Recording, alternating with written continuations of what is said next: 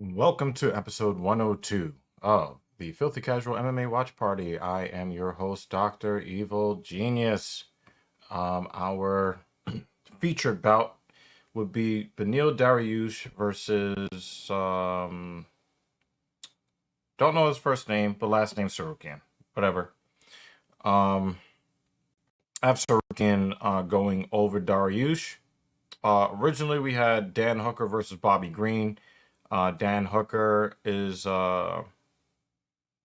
he's a little let's just say he's gonna struggle when his MMA career is over. He didn't even want to give enough time for his broken arm to heal that he suffered in the split decision victory over Bobby Green's opponent tonight. He just didn't want to wait. And so he blocked the kick the same way he broke his arm the first time. And he's all fucked up in the game. So the sad part about this is for Dan Hooker is that his arm may never be the same again. Not allowing the arm to heal and then breaking it in the same exact place. More than once. It's just not a good look for the home team. But anyway, Jalen Turner, who Dan Hooker beat, it definitely was a split decision worthy fight. Could have gone either way. The man he defeated faces his opponent, Bobby Green.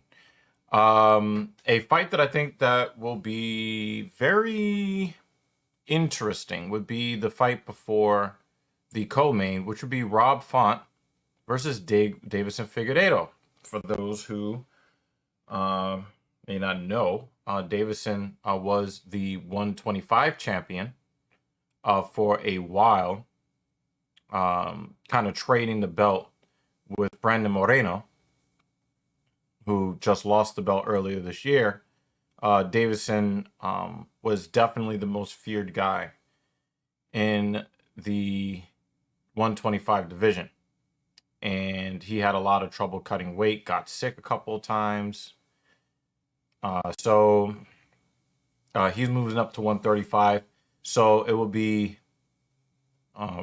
very interesting to see how he does against, a guy that doesn't really have that much power in Rob Font. So will he be able to take the power of 135ers? And will his power from 125, will it transfer over? That'll be very interesting. Sean Brady fighting at 170. I guess Kelvin Gastelum, who returns to the division. I read an article a couple of days ago where they're like, actually it was yesterday. Oh, Kelvin Gastelum for the very first time weighed in at exactly 170 pounds for the first time in 9 years. Meaning that, Kelvin was doing the 171 thing for a while. We don't really know how he's going to fare, but Sean Brady hits hard. So we'll see how Kelvin does coming down from 185 to fight at 170. Clay Guida, how this guy keeps getting fights in the UFC, I'm not quite sure. Versus Joaquim Silva. Punahele Soriano versus Dustin Stoltzfus. That should be very interesting. Misha Tate versus Julia Avila is your featured prelim. I don't know why. Don't care about Misha Tate. Please go away. For everybody's sake. Zach Reese versus Cody Brundage. Drakkar Klose makes a return to the UFC versus Joe Solecki at lightweight. That is going to be a banger. Both guys are very, very tough, although Drakkar had some health problems over the last couple of years. We'll see if he has fully recovered. I think he was shoved on the stage during a stare down that caused a spine injury. So we'll see if he has recovered from that. Rodolfo Bellato versus Iho Poteria. I don't really care about either of these guys. But we'll see if they deliver a good fight. Wellington Turman versus Jared Gooden. That should be a decent fight. And then Veronica Harding and Jamie Lynn Horth. Probably don't want to be a woman with the last name Horth. Well, yeah. Yeah, probably don't want to walk around with that last name too much because assholes like me are on the internet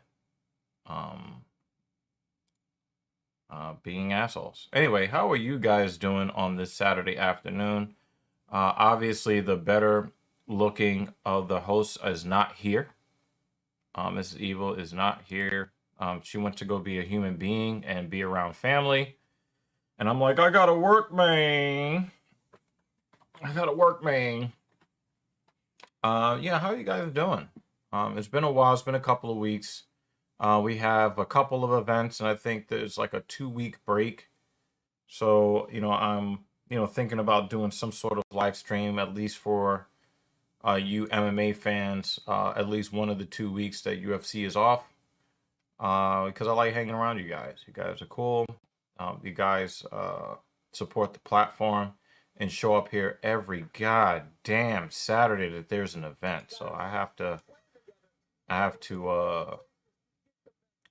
to proclaim my thanks and my appreciation for every single one of you that show up here every goddamn Saturday. Why does this woman look like a Pokemon? Jamie Lynn, what is going on here? Well, obviously, my pick to win this fight would be Jamie Lynn Horth because that is not a good-looking woman whatsoever, and she's undefeated and a 2-1 favor over Veronica Hardy. If I'm not mistaken, that is Dan Hardy's wife, if I'm not mistaken. So we probably will see him in the arena, which will be very interesting. Yeah, I could see why he chose her. Yeah. That's not a bad pick. All right, let's get to the comments. Somebody that we always want to make sure that we show support to. All right. Always want to show support to John Mecca.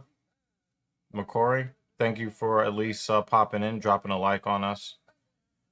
So if anybody wants to support his cause, there's the information right there. All right. Jeremy Lewis is here. How you doing? Hashtag filthy casual. All right. So Jeremy, thank you. JL, thank you so much. And we have your predictions here. Figgy decision, Kelvin TKO round 2, Green TKO round 3. I don't know about that one. And Beneil round 5 TKO. Yeah, all of those seem doable except for that Green TKO. Jalen Turner is just not. He's nobody's fool. He's more like Green. Would be more likely to win by decision than by TKO. But we have your predictions, and we're gonna be checking them later.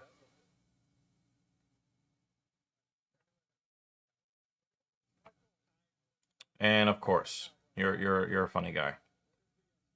I've been slacking on workouts due to school and work, always on my feet, but this week I got back to the routine. I feel great. Yeah, we're gonna talk about this a little bit because I have some things to reveal about some of the things that I've been dealing with on the fitness side of things.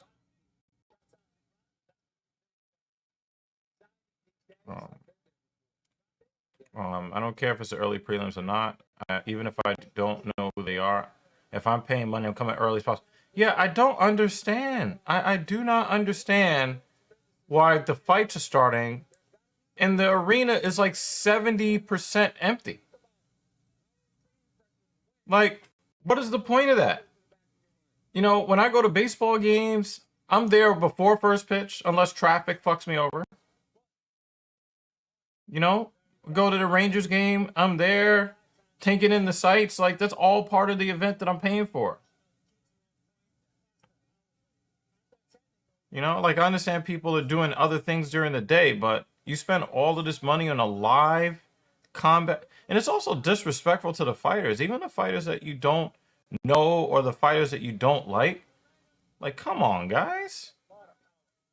So, yeah, I have to agree with you 1,000,000%, Jay. You're on track on that one.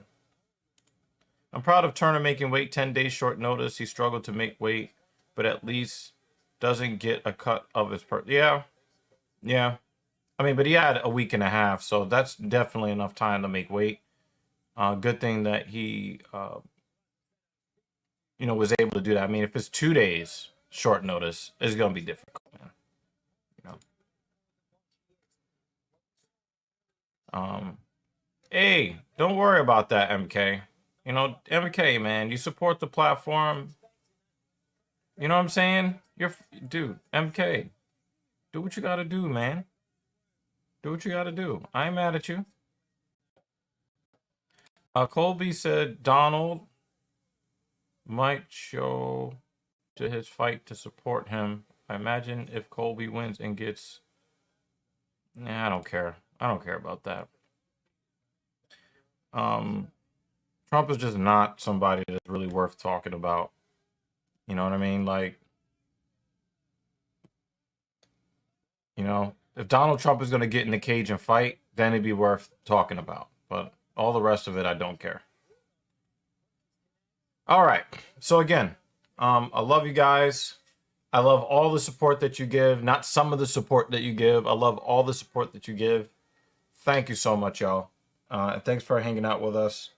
I want to give a little bit of a shout out to Otis, man. Big O Gaming. I know the people that are here that would subscribe to this channel have already done so. But man, he runs a nice little watch party there for WWE events. So, just... Oh, straight right. Nice.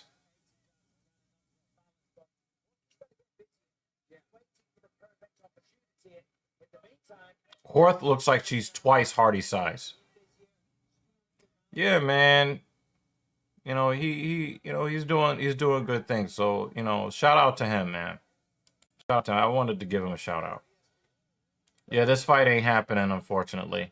And then I think Zuckerberg was actually training for a fight and was not able to do so because he suffers some sort of catastrophic joint injury. So.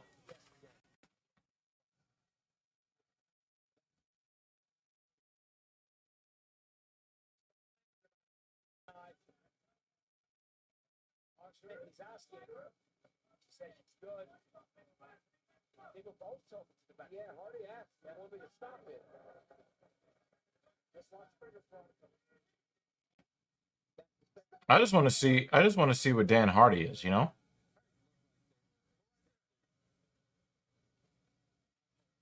are enough people there so you can hear about why do people care so much about Ian Gary's personal life? This is a good question, Jay. And while we have this this break in the action, I'm going to explain it to you. We have a problem in society where men, especially in first world countries like the United States, men outnumber women. But we are expected to basically just act desperate for the attention and the adoration of women that don't really they're not assets, they're liabilities. So we're seeing, Adam 22 with the the cuckening. We've seen Sneeko with the cuckening. Um,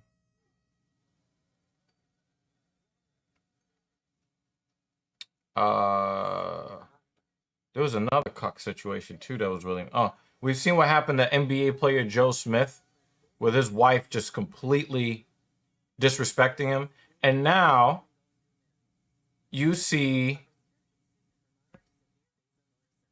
a young man who's 26 years old. He's not the most likable guy in the world, but he's a successful young man who's at the top of his profession. Anybody who's in the UFC is at the top of combat sports. Ian Gary is at the top of combat sports. He is a 26-year-old man who is involved with a woman who is well past her prime. You know, doing the whole single mom thing. And then he has the woman's ex-husband living in the house.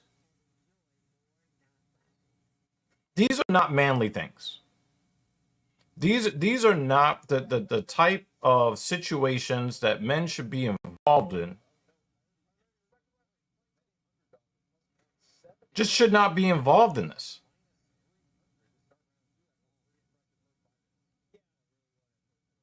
And it further devalues men in society when we see situations like this that are not just untenable. It is a disrespect to the man who has worked hard to become who he is. And again, I'm no real big fan of Ian Gary. I'm not. But he calls him Machado. I think that's the ex-husband's last name. What the fuck?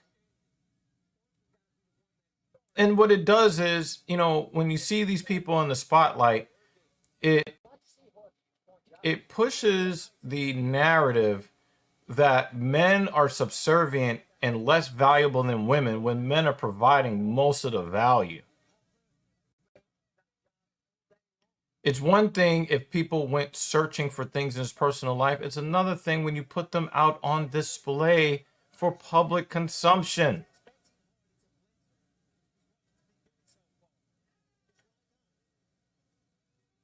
I don't see where this ends well for Ian Gary. And I really wish that he had more self-respect and demanded more respect from the people around him.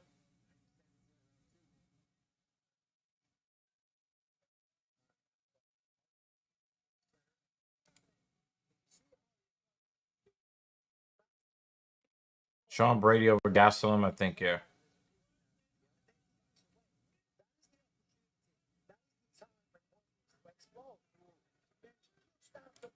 Yeah, I agree with this, Jake. I absolutely agree with this.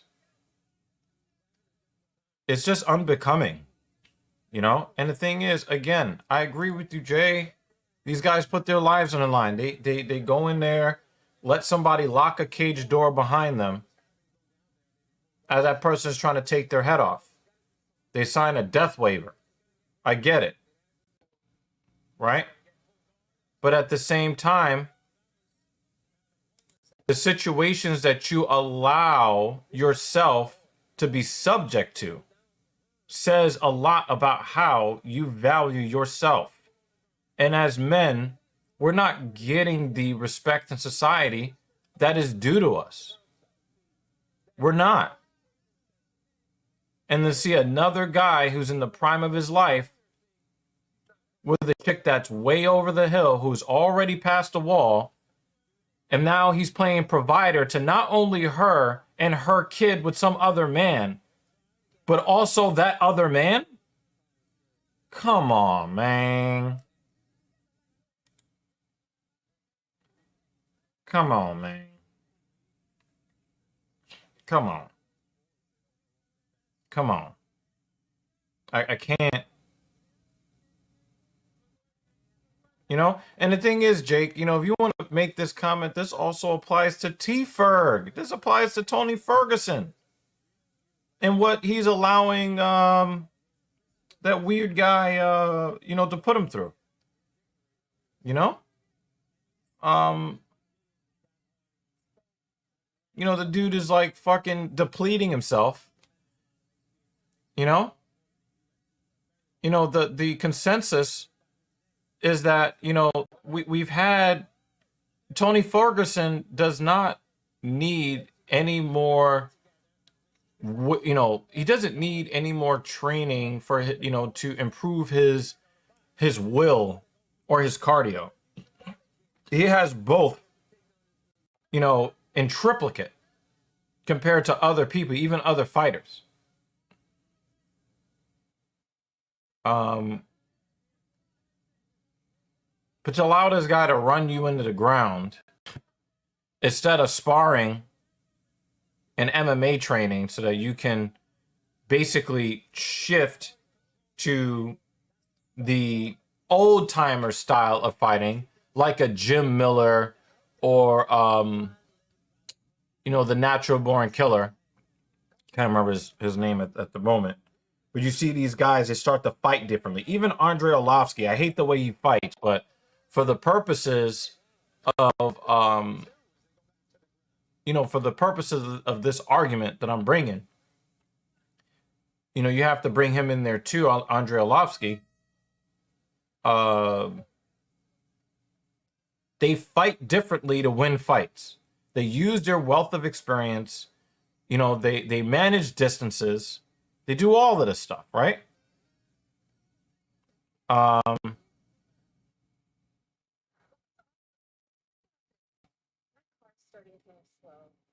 Tony, wants to mix it up and take front kicks to the front of his jaw like he's 25. And Tony, man, that ain't you. It's not you anymore.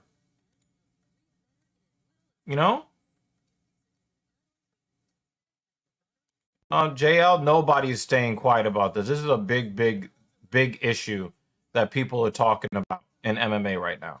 So let's be objective here. All right. I don't like Patty, so I'm not going to answer this one because I would not be objective. Jalen Turner's media this week was terrible. Surprised he made weight, but the responses to the questions he was getting makes it seem like this fight was really something he didn't want. And coming off 2 losses to face a swaggy, streaking striker on 10 days' notice is going to be a short night for Turner, I feel. But Turner is a very smart fighter, so he's not going to take a lot of unnecessary risks. Another thing about that, too, that Hardy's a minus 270 live. So I guess people believe that she won the first 2 rounds. Here's the thing, man. From what I understand, Jalen Turner is fond of Bobby Green. From what I understand, I could be wrong. And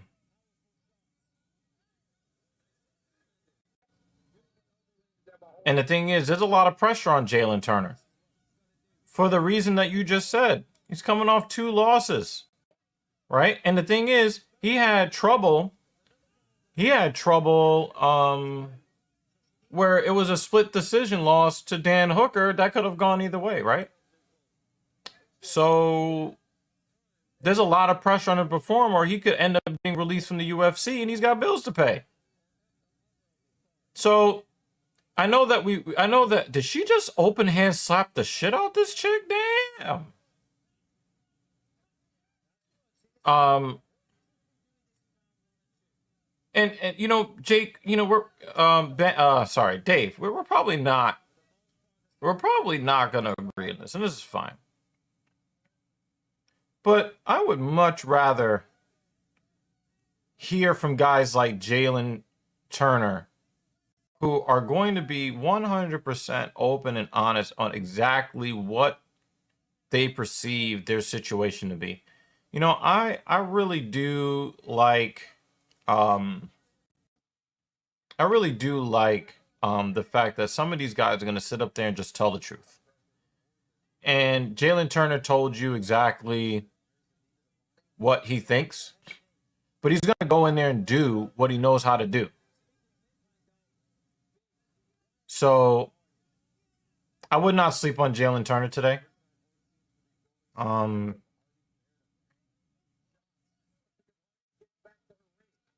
I just like it when guys are candid, but that's just me.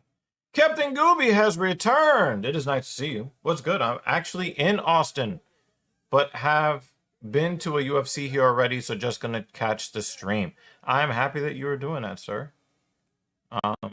Hopefully you have your ESPN Plus on. Hopefully you're watching Pokemon versus Dan Hardy's wife.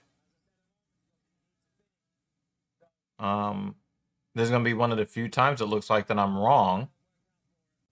Kratos, you're Kratos, you're something else. What Kratos is talking about, we have a Patreon, and for people who want to support our channel by subscribing to the Patreon, we do have that as an option. We're different tiers, dog water being the top tier. And if you want to check out the Patreon, there is the link.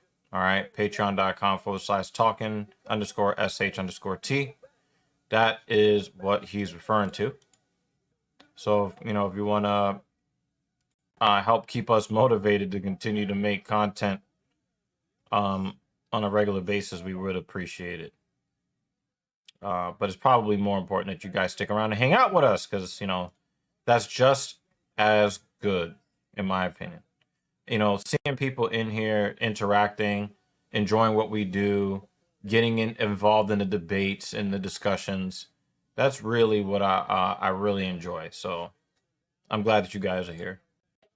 All right. But yeah, I hope you guys got your ESPN Plus on. And if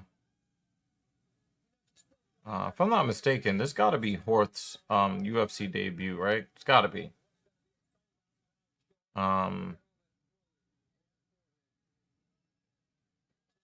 Yeah, I don't know.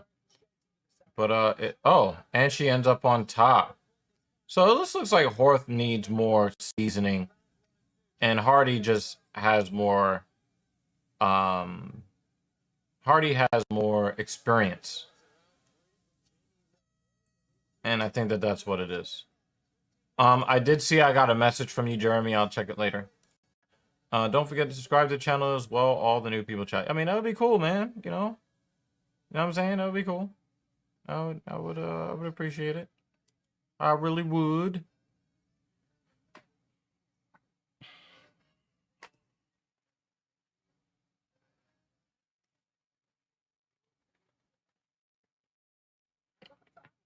I'm gonna go grab a cup.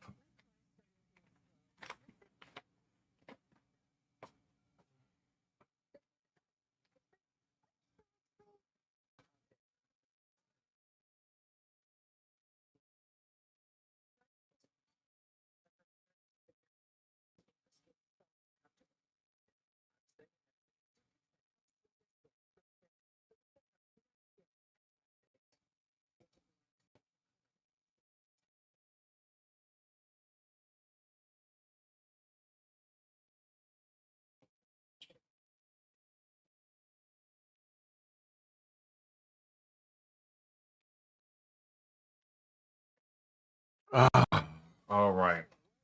Yeah, I just needed to get an empty cup. I didn't want to look like a fucking Neanderthal. Fucking drinking Trader Joe's eggnog out of the carton. So I'm gonna be civilized somewhat during the stream.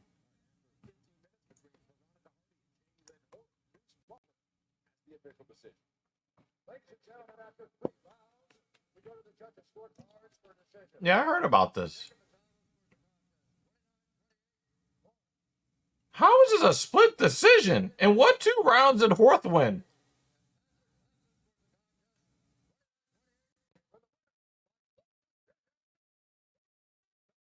I was gonna say, like, what 2 rounds did Horth win?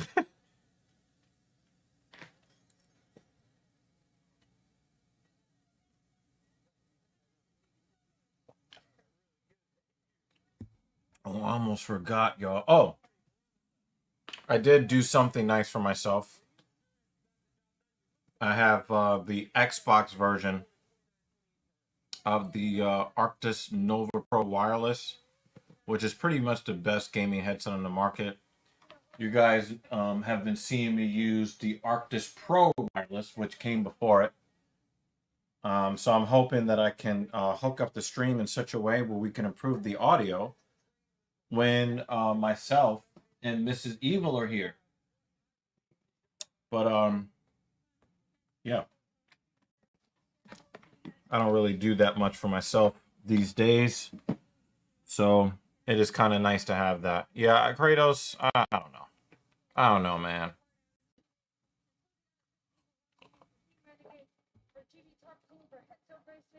I don't know. Maybe it was maybe one of the judges was Horth's wife or something, you know?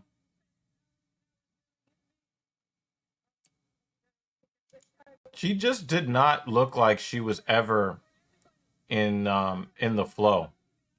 I thought that what she did was pretty limited.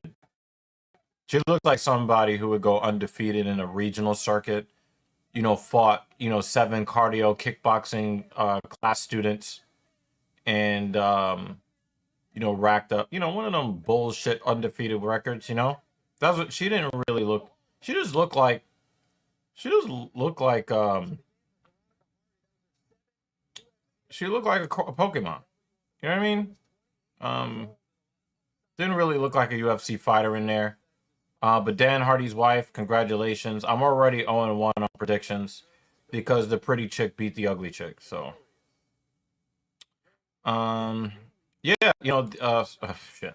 Yeah, the you know, Steel Series is making the best gaming headset under $1,000 right now, or under $900 right now.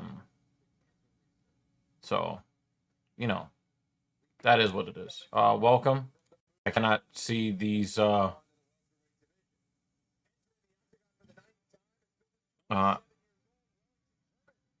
Is that XBL? So I'm thinking this is a gamer here. What's up? Let me I actually have to check YouTube because I can't see emojis right now. Oh, Dead Man, what's up, man? It was good to see you. How's the family, man?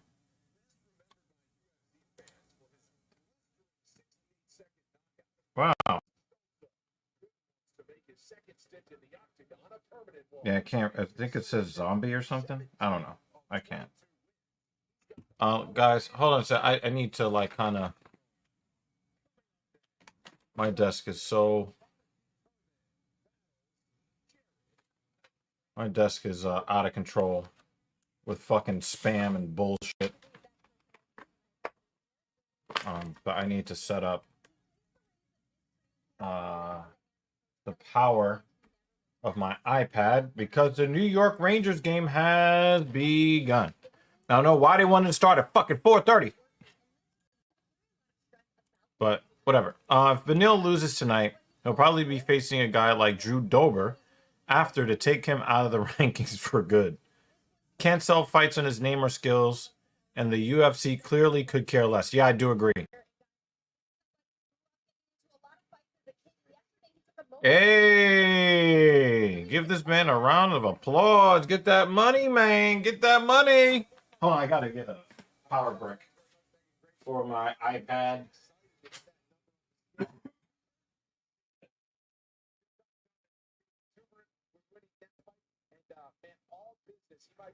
Settled by the martial arts and not get into many street fights, but when it's time to shine, I mean, this is an intense dude right here. Well, yeah, he's an intense dude. If you grew up in the James Brown, like, that's you know, I haven't gotten a lot of street fights. You know what I'm saying? Jared Good is the guy that, hey, show him time to have a game. He's too good for frequency. He has to find the consistency inside the octagon to stay there. He was the champion of PFFC.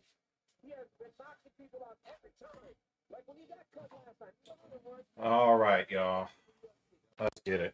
You know, actually, Deadman is funny. We were I think I was in the PlayStation group chat, and I'm like, yo, how many of y'all watch UFC? I hear all these guys constantly talking about Infinite Warfare, which is a Call of Duty game that came out in 2016. And it's like, how many of you guys are like, into something other than Titan and Synaptic? Green was waiting for the elevator, and Arman with 15 other guys asked, will you talk that shit to my face? And then a shoving match started in the lobby. Yeah, I heard Bobby Green said that he punched one of them in the face. But it's always cowardly. I don't care if it's a fighter that I like or don't like. If you're engaged in that cowardly style behavior, I'm just never going to support it, I can't show the Rangers game on the stream, obviously. So I got to move my iPad.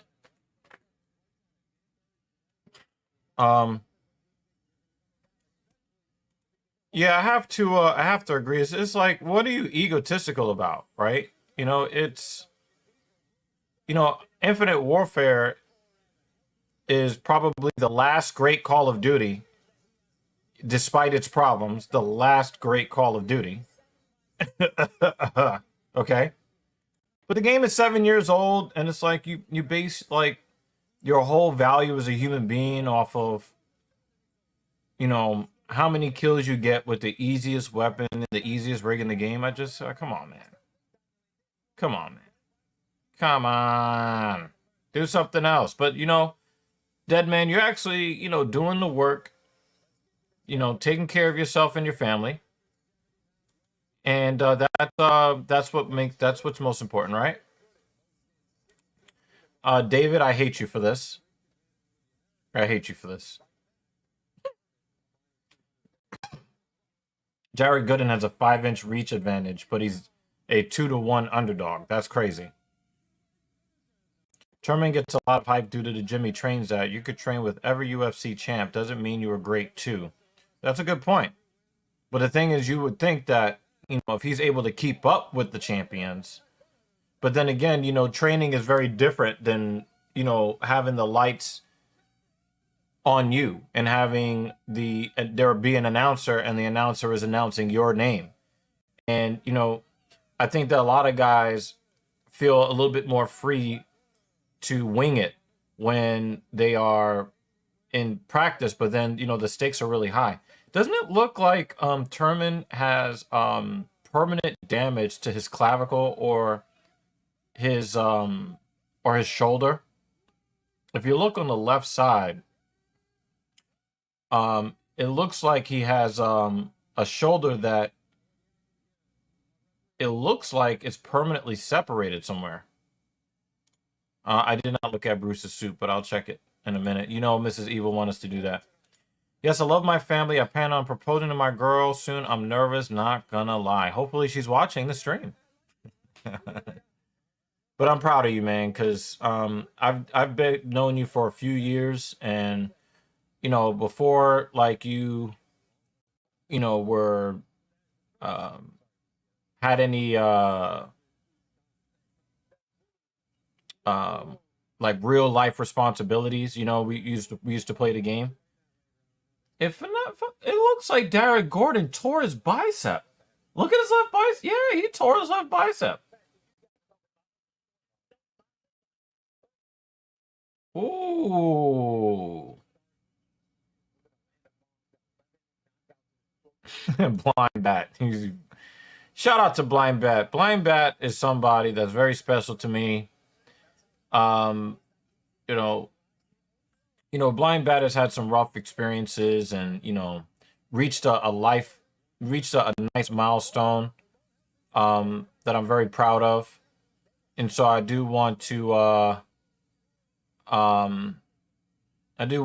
shout out Blind Bat. And Blind Bat has been supporting this channel, whether he likes the content or not. He's always supporting the content, always supporting the content creators on this platform. So much love and much respect to Blind Bat. Thank you very, very much. Yeah. Oh yeah, yeah. But you already know me, man. You know me.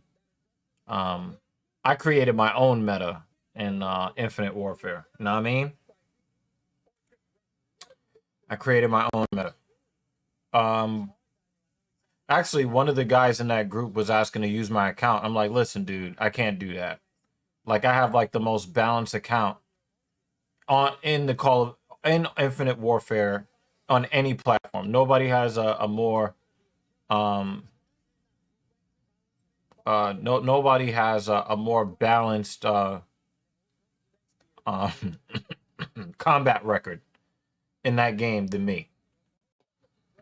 No, you can't use my account. I don't even let my wife play on my account. You crazy? But yeah. Oh, left right combination, Turman. Oh, flying knee, Turman.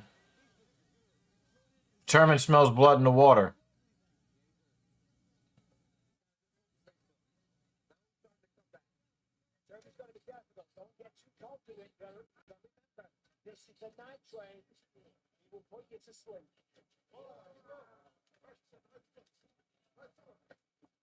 Yo, Jared Gordon is getting lumped up. Oh yeah, that was a long time ago. That was a long time ago. I think I've played Call of Duty 3 times in 2023. Like 3 different times I sat down, turned on the console, and entered a match. Oh, what a slam from Turman. Normally we would see Gooden manhandling somebody like that, but it was Gooden getting manhandled this time.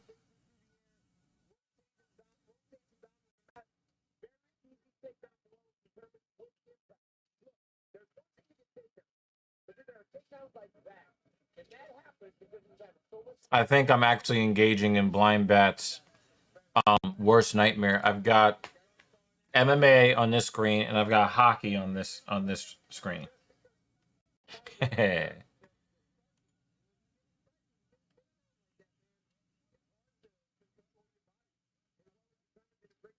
I actually thought about buying this year's Call of Duty, but the engagement optimized matchmaking, I'm like, you know what? Nah, I'm good. I don't need it. I play Japanese RPG now and recently picked up Spider-Man 2. Last first-person shooter I played was Ghost Recon 2 and Halo 3. The last first-person shooter that I bought was we got a guillotine here. Oh, he slipped out. Slipped out. Yeah, Gooden needed to get back half guard there. Um was Halo's Infinite. Yeah.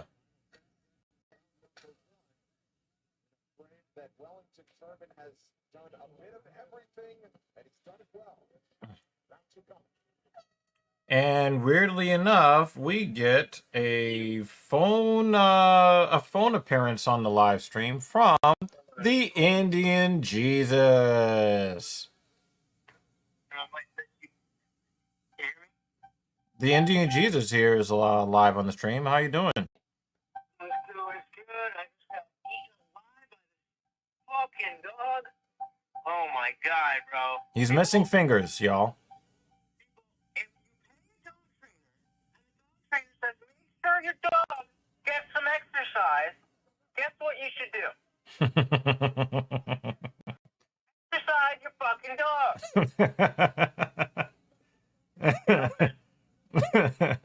Jeremy Lewis says, "What's up, Lutch?"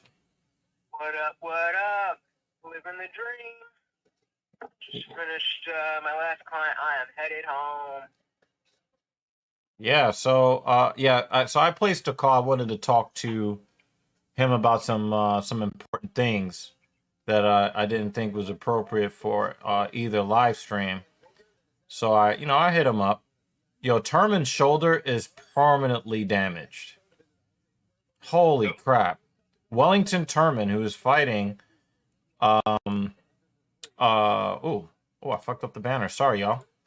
Wellington Turman versus Jared Gooden.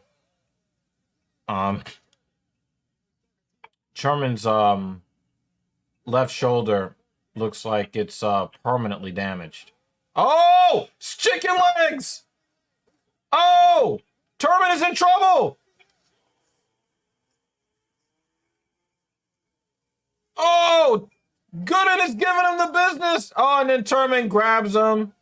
Oh! Gordon is in full mount, and this is the beginning of the end. This is it. Good night.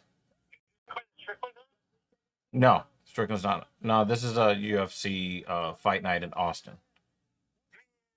I'm trying to fucking watch my shit And again. arm underneath the neck.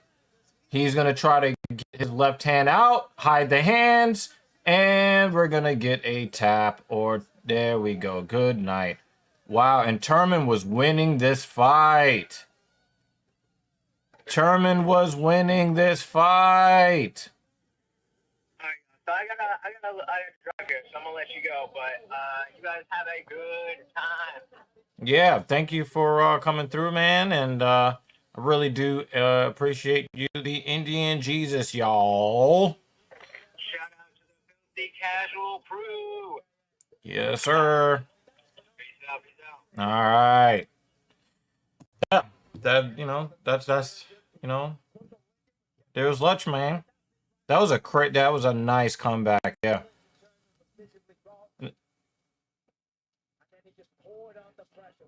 That clash of heads didn't help that clash of heads did not help Turman there.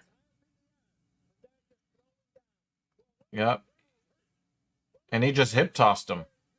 Got right in the mount. Once he was able to yeah, it was over. Good night. Yeah, he does. And the thing is also, he gasses out very early on in fights. So his power is good for like the first 2 minutes. You know what I'm saying? Like his power is good for like the first 2 minutes of the fight for the most part. Even the shots he was hitting Turman with when he had already danced a funky chicken. Those shots, any other fighter, Turman would be actually completely knocked out. But Gooden, for whatever reason, like you said, I mean, he's got a lot of physical power, but it does not translate into his strikes.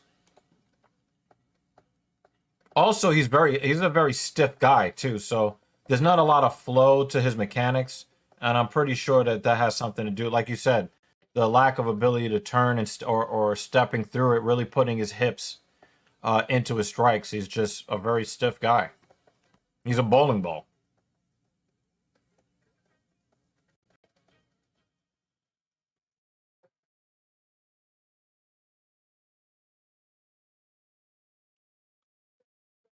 So, that's the end of that.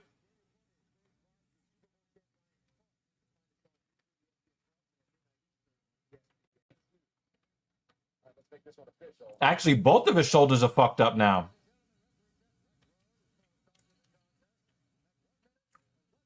It looks like he dislocated his right shoulder too.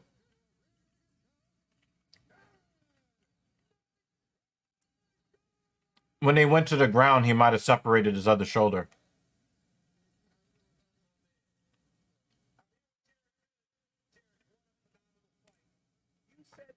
Oh, you guys did say it was you guys, one of you said Poet David, of course it would be you. You're like sharp as hell. And then you see him in the cage with him. But there's something definitely wrong with his arm. With both shoulders now. Because only one shoulder looked separated when they started, and now both shoulders look separated now.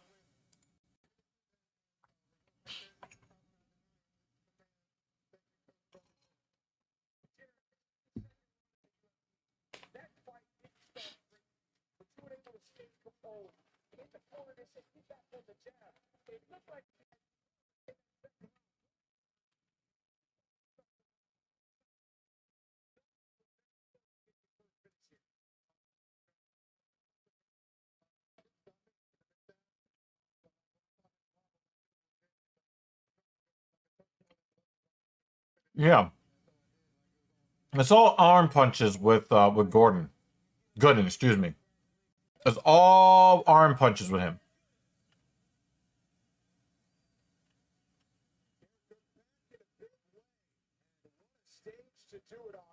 Yeah, but you know, Turman is going to be out for a while. Again, it looks like he has permanent damage to his left shoulder, but then his right shoulder also looks separated now too. Yeah, I don't know. I don't know if that's a performance of the night, Jay. We're gonna have to um we're gonna have to we're gonna have to wait because you know, knowing how the UFC gives out bonuses, they don't tend to give out bonuses for finishes like that.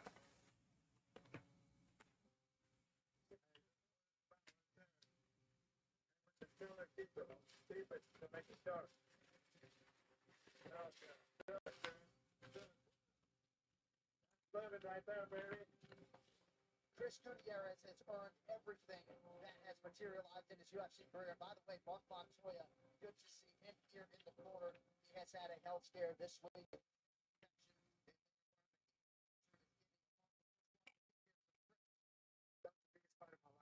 And on top of that, getting, you know, one of the worst things that you can get as well is that. Yep. Yep. And it's not so much that your clavicle is risen, is that the head of your humerus is fallen. And that's really unfortunate, man.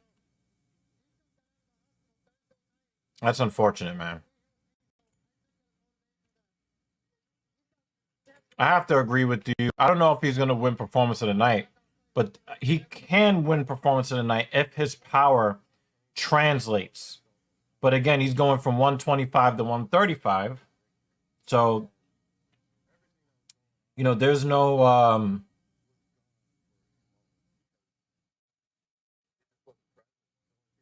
you know, there's no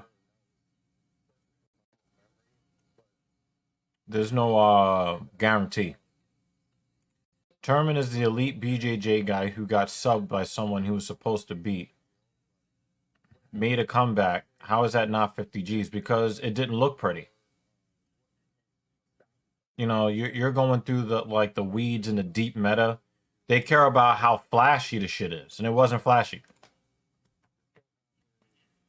After he had him rocked, it still took him 10 shots to get him to go towards the ground.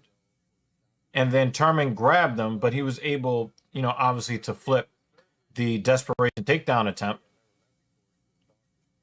And then he got full mount. And it looks like Turman's other shoulder was fucked up. And it looked like it was separated in the cage. So, you know, I don't know. It definitely it wasn't highlight, you know. Yeah, well, we all know why Colby got the bonus, so it had nothing to do with what happened in the cage. Biggest power will transfer in his toughest fights. He gassed, but up a weight class into what should be a layup in font. My mind's eye see some highlight reel Ngannou punch type shit. All right, well, I'm gonna put that in the box of predictions, and we'll see what happens. Yeah, I mean, this is what I'm thinking, Jay. You know, this is my thought process. I don't think that Figueiredo is big enough for 135. He may be too big for 125, but he's not big enough for 135, in my opinion. And the thing is, Moreno was not afraid of his power either, you know? Oh, thank you for guys. If we want people like Captain Gooby to find us, you gotta hit the like button, man. Come on, man. Please, please.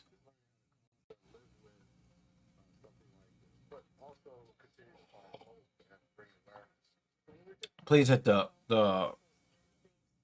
Yeah, yeah. I mean, Aljo is choking him out. Easy.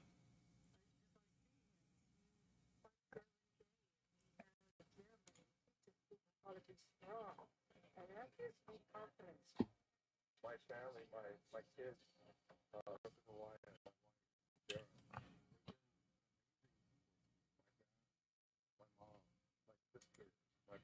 All right, guys. So tell me what you guys want to talk about in the stream, and we'll have those conversations today. it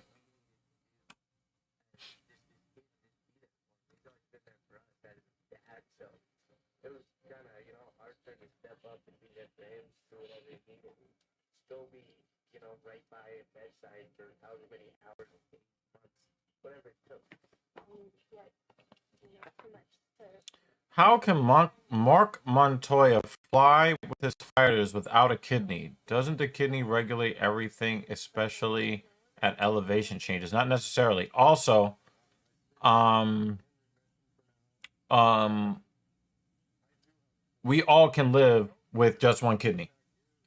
And besides that, if let's say his one kidney is struggling with some function, he could have a device that helps him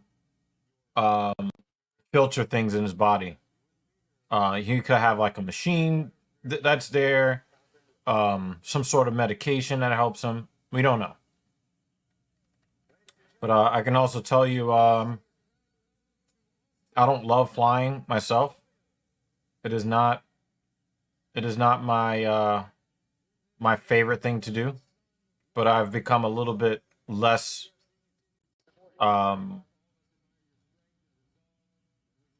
I've become a little bit less. Um,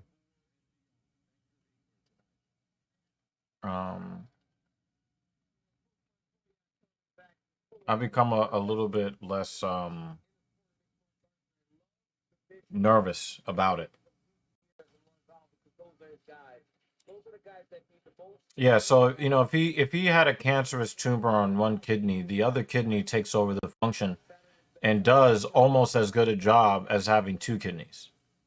People they donate kidneys to people who need it and they live just fine. The problem is if you get an injury to that kidney, now you're on dialysis for the rest of your life because you basically, got rid of your backup.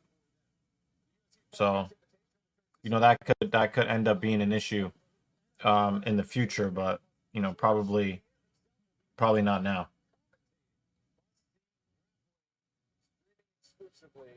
Rangers are giving up way too many scoring chances to the Predators right now.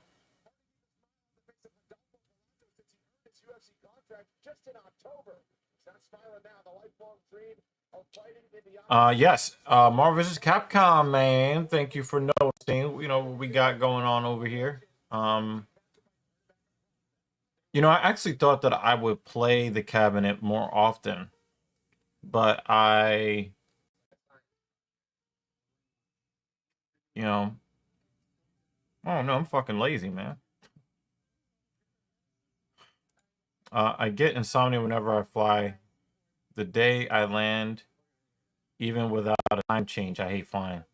I get very, very nervous, and it's very difficult for me to sleep before a flight.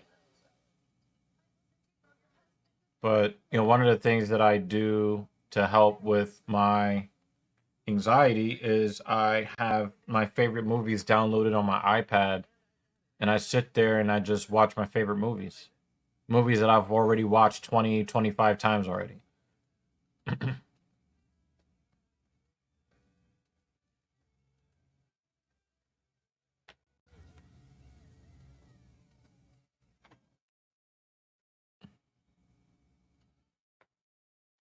My aunt has polycystic kidneys and had to have a kidney transplant herself. She now has three. I might have that issue later in life. Hopefully not, man.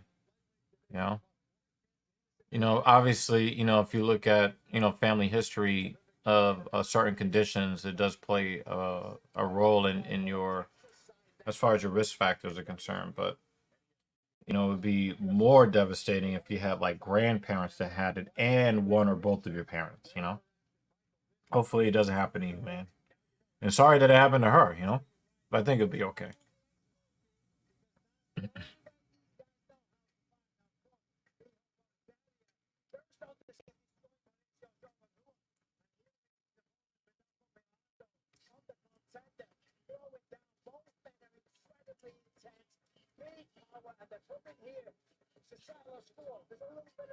Personal beating position when it comes to the Golfo Palazzo from the red Brazil.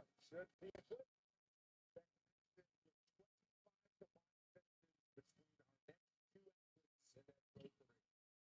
The second time of the time of the All right, here we go. Bellato versus Potieria. Potieria. 2022 appearance on Dana White's Contender Series didn't garner Brazil's Adolfo Bellato a UFC contract, but this year he roared back with 2 LFA wins, earning him a second trip to the Apex, where he halted for Taza Talha in 2 rounds. Tonight, he makes his octagon debut against Ihor Potieria, seeking his 20th pro win here in Austin.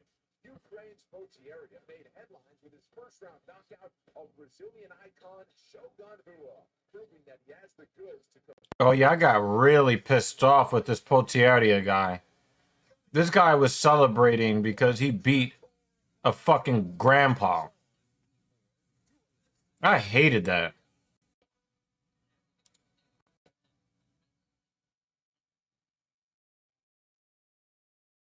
Like, I don't really care about this fight, but I definitely want Potieria to lose. He looked shitty in that fight to begin with. And then he wanted to celebrate like he did something.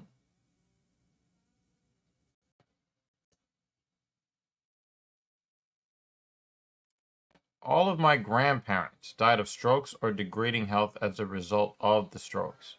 And here's the thing, Jake, you're not destined to have this happen to you. But one of the things that you can do is if you know that your family has had issues with this health issue or that health issue, right? Hold on a second, sorry. Something's not quite right with my camera setup. Sorry, guys. Yeah, situation was not really set up the way I want it. Yeah, it's still not set up properly. I'm gonna have to fix this in some way. But anyway,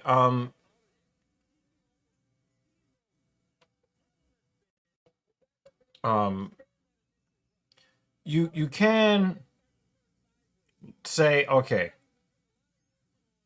both grandparents on both sides had this problem. Maybe there's stuff that I can do to better take care of my body from a lifestyle perspective that can improve my chances of reducing, blood clots that could potentially go to my brain. So, it's not a given that it's going to happen to you, but it can definitely help you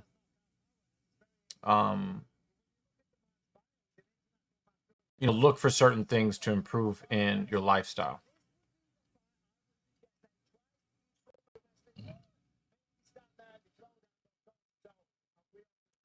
But the thing is, Dana is not one of these, Ukraine lovers, so I don't think that is it. Dana is not a Ukraine lover. So one thing I have done is cut out all alcohol, soda, and never use tobacco. That is common sense for anyone to do. No, it's not common sense. All of these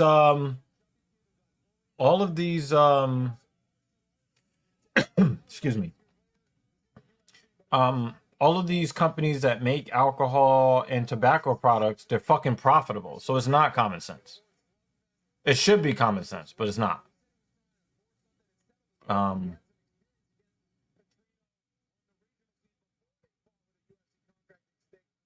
the weird thing is, alcohol thins your blood, which in theory would help you against some of the but it also damages your brain too when you ingest alcoholic beverages. So for any benefit you could get from consuming them, there's always some sort of fucked up detriment.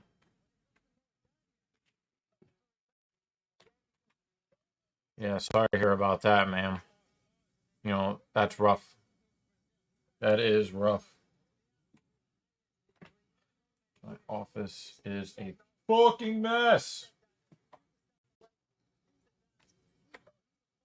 Second. Just trying to clear up stuff here. Have to clean up the... Oh. This is Mrs. Evil's stuff. Ah. Well, it is what it is. Why are cigarettes and alcohol legal? I don't partake in drugs, but cocaine is banned. What is it? The fact that they can't regulate and make money? I mean, look at the prohibition on the green leaf, right? Look at the prohibition on that. We're real, real choosy about which negative things we allow in society. Oh yeah, that is a crazy nice suit. If Mrs. Evil is in the comment section somewhere, let us know what you think about that suit.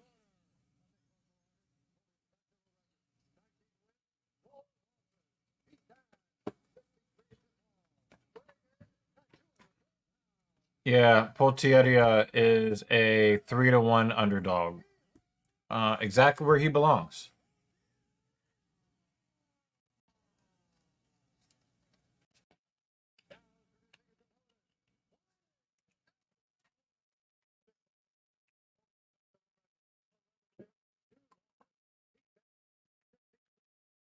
Bellotto is a 4-1 favorite.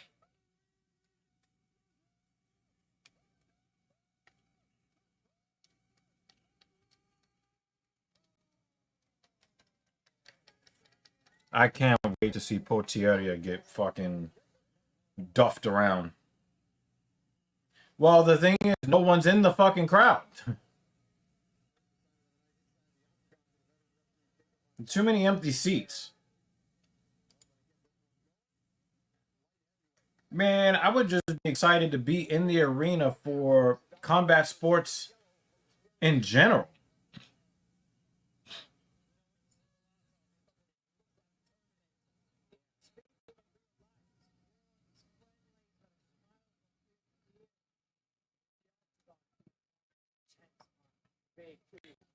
Bellato looks a lot larger than Potieria.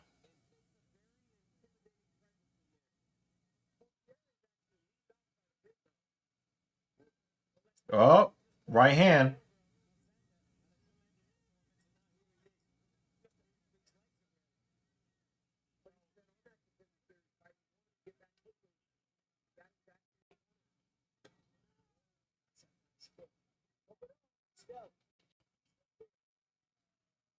All right, he's in.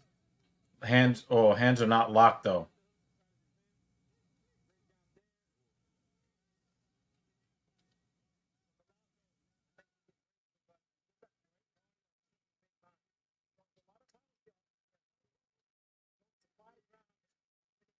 Yeah, Jay, I see what you mean. And you're talking about Bellato here. I definitely see I definitely see what you mean here.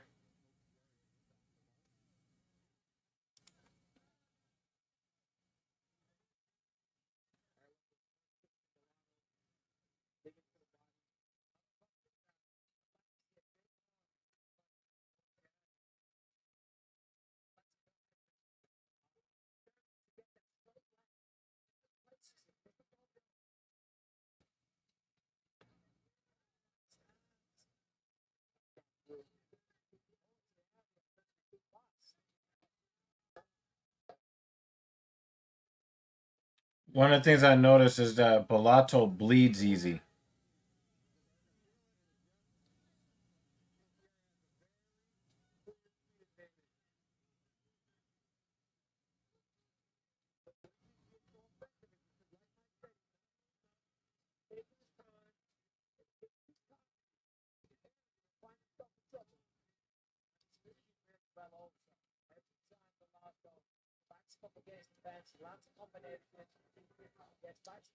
Uh, oh, he's trying to counter.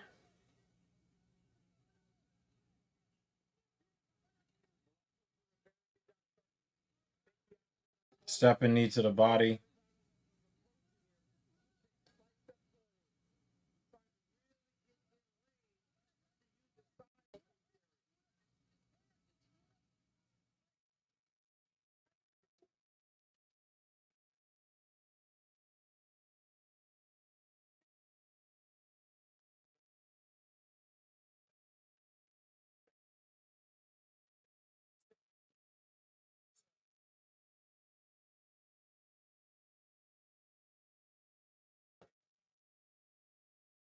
Wow, that was a knee directly into his dick. And he's trying to act like he didn't do it.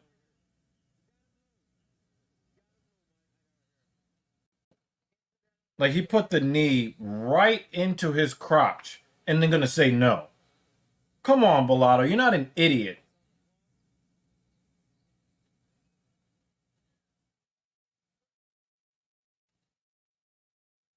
You're not an idiot. Come on. You put your knee right on his fucking cup. I mean, if it wasn't intentional, like Joe Rogan would have said that wasn't low.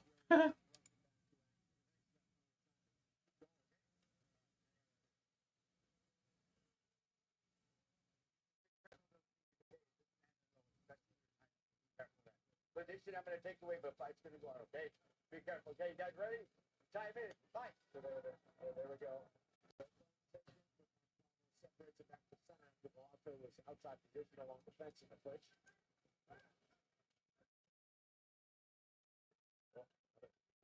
Straight left.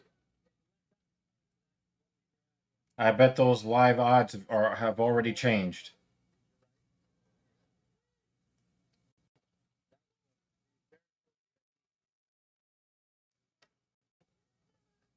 Elbow to a slap. Inside was good boxing.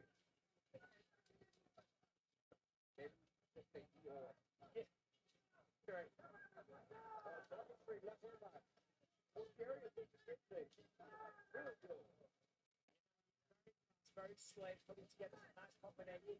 Big swing to the attack, so it's not being predictable. Bellato, I don't know, I don't think it's really good. That's take down to the canvas. But I thought it was right. Rangers are living in their own zone. They definitely don't look like the best team in the NHL right now. I have to say that.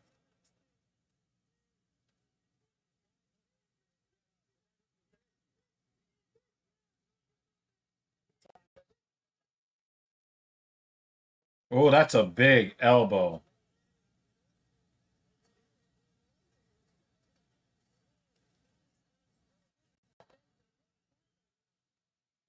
Oh, uppercut from Bellato.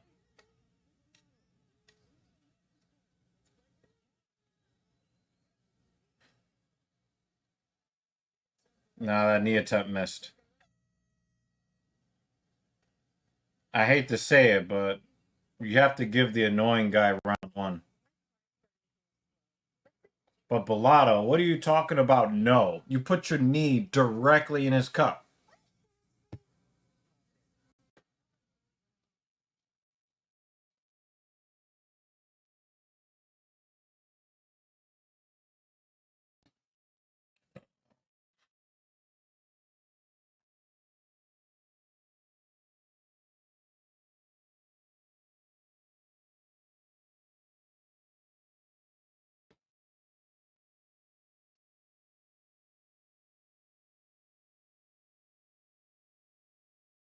Yeah, because he's out here celebrating beating up a fucking 50-year-old man, like he won a fucking championship or something.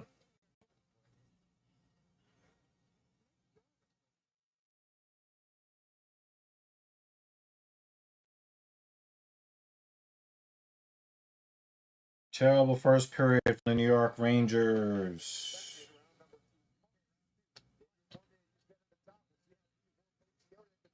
The deeper the waters get, that's been an issue in the past. Yep. And Bellato does not move his head off the center line. He's just like a plodding stationary target. Oh, nice knee. Big elbow.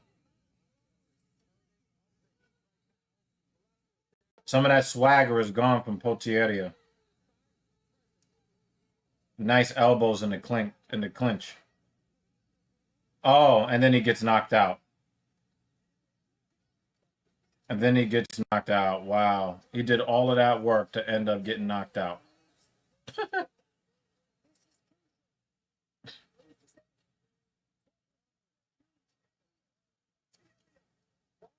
And now we got to see him fucking.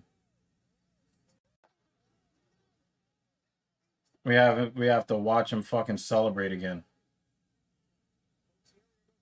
Did he have any BJJ? Did he have any BJJ whatsoever?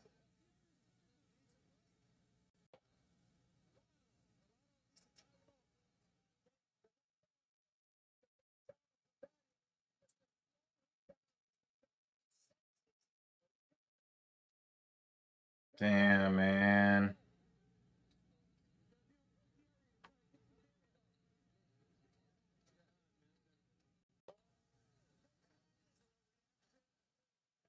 It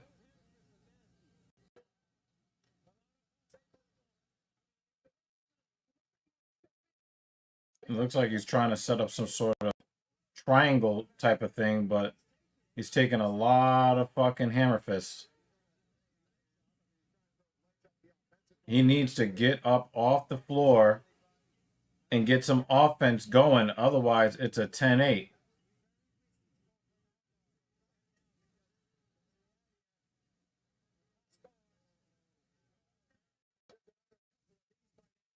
So he's trying to get feet on the hips here to get some space. He almost got an illegal. Oh, he's going for a guillotine here. Oh.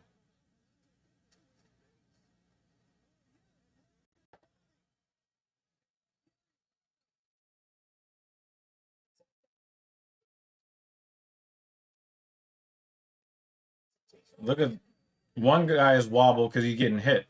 The other guy is wobbled because he's doing too much hitting.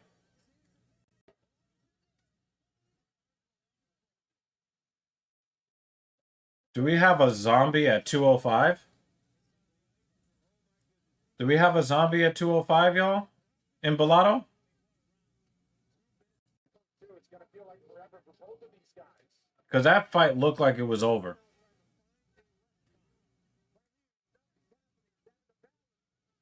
Hey, he got a takedown. So he might be able to get it back to 10-9.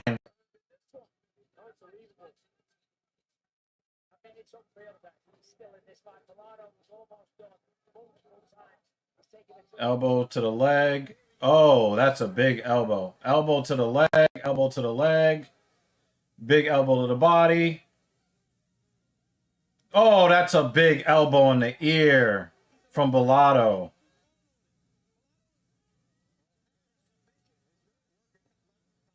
Yeah, he's working that left leg, man. Oh, he's in mount. No. No, he's not going to win the fight after all of that.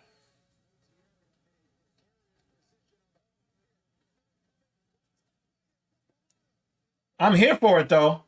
I'm here for it.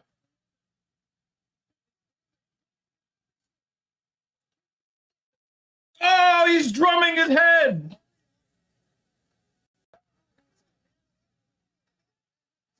Oh! Oh! We got a zombie at 205. If that's not performance of the night, it might be fight of the night. Wow. Excuse me. Wow. Wow. I did, dude. Dude.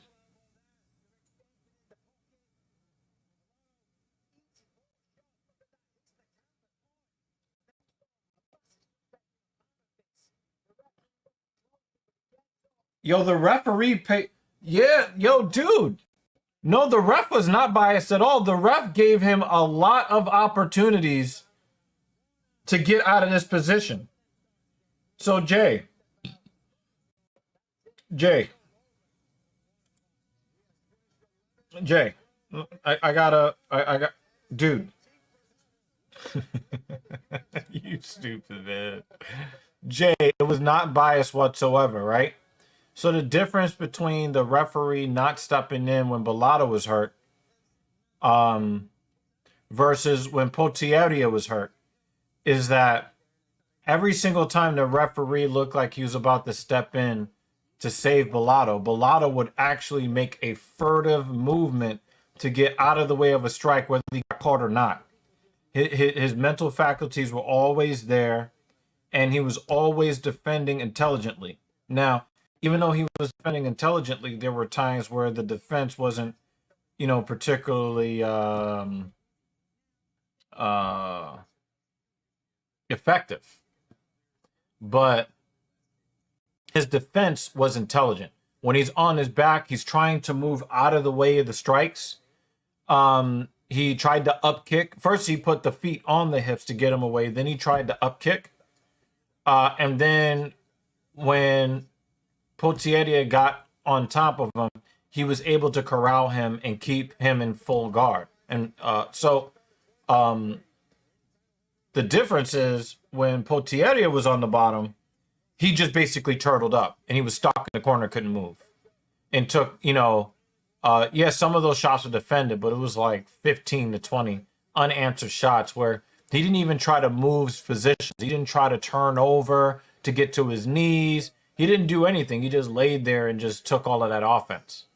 So there was a clear difference in the finishing sequence when Potieria had him basically out versus the finishing sequence when the fight got called. So I don't think there was bias whatsoever. Bellotto isn't a contender. The fact that he struggled, yeah, I would have to say that is true. He's very slow. He looks like a big nog. He looks the part. And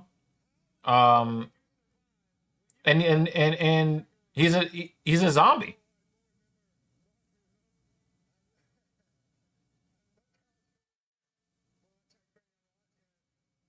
He said he doesn't remember. He's concussed.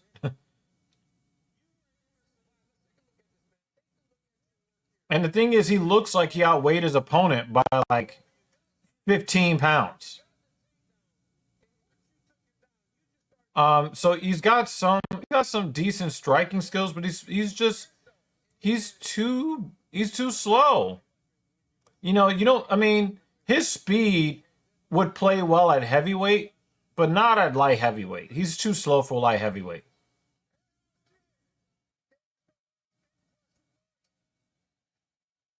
But I think that he's in there because he looks physically impressive.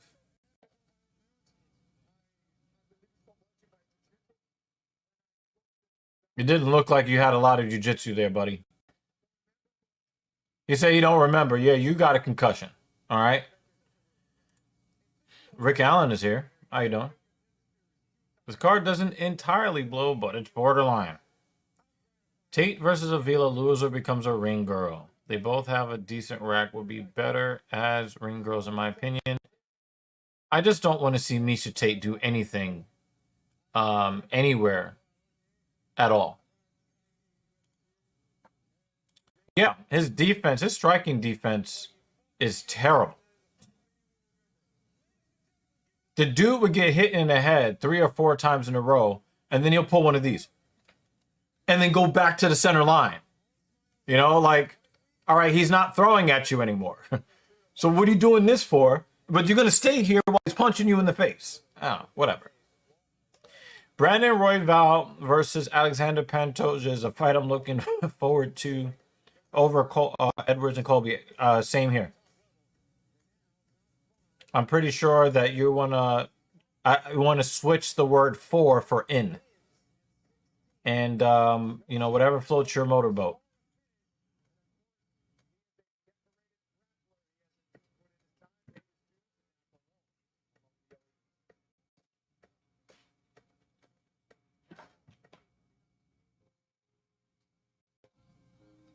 When you talk about the American dream, I think you're talking about a guy like me.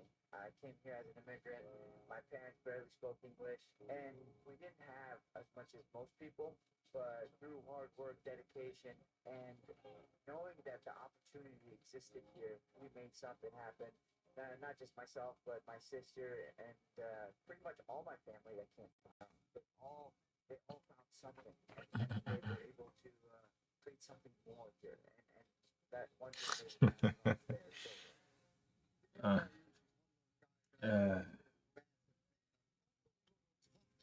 I don't really feel like being particularly mean to people today, so I'm just gonna let this rock.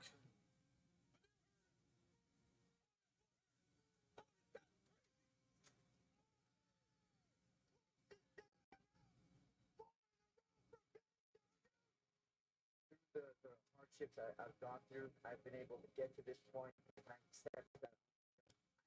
Tsarukyan needs humbling. He wants to start a fight 5-on-1 when someone calls him boring. I agree with you.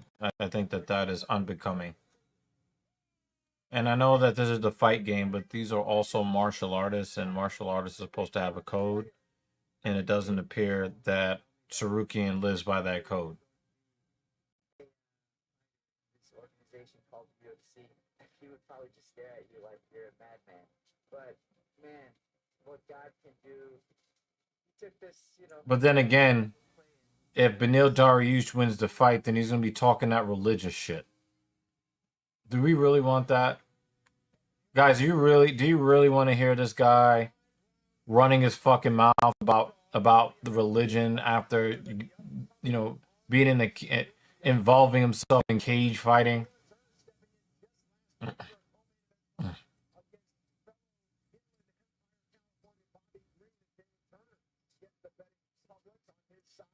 This is an interesting stat here. In the year 2023, 323 favorite wins, 140 something underdog wins, 6 draws, and 8 no contests in 2023. And how many of those wins should not have been wins? There should have been more draws too.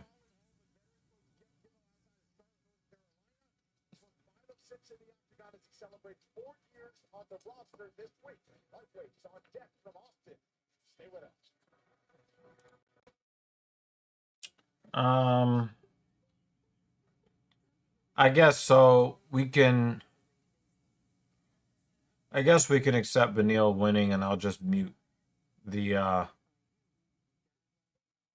post-fight interview. I ain't listening to that shit though.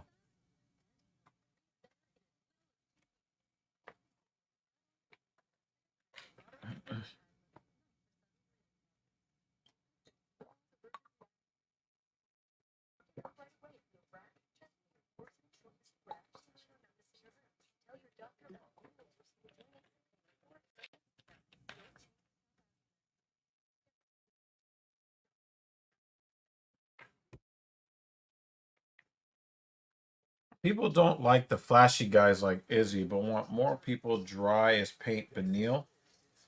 I'm sorry, but being dry in the mic won't sell pay-per-views and won't progress it mainstream and further.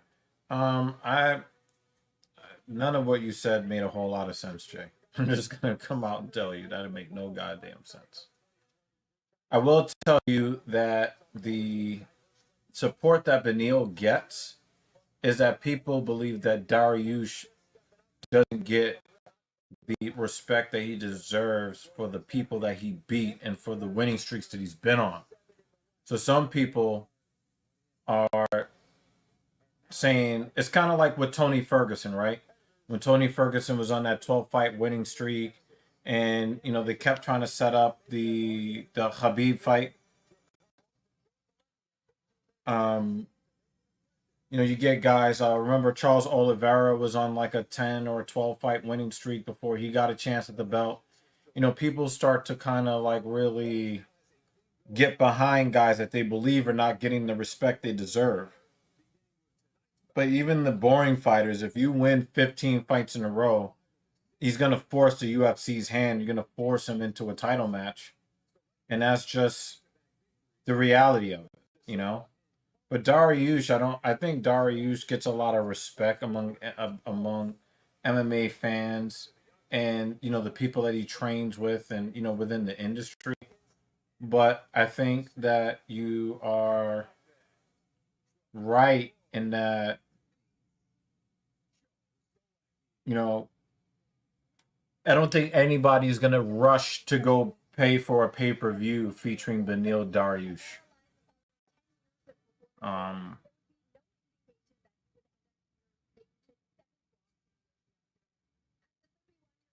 I have to agree with you on that. Absolutely. I have to agree with you on that.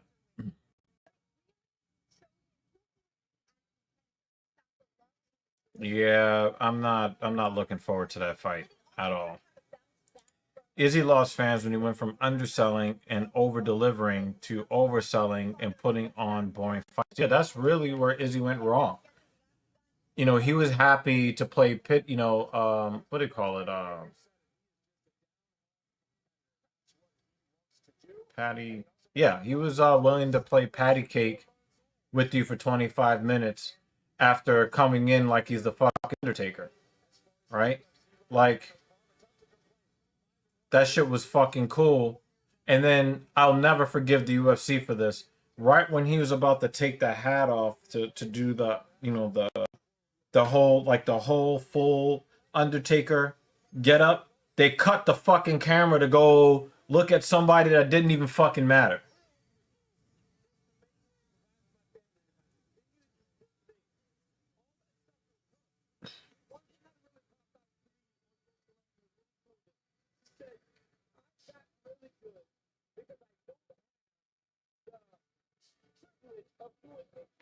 Yeah, nobody wants to see that, right? And it's like he got a whole lot of his respect back as a fighter when he went right at Pereira the second time they fought in the UFC. He went right after him. And then he played a little bit of possum and then counterpunched him into oblivion. Right? Like, that was cool. And Izzy got back a lot of respect. Probably not from everybody, but he got back a lot of respect. But nobody wants to see that point fighting bullshit. Nobody wants to see that. Nobody wants to see it.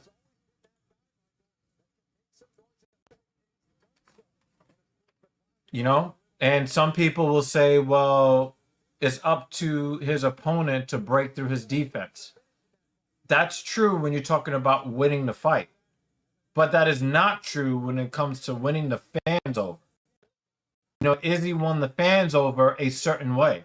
And then when he became champion, he went antithetical to what made him popular.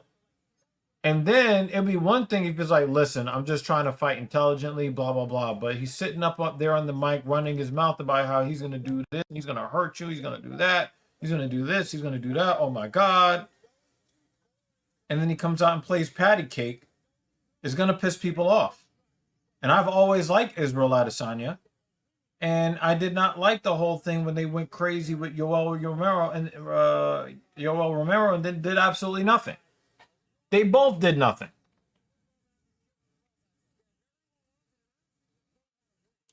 When Izzy bragged about putting in 80% effort and dominating Cannonier, people felt robbed. Yeah, fuck that, man. How much does your power bill increase for arcade games? Well, I don't play it very often. I don't, that arcade cabinet takes a lot less electricity than my Xbox or my PlayStation 5, so, or this computer that I'm streaming on. So, yeah. We have a lot of power efficient shit in this house. So, happy with the setup.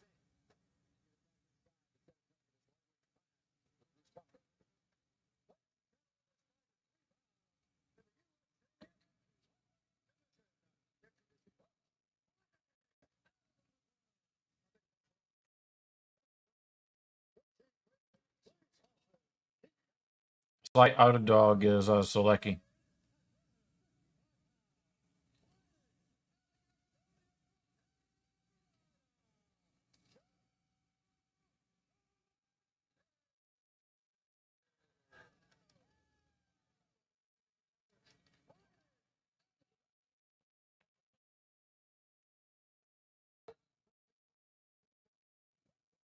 Jakar Close is undefeated as a favorite in the UFC. Wow.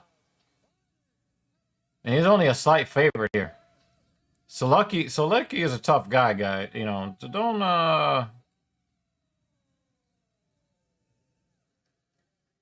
don't get it twisted. Smoke. I saw Xbox trying to be slick with Black Friday, saying 60% off games, but it's like $30 cheaper if you calculate what 60% would be for. It is more than the price originally. A lot of oh wow, right as we start the second period, Rangers cut the deficit in half. 30 seconds into the second period, Jacob Trouba, the captain. Okay. Yeah, so a lot of manufacturers, a lot of retailers got in trouble with this. Listen, inflation is like still very high, right?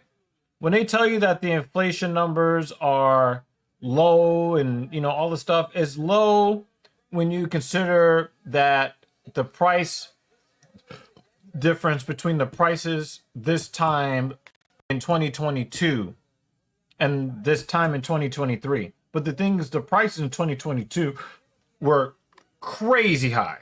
So they're still crazy high. And a lot of these companies don't want to give up the profits that they can get. So they are trying to basically pass off regular prices as Black Friday prices. The reality is they're basically trying to tell you that they're giving you a discount by not raising the price by 10%. And to that, I tell you, go fuck yourself. And I think that you're going to see a very, very slow winter, corporate winter season. It's going to be slow. And the, oh!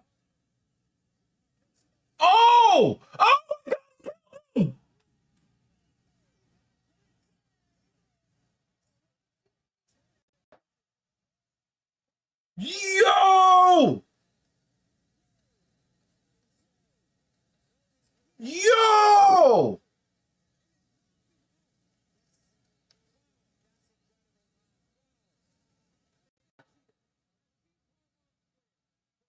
Oh, at least the guy is okay. Oh my God. Oh my God.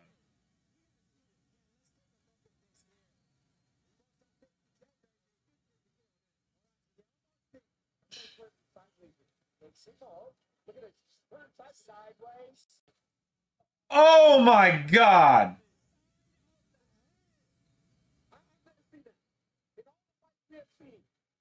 Oh my God.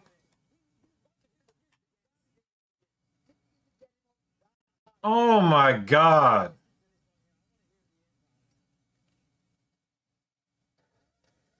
Michael Bisping is more.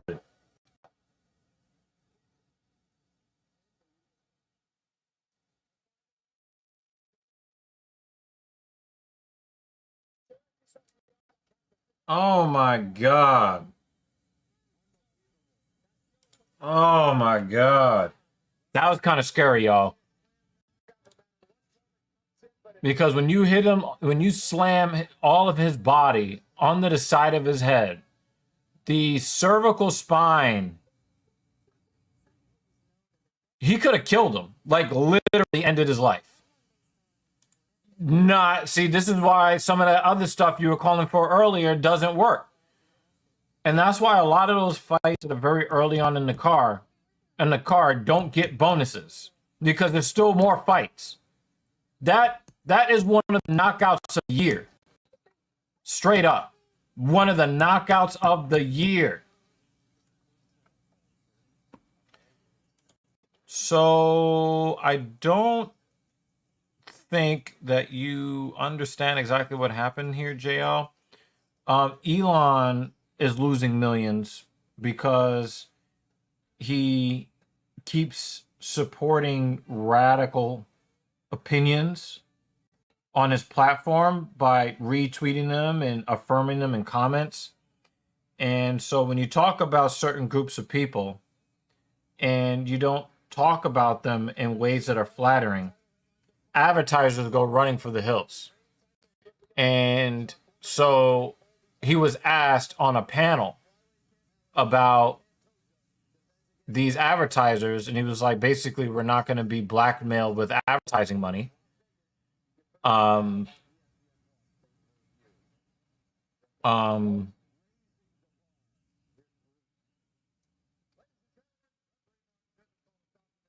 and basically, you know, Twitter has been hemorrhaging money, and they stand to lose double-digit millions in advertising revenue because of the companies that have paused or terminated their relationship with Twitter. So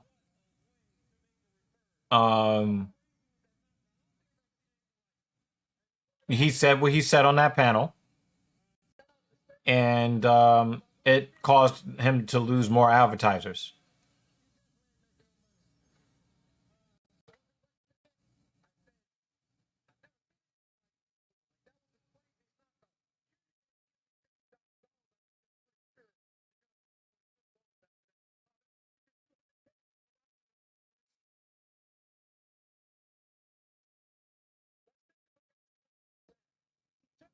Damn, that KO was fucking crazy, y'all. Yeah, the thing is, he could have severed the spinal cord with that. He really could have done that. And we could have had the first death in the UFC. I'm glad, like, because the thing is, like, obviously, it's a ridiculous finish, right? But then you gotta then make sure the guy is okay. And I'm glad that Joe Selecki is okay.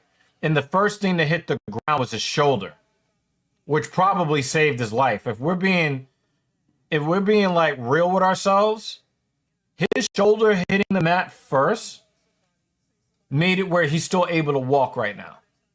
So I'm happy. I'm happy that Joe Selecki is okay. But that is definitely a top 5 knockout in the last 2 years.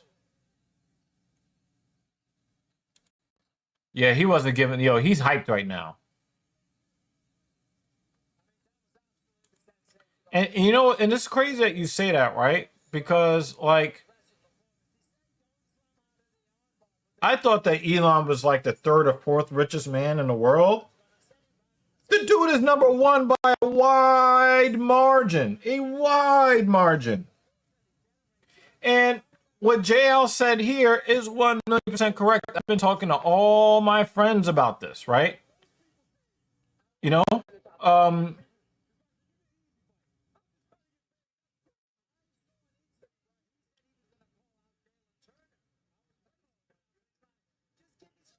The thing is, everybody thinks, or everyone thought that he was a genius.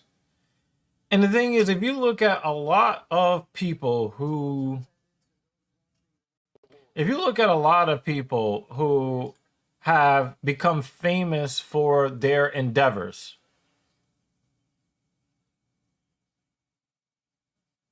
we think that these guys are geniuses and were titans of industry. But what you don't see are all the failed ventures that they had before they had the venture that was successful. So, he's doing the SpaceX thing with the money that he made from Tesla. Tesla was a good idea, but not necessarily like, it wasn't a genius level move. It was, like the internet, right? A lot of the guys that we thought about that were great, right? A lot of the guys that we thought were great, they basically just took the same services that we already knew about, and then they put it on the internet. And now they're millionaires and billionaires. No, they're not. They're not geniuses. They just beat everybody to the punch the when the market started to change. And so Elon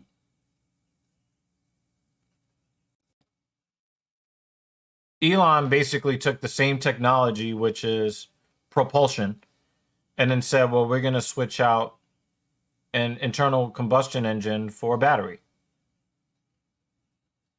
He beat everybody to market with it and was the first to be able to mass produce. Now, does it mean he's an idiot that deserves no credit? No. But it doesn't mean he's a genius either. And so what we ended up seeing in the end with Elon is that he's not a genius. And we don't know the failed ventures that he had prior to. We don't know about the failed ventures that he had prior to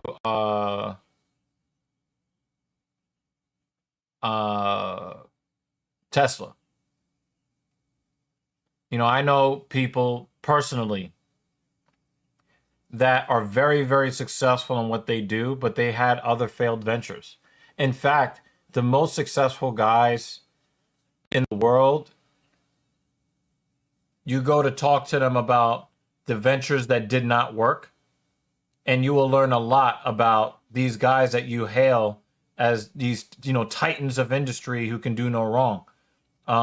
Guys have always had ventures that did not, that did not, succeed. But they still, that's why you can't say that they're a failure when one of their ventures fail. Because those guys never give up until they succeed at something. So, yeah, I'm not going to go and say, oh my God, Elon is like, the most intelligent. He's not. And, Twitter was not doing very well when he bought it. And he ran it into the ground. And it just shows you that none of these guys are infallible. None of these guys are going to make the smart business decision every time. And just only give them the credit that is due and not a lick more.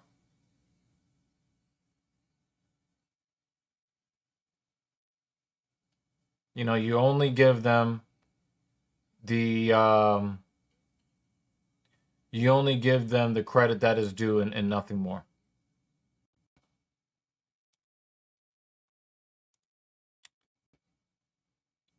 Yeah, so Elias Theodorou died over a year ago. That one hurt. That death hurt. And I think one of you guys was talking not that long ago, I think earlier today, about how these fighters put their lives on the line. I think it was you, Jay. Man, I gotta tell you, man. You think about the dude that lost to DC at light heavyweight, Rumble Johnson. You think about Rumble Johnson. You think about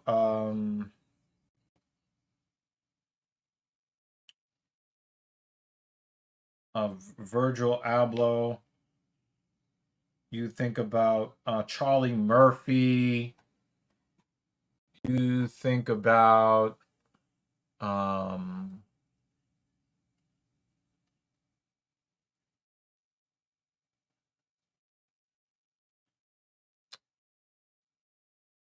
always forget the name of this guy. Fuck.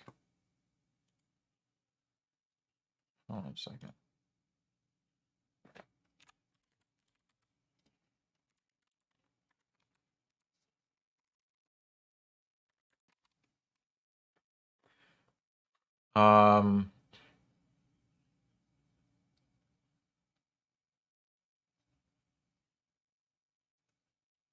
Chadwick Boseman.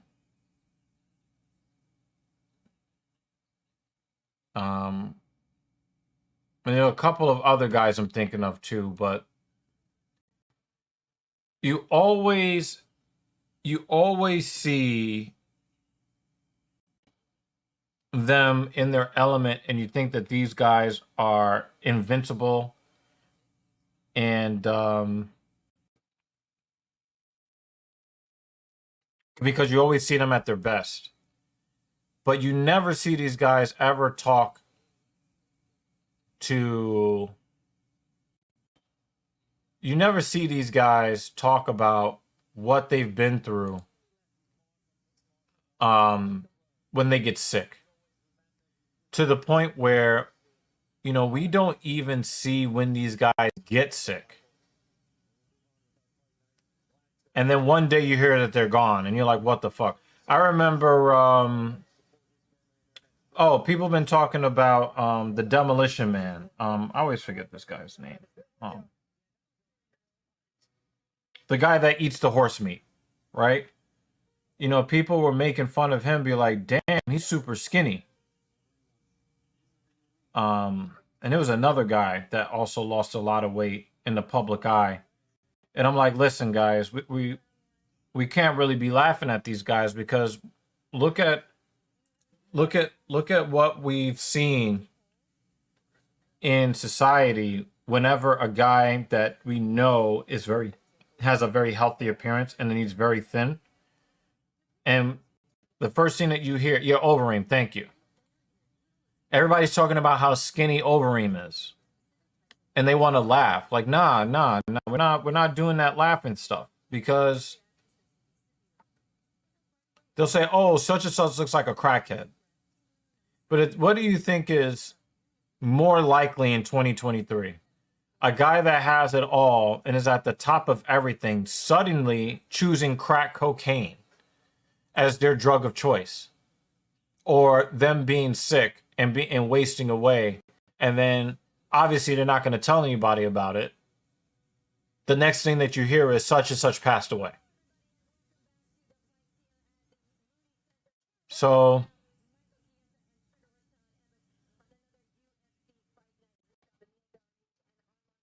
now the CTE is already here, Gooby. CTE is already here for Overeem. It's just that, you know, he has not lost cognitive function. But he definitely has CTE. Definitely, you know. But yeah, I don't, you know, I just, man, it hurts to think about these guys like this, you know.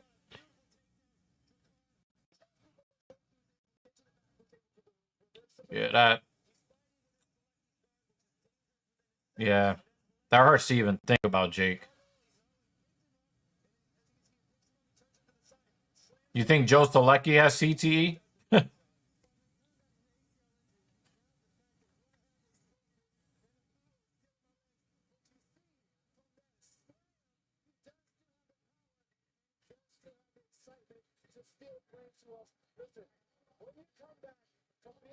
I'm fine with acknowledging the memory of a fighter that died, but it seems very disingenuous from the UFC to cut the promo that he was a huge impact on MMA in the world. We know the organization doesn't really care.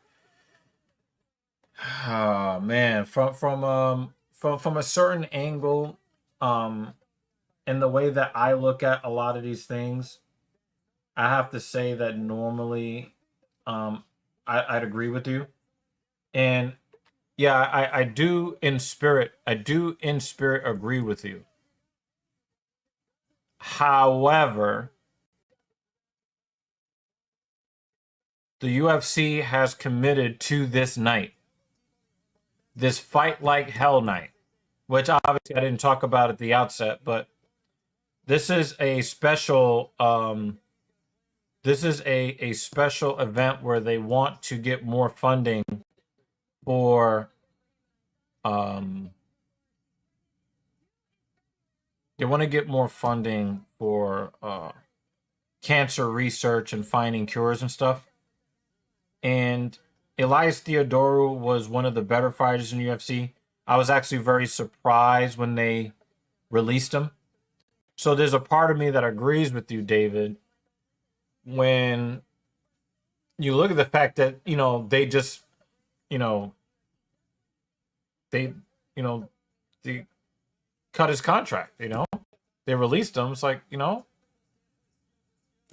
but the thing is that that was one of the most moving losses in the history of MMA. And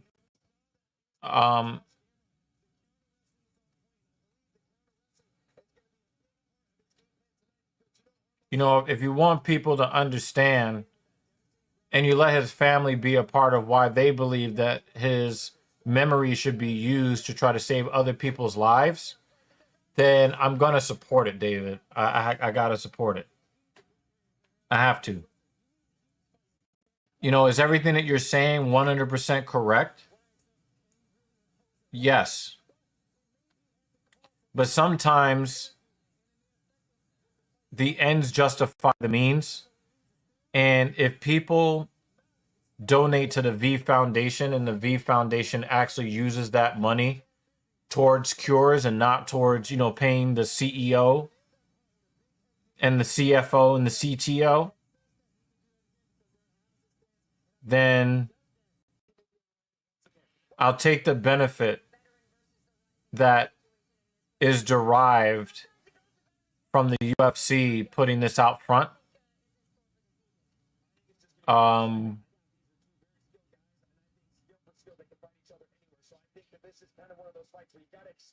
You know, I don't need the messenger to be perfect, you know. Tsarukyan is a 3-1 favorite. I don't like that.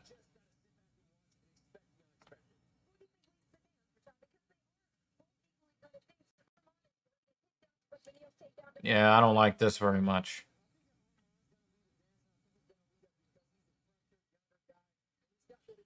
Yeah, I agree with you, Jay. Elias brought the medical use of THC in healing to commissions, and now fighters can use it as a healing method in all commissions. He had an impact, even if THC may not work for everyone. I completely agree with you, Jake Miller. And I'm not a proponent of marijuana or THC or any of that, but I am 100% in agreement with you on here. That was a great comment. Yeah, Gooby, I got you. Yeah, the symptoms are coming for all of these guys. In fact, there was a female fighter that I've never even heard of that just went public with her pledge to donate her brain to science because she's sure that she has CTE. And you're talking about women who didn't even fight at the highest levels, you know? If I was day for a day, I'm instituting a new policy that if you get ended by a strike or slam, mandatory hospital visits. Also, if you miss weight, with the exception of replacing a fighter. Yeah, I think it depends. You know, some guys just don't try to make weight, like Chimaev did that one time last year that everybody hated him for.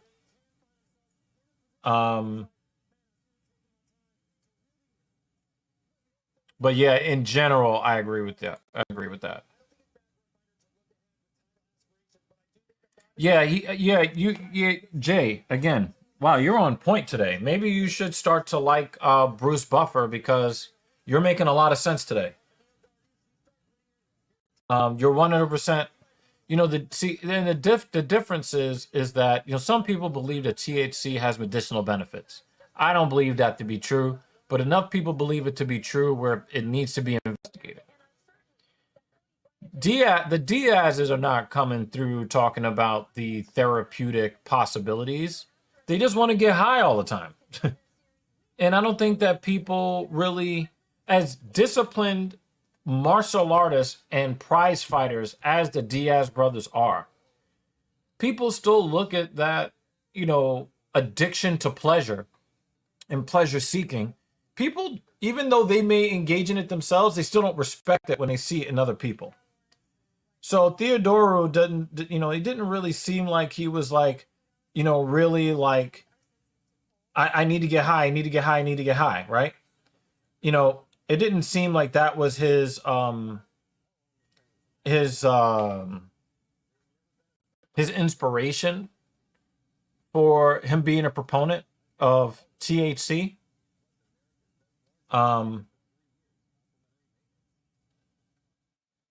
But or the other thing, is it I think the THC is the psychoactive component, right? I think it's some other compound, but whatever. You guys know what we're trying to say here.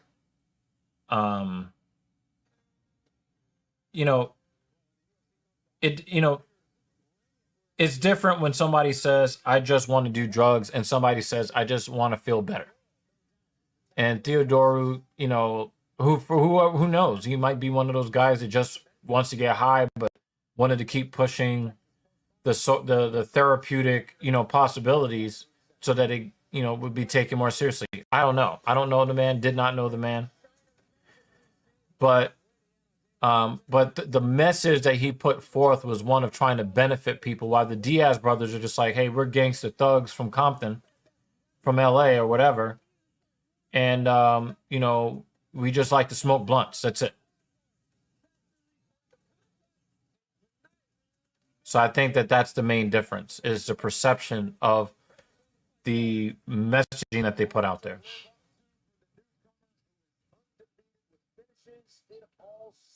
Yeah, I think THC is not the part that helps. It's the some other fucking component in there. But whatever.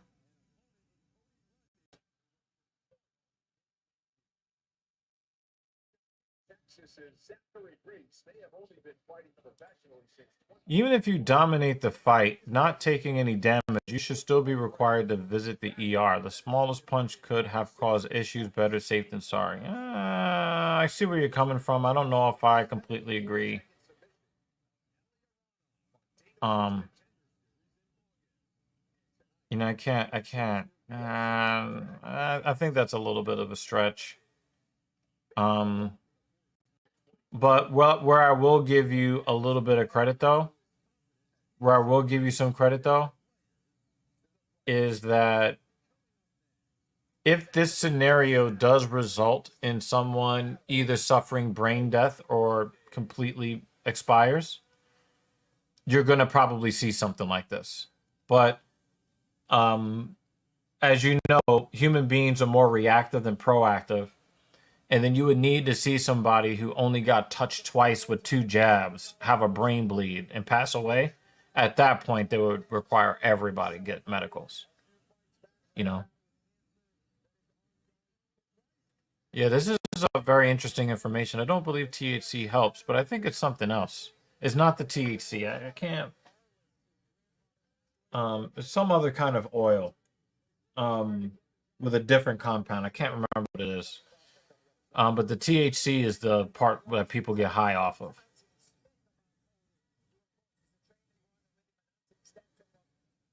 Can't remember what it is, though. CBD, thank you. Yeah, it's not the THC, it's CBD. Thanks, Jeremy. I don't pay attention to drugs and all the drug acronyms. I don't pay attention to that. But yeah, I think that he was trying to preach, the usefulness of CBD and I do think that the Diaz brothers said that they have some sort of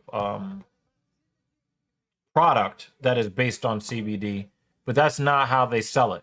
You know, they want to talk about the dankest, you know, strains and all this stuff and getting high, and they always smoking up and all this other stuff. You know, that's what they push to the forefront. And so I think that's why Elias Theodorou probably did more for that marijuana movement than the Diaz brothers have.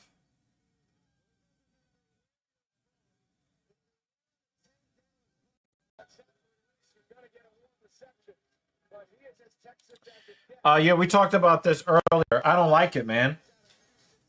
And the thing is, Rick, you have to give Masvidal more credit because Masvidal rolled up on Colby by himself. Arman rolled up on Bobby Green with like 15 people.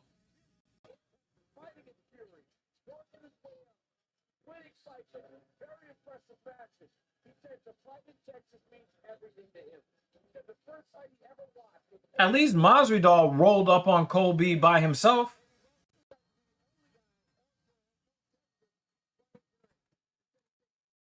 No, I didn't even bother. I didn't even bother. It's really a massive waste of my time. I just picked up a personal training client who wants 5 a.m., 5:30 a.m. sessions. Dude, I don't disagree with you, but I think it's so much worse to roll up on a man who's by himself with 15 other people. Come on. There's the difference. Yeah, exactly. Jorge at least did what he did alone. Arman got triggered by someone calling him boring.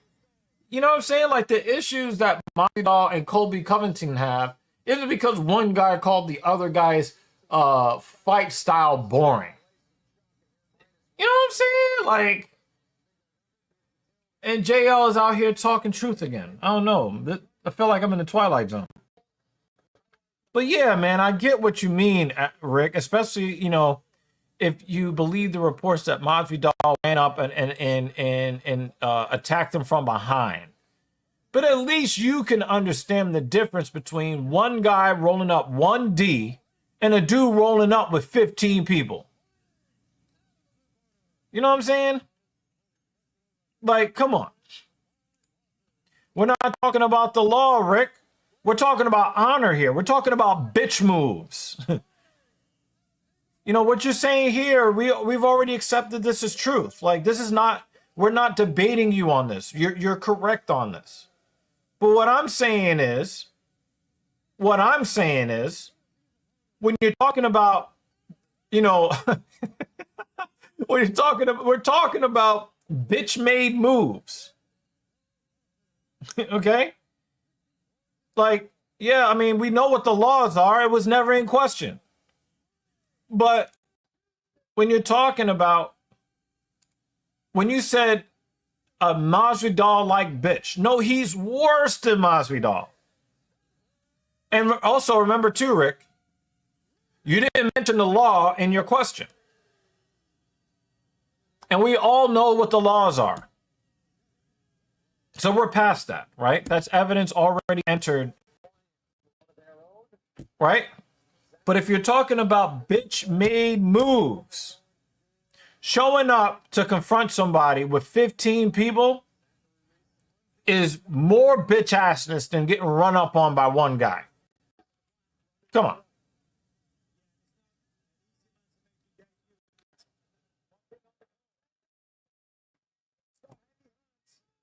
I'm sorry, guys. So this Reese guy broke somebody's arm in the Contender Series. So that would be interesting to see just how good his BJJ is. And does Cody Brundage actually want to be in this position with him? Brundage is, Reese is doing the right thing with the foot and the hips to create some space. But it looks like he's looking to isolate his arm here. He's looking to He's looking to isolate that arm a little bit.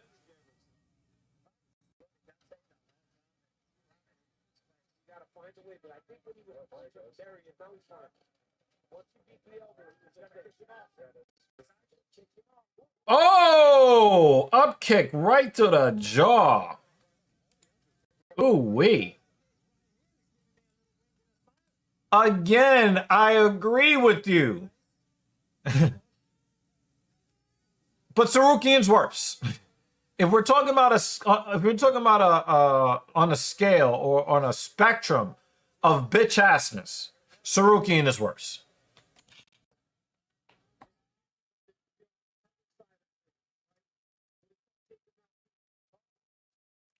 Uh-oh. Uh-oh. Oh, somebody's moving the foot again. Oh, that happened a second time.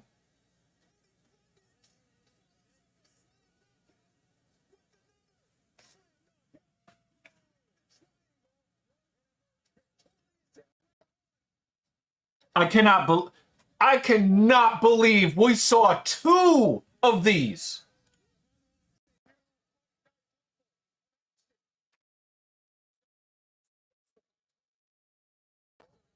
Oh my God.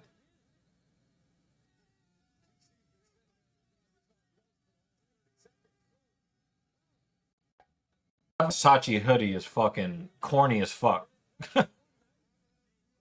I cannot. And this dude was about to lose his arm. Look. Shoulder and head. There it is. It's almost exactly the same situation. Ooh.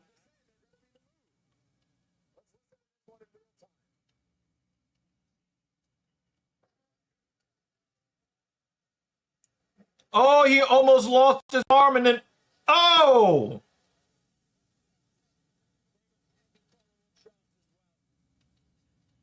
Oh, the other one wasn't even history yet, Jeremy. Yo, Bisbee jumped out of his chair. Oh my God. Yo, guys, guys.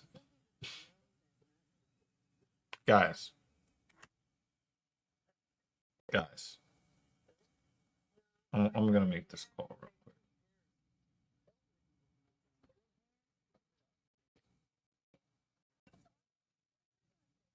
So, Mrs. Evil, I have Mrs. Evil, I have to put out this offer.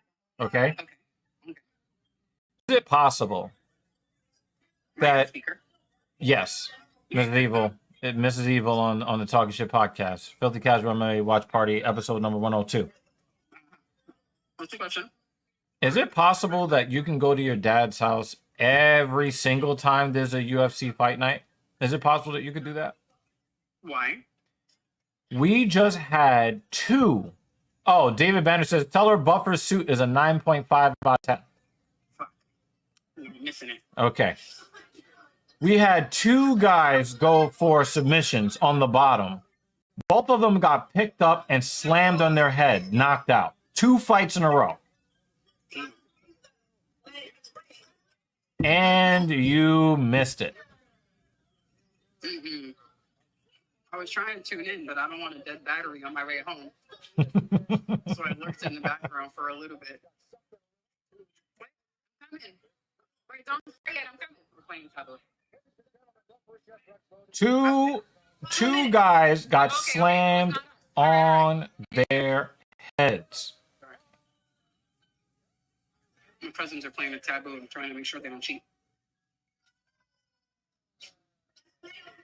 Wow. Well, anything you want to say to our loyal fans? Great fights. I hope there are not too many fight packs. And I hope we get a lot of blood. Yeah, we've had very sad fight packs today. UFC Austin is also the Fight Like Hell event, dedicated to a broadcaster who died of cancer somewhere around 10 years ago. And they played some interviews, and they played a like a recap of Elias Theodore's life and the cause of his death last year. So it's actually very sad. It's actually very sad. So their fight packs are all about, you know, people who have dealt with or have died from cancer in the MMA community. So JL says, tonight we saw the 13th and 14th slam finishes in the UFC history. 2 fights in a row.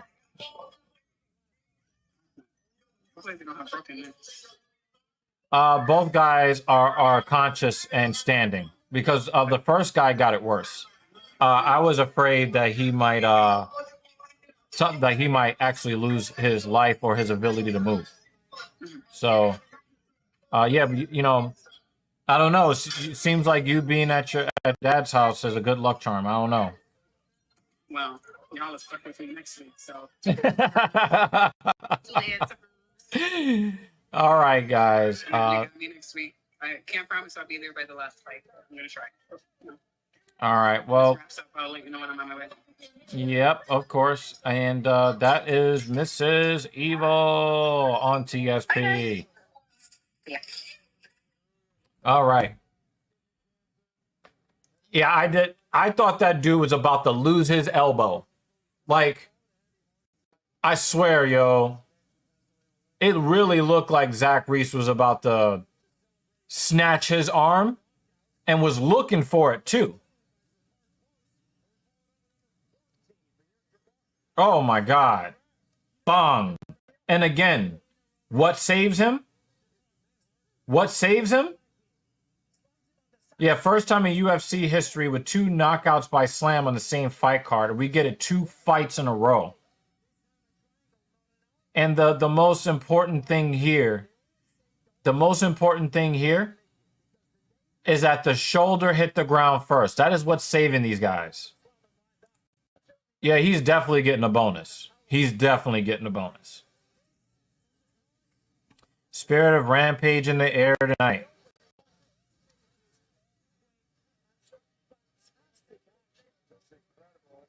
Prelim of the year, I don't know. But you got to ask the question.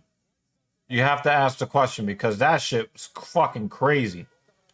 Again, David, like, the thing that allows me to enjoy these incredible finishes is that the shoulders are hitting the ground first.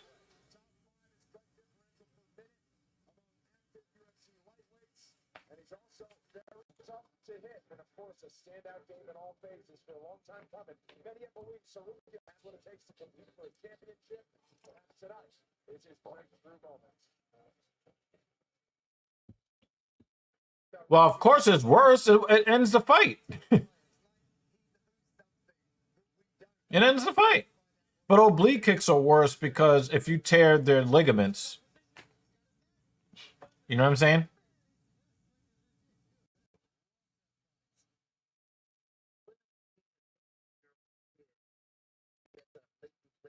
Hey, man, we get a couple more slam KOs like that, because now we just saw 2 people angle the head toward the ground. You saw that happen to Rose Namajunas. But the slam that the sus guy, that sus dude that just lost 2 weeks ago, he actually posted the guy's head. He posted underneath his chin to kind of lock him in, and then like crushed him, the back of his head on the ground. Turn his shit straight off.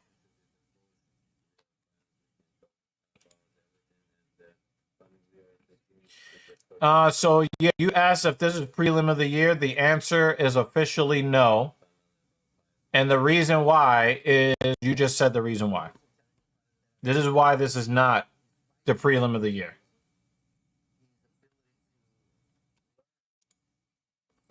Oh yeah, leave it alone. The sus guy.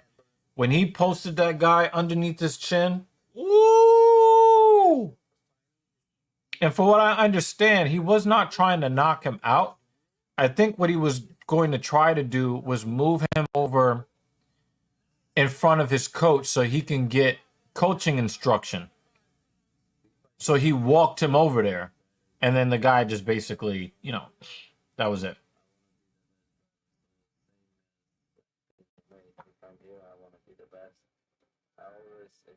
I cannot believe that I'm forced to root for Beneil Dariush.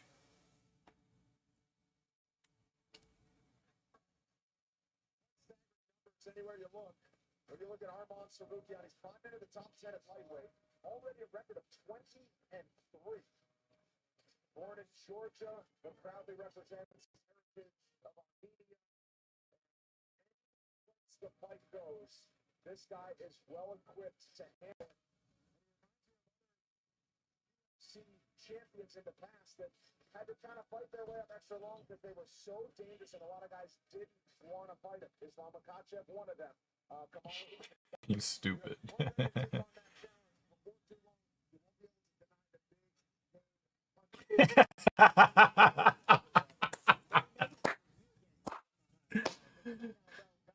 Yo, David, she's gonna wait for the shorty to turn around. She's gonna shout, "Randy!" And then RKO! Oh, out of nowhere! Yo, if and it's weird because Jay and David basically said the same thing in a different way. If Tate wins by slam knockout, I'm gonna be forced to celebrate her victory because that would be insane.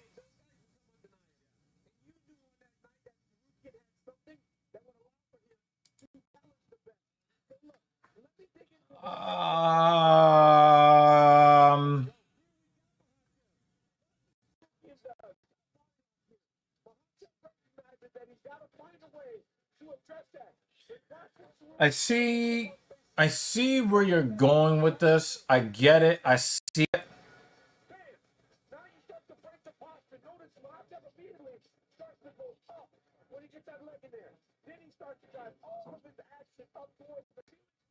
I don't think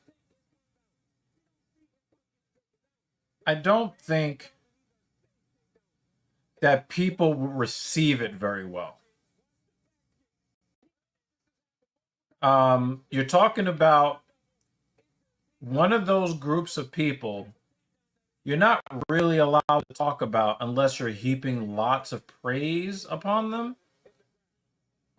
And if you are looking at the situation, if somebody puts out the narrative or the narrative wins out that you're trying to profiteer off of the dire straits that the world is in, it could backfire. So this makes a lot of business and fight sense because you get to draw in the people who are tribalistic.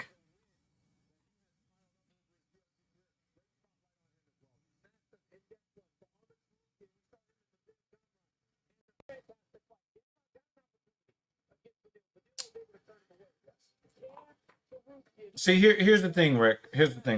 And the thing is, I think there's a difference between criticism and backlash. Criticism is like, Dana is an asshole and, he doesn't care about people and all that other stuff, but then people continue to buy pay-per-views and sell out stadiums, right? But backlash is when certain very powerful groups of people are able to get advertisers to boycott you, get people to stop following you. That's backlash. And that is just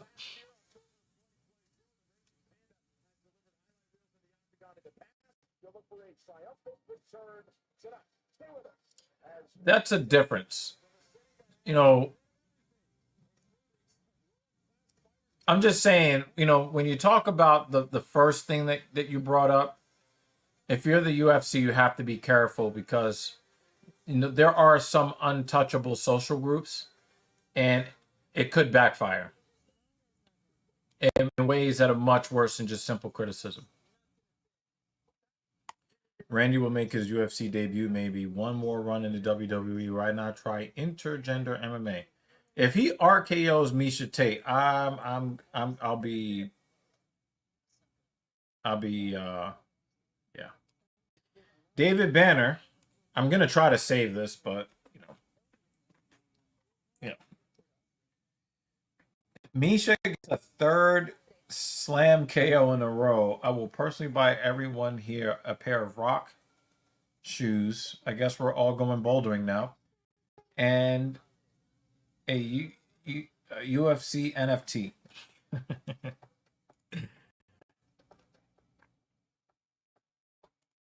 Yeah, so Russian fighters are still having problems getting visas to fight in the United States, which is why they're going to be fighting in Abu Dhabi, you know, Fight Island and all that. They're going to be doing that more often because a lot of the Russian fighters can't even get into the country to fight. And it's not a UFC problem. That's a US sanctions problem.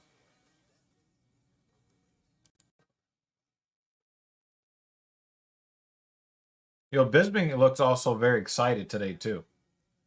While Shannon's, oh yeah, that's right. Yeah, I'm about to say, whoa. The San Jose Sharks beat the New Jersey Devils 6-3. The Devils had more than 40 shots on goal. San Jose had 18. So the Sharks scored 6 goals on 18 shots. That is a really bad showing from the New Jersey Devils.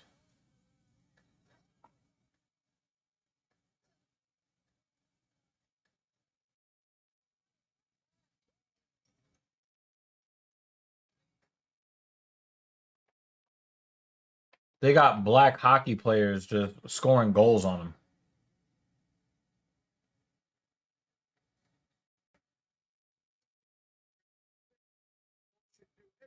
Damn. Should laugh every day.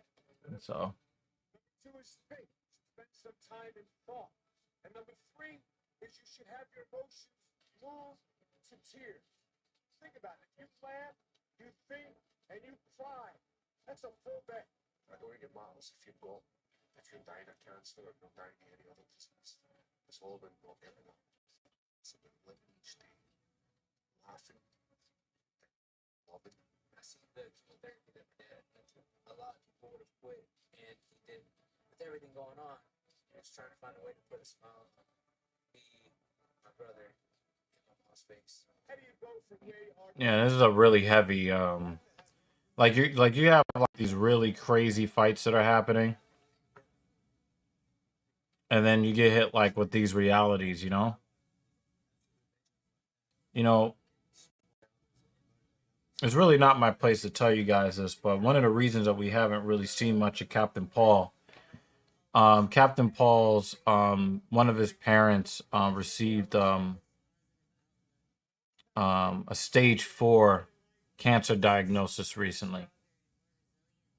He's been trying to kind of like, you know, move his attention to like other things like hockey and, you know, taking care of his fiance and get back to work and recovering from his hip injury. But Cap is dealing with a lot right now.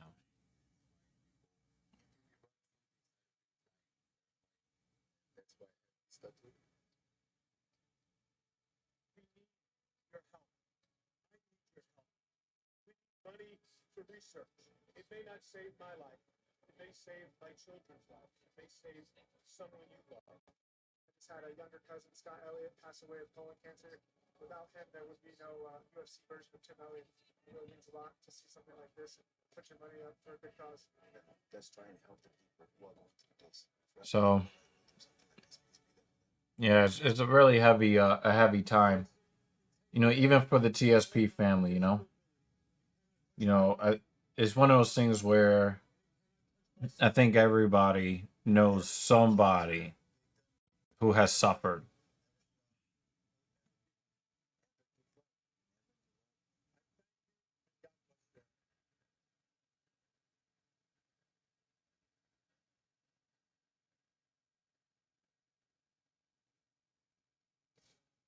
Truly a speech that will live forever. The late great Jimmy Valvano. That was 30 years ago at the SB Awards. They offered those words. Don't give up. Don't ever give up. And I know fighters everywhere can always align with that phrase for what they do inside the octagon and what many of us do in respective battles during the SBX week. We highlight the Stuart Scott Cancer Research Fund and the Beat Foundation. ESPN, the UFC, and the Beat Foundation are proud to support this fund in Stuart Scott's honor. With support as well by scanning the QR code below. 100% of donations go directly. Yeah, it's heavy time, y'all. It's a heavy time. It's our featured prelim advance features a fan favorite. Back in action. Please stop calling Misha Tate a fan favorite. Just stop.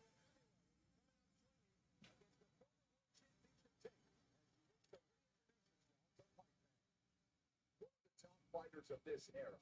Former world champion Misha Tate added a new chapter to her storied career when she returned from a nearly 5-year hiatus to score a performance of the night knockout of Arman Tsarukyan. And while she tested the waters in the flyweight division in her most recent bout, tonight she's back at 135 pounds to take on Julia Avila. Motherhood kept Avila out of the octagon for the better part of 2 years, which makes her eagerly anticipated return tonight. And after finishing her last 2 UFC wins over Tina Mazzani and Julia Stoliarenko, she's already got the goods to ultimately take a champion. Maybe Avila is the one that gets the slam knockout. This is Julia Raging Panda Avila.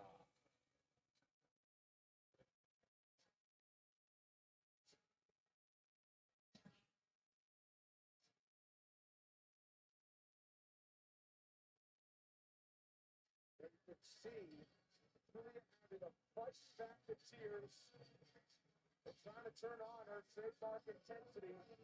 Otherwise, she's known as the Raging 35 years old. First action since June of 2021 when she got a tap out victory in the first round. Gave birth to a daughter last year. It's always an accomplishment to really behold. I mean, obviously none of us could speak to it, but it's quite something. And now, as a mom, ready to resume her rise in the UFC. She's one of those, a late starter into mixed martial arts, and man, she is physical, she's talented. Yeah, she got over 2 years to be able to then she had that knee surgery. And she really struggled with the weights as well. She went up to 225 pounds. And Jenny Button Barger was quite the battle for her, but she meticulously marked this day to come back, and it all went to track. We know she's not the wrestling. Of course, if you fight in Misha Tate, you got to do that. And she's been out wrestled before against the Dory Kubax.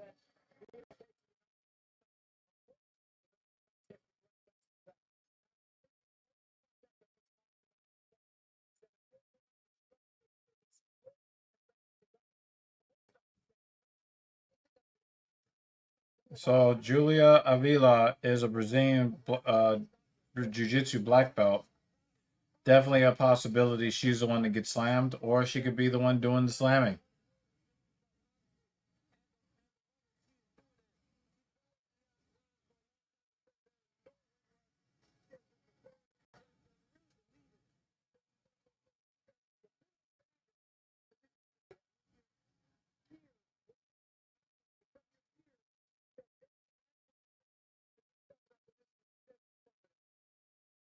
Texas, as somebody who lives in Oklahoma City. So been on the road here against a fan favorite like Misha Tate, and for the obvious. Yeah, let's stop talking about Texas, man.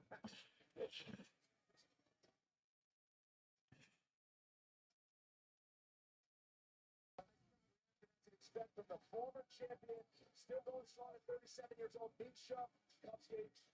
Megan O'Leary joins us on the outside. Obviously, you know Misha well after all of these years, and it speaks to her commitment to the game, her recommitment once in the game, I guess, after a 5-year retirement that she's returned from, and now back to the Bantamweight division. Yeah, and over a year layoff. Right. Rounds of returning to the octagon, and when we spoke to her,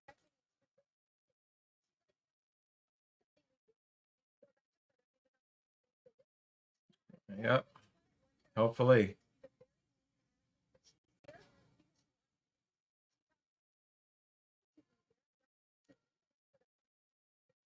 She's still playing. She's still coming out to these fucking annoying ass cookie cutter fucking women's empowerment fucking songs.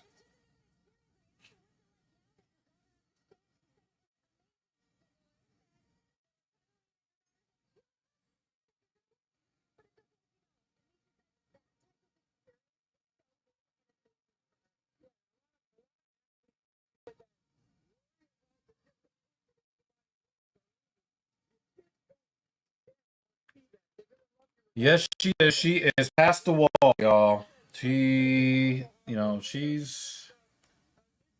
yep, she's past the wall. So, and you know what happens, man? The older you get and the less your face is, you know, looking good, the bigger the fake breasts get.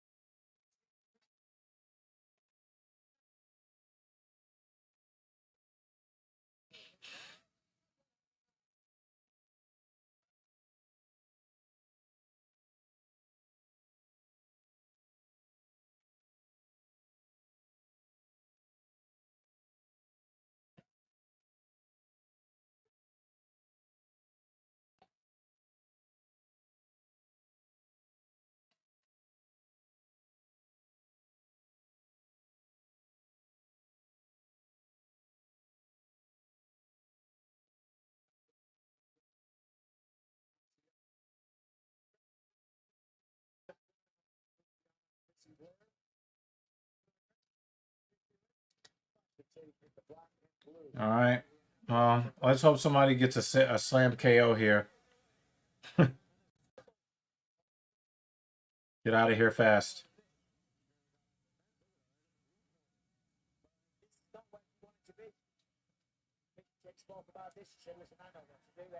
It looks like Avila is trying to get a head and arm here.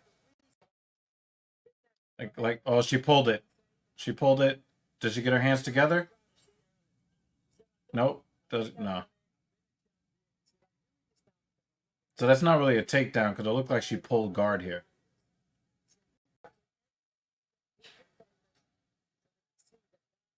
If she can get her hands together, she can cause some problems.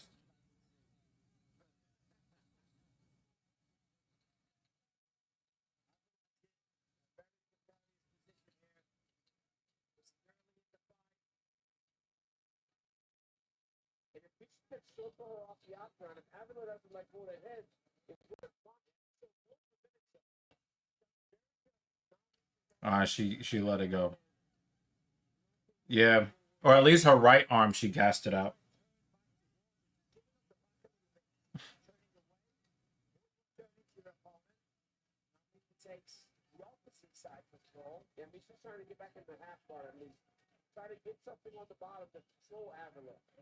Oh, they just gave up a fast break.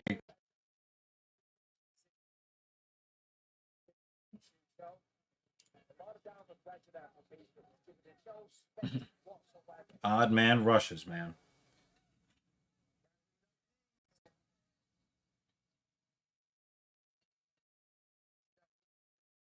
I'm surprised that she doesn't have a BBO.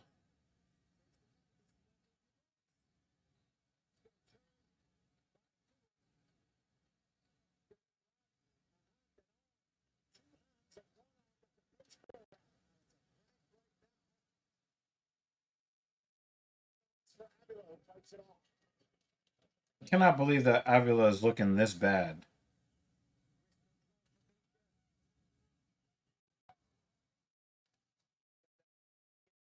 She's supposed to be a BJJ black belt. Does she get it out of a box of fucking Cracker Jacks or Cookie Crisp? Like, come on, Avila, do something here. Come on, get back half guard.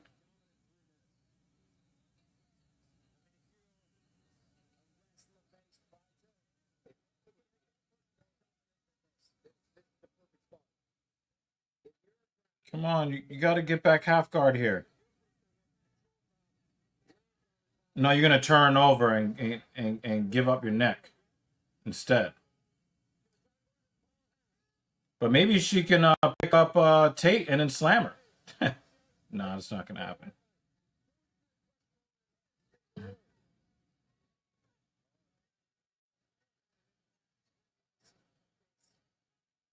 Oh, elbows to the back of the head. Another elbow to the back of the head.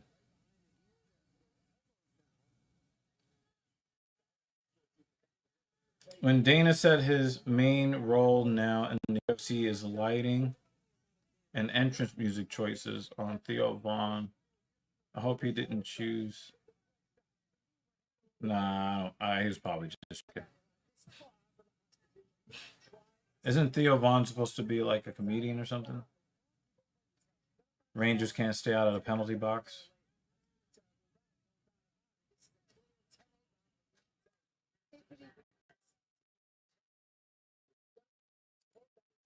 I think she's ranked 13th and Tate is ranked 12th.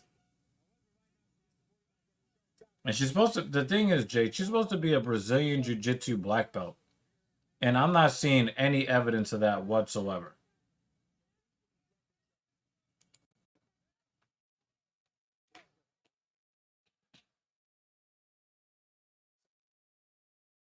This is a 10-8 first round.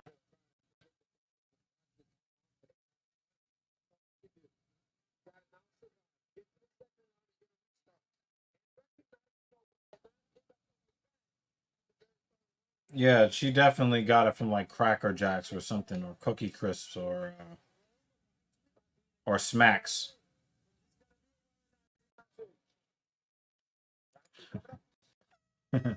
Yeah.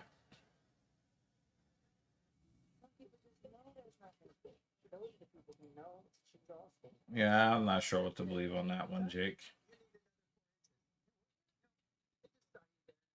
Even though there wasn't really much damage done, it's very difficult to say that anything other than a 10-8. She was basically being controlled from the opening bell.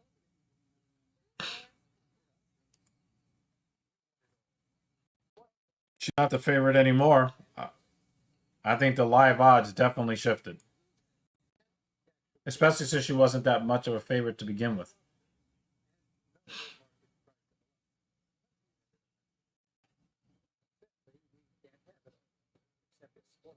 Where we check in with the pros and men's hair and totally check out with pure, uninterrupted relaxation. Sport clips. It's a game. The UFC welterweight title headlines the final UFC. They're just getting outskated. Plus a flyweight championship between Alessandro Pantoja defends against Brandon Royval. 2 weeks from tonight, Las Vegas. Now Avila's going to fight differently because she's afraid of getting taken down. Well, there was a slam, but no knockout. The ball moves off his that. A nation Tate is very aware of that. Yep. Great job, I just recognize it. Bronster, there was no damage in round 1. What are you talking about?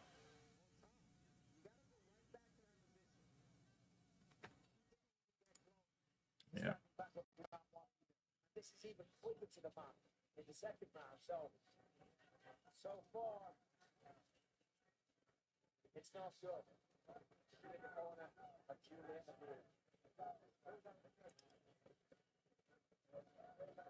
Only thing I know is that Jim Harbaugh coaches a sport I don't watch.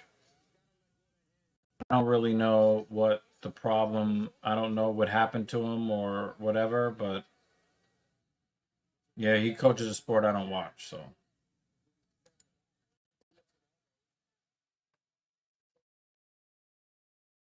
I'm not seeing any evidence that there's a BJJ black belt. I'm not seeing any evidence of that.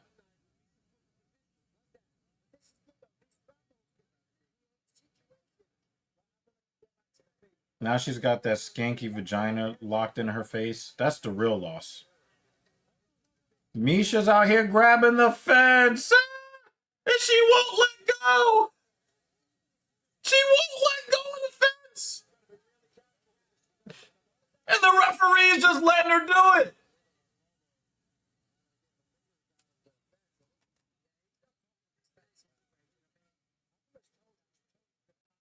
Is that Trocheck's 4th point of the game? Oh, no, it was a deflection of Kreider. Oh, no, it was off Trocheck. But they're going to say that he kicked it in. Watch.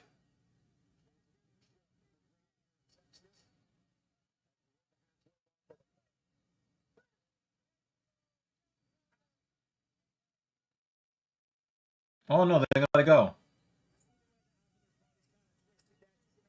So Trocheck has 4 points in this game.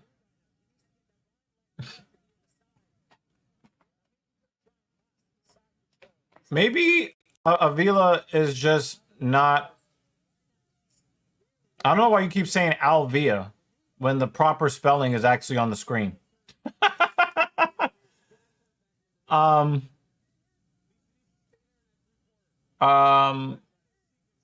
I don't see any evidence that there's a BJJ black belt in here. And for all of the domination that we're seeing from Miesha Tate, I couldn't be more bored.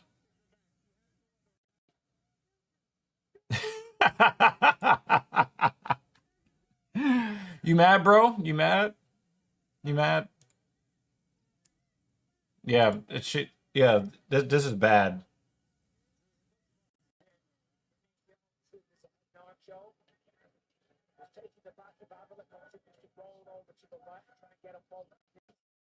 I did not, but I'm about sick of that, man. You know, when I saw the report, I was just like, damn, you can't be a fan of nobody. You know, you just can't be a fan of nobody, man. Yeah, she forgot BJJ, man. The moment got to her. She forgot how to BJJ.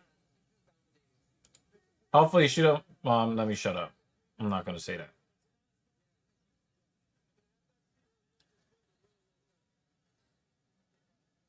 I'm ready for this fight to be over now.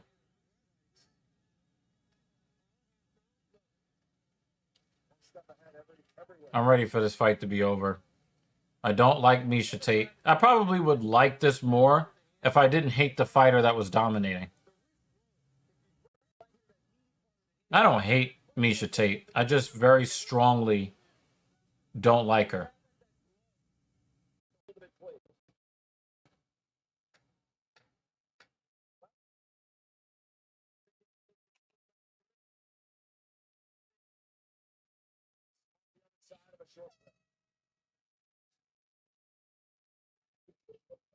She needed 11 more seconds in the fight.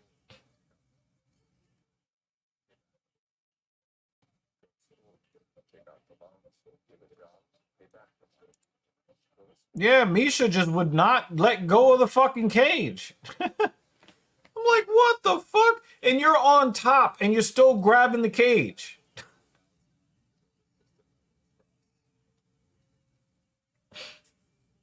Like, why are you grabbing the cage, Misha? You're on top. Whatever.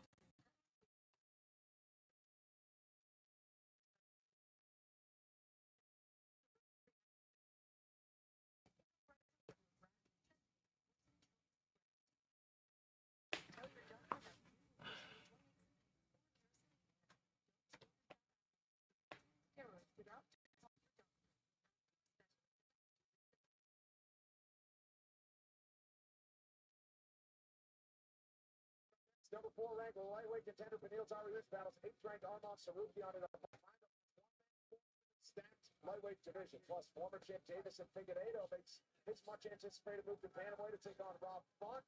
And then Jalen Turner and Bobby Green, a great co-main event. Main card is coming up next. Misha knows if I just go forward, if I press her backwards towards the fence, I'm going to get the takedown.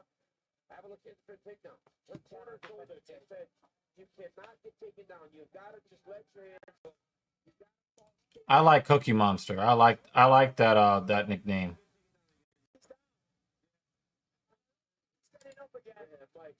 Oh, Bisbee says she's down, and I don't think she's getting up again. Wow.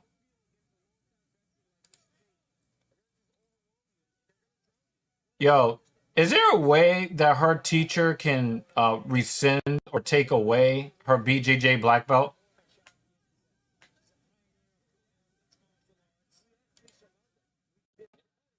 Yeah. Now, of Avila, if she can just get up and then slam Misha Tate on her head and shoulders.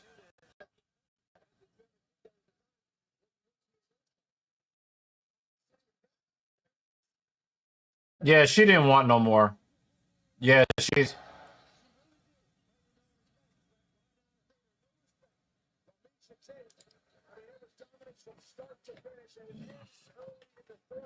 The only thing I could tell you guys is that my Rangers were down 2-0 and they're up 4-3.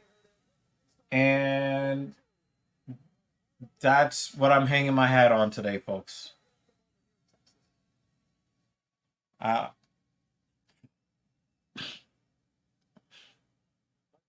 said before, one-way traffic. Oh, that was about as one-way as you could get, but lasted as far 2 months. When she took it down, she used great effects. Stayed busy, stayed active. No, it's just a bad day for Avila.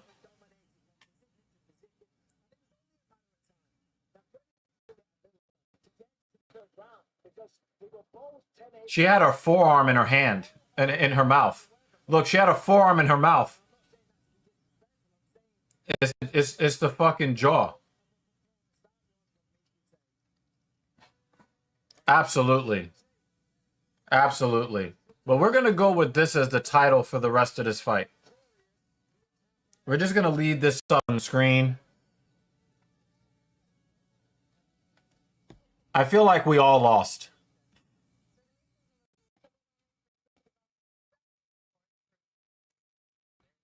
Yep. Yep. Absolutely. You make a good point. You make a good point. At least the first guy that lost, he got slammed. So he was doing what he was supposed to do. And he could not extend the elbow before he got slammed.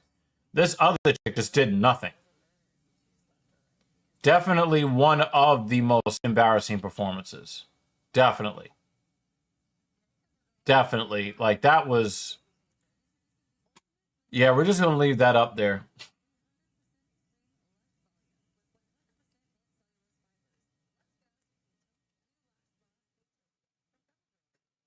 And then you had to basically taste Misha Tate's forearm in your mouth while she's dislocating your jaw.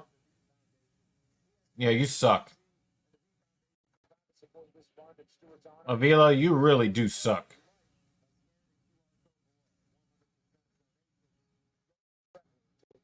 Yo, CM Punk looked like a better fighter than Avila did tonight.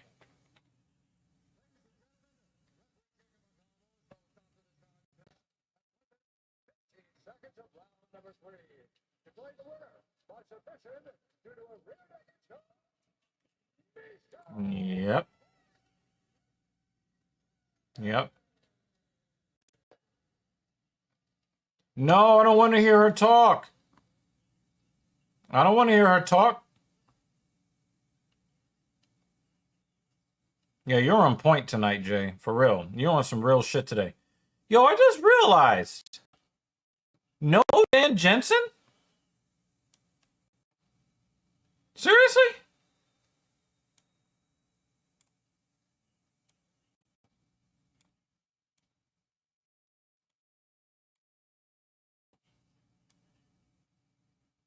No Dan Jensen today.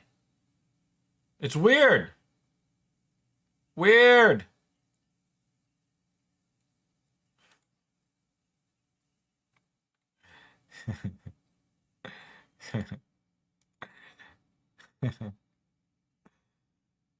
Yeah, I muted it, Jay. I muted it before she started talking. All right?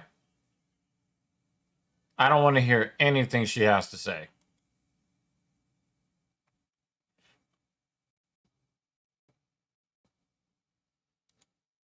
The answer is no. Oh, wait. We got to put that back up.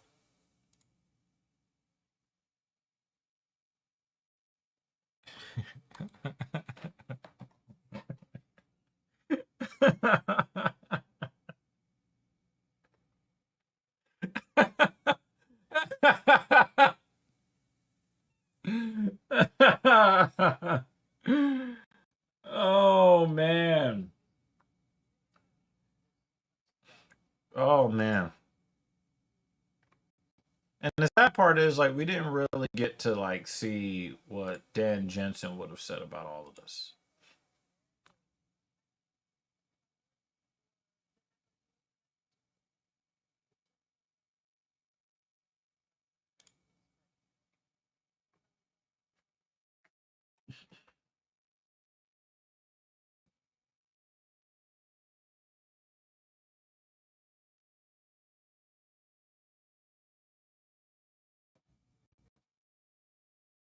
Yeah, that only adds to the irony, Jake.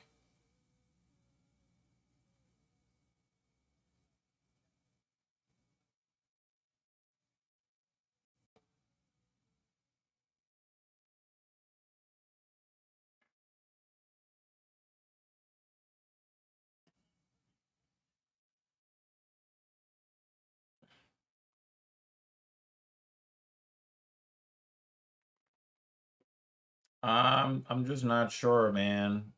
I don't know. That was awful.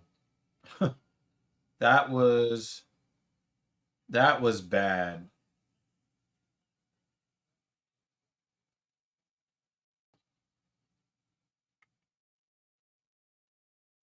That was bad.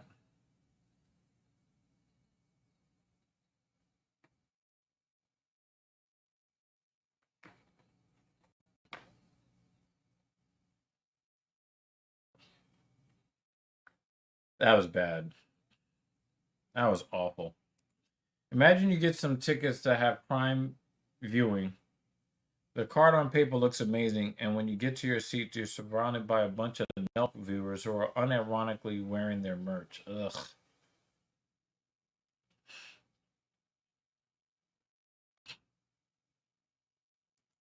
Doesn't, Turner didn't sound very confident from what I'm hearing.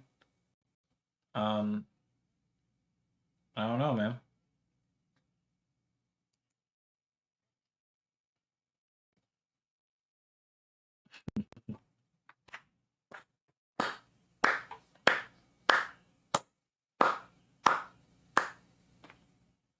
She got her black belt under some dude with a really large schlong.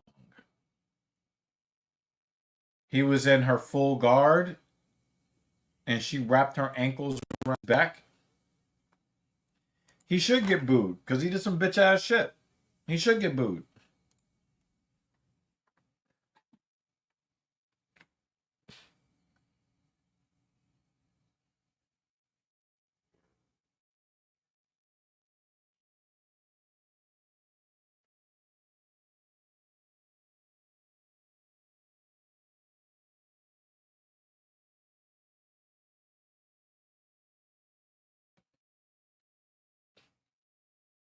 It is nice to see Adam Fox on the ice. Oh yeah, let me get this off the screen. Oh my god, get that off the screen.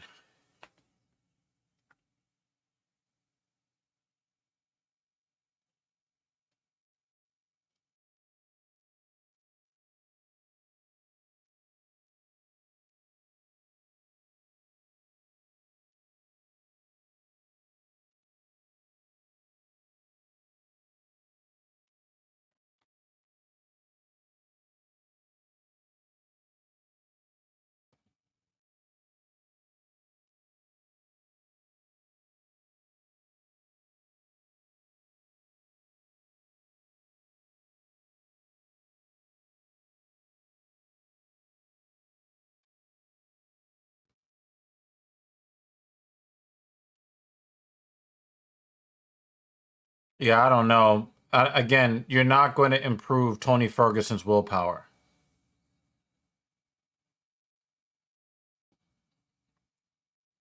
Yeah, I mean, but yeah, I mean, maybe Goggins wished that he could be an MMA fighter, you know?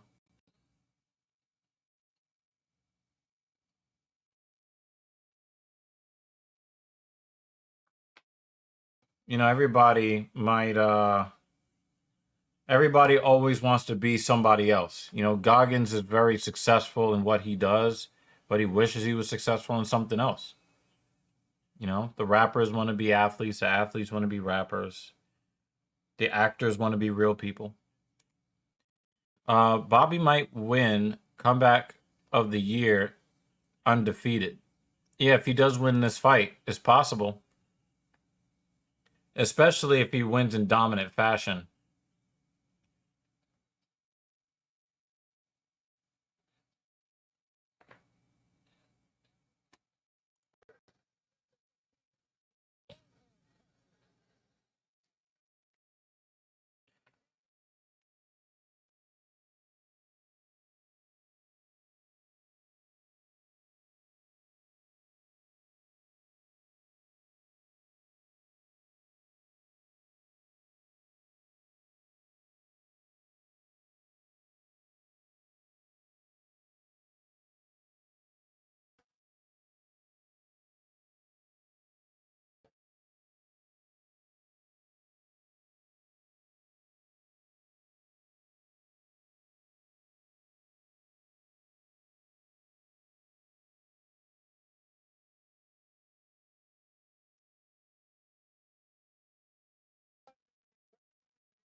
To this trial. Saying, and I'm going to say this. On a UFC fight night, I mean, we have had so many finishes. We've had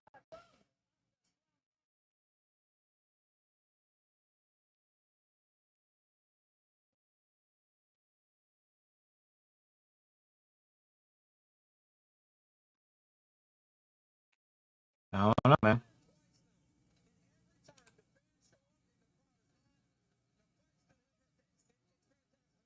Yeah, you're just trolling. I'll be right back, y'all. Be right back.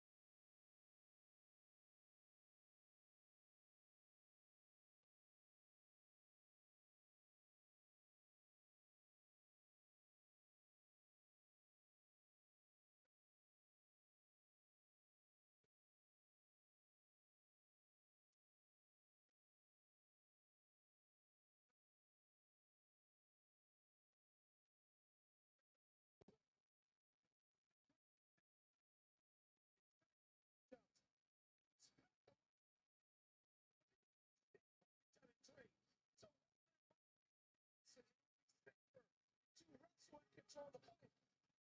Stand-up match.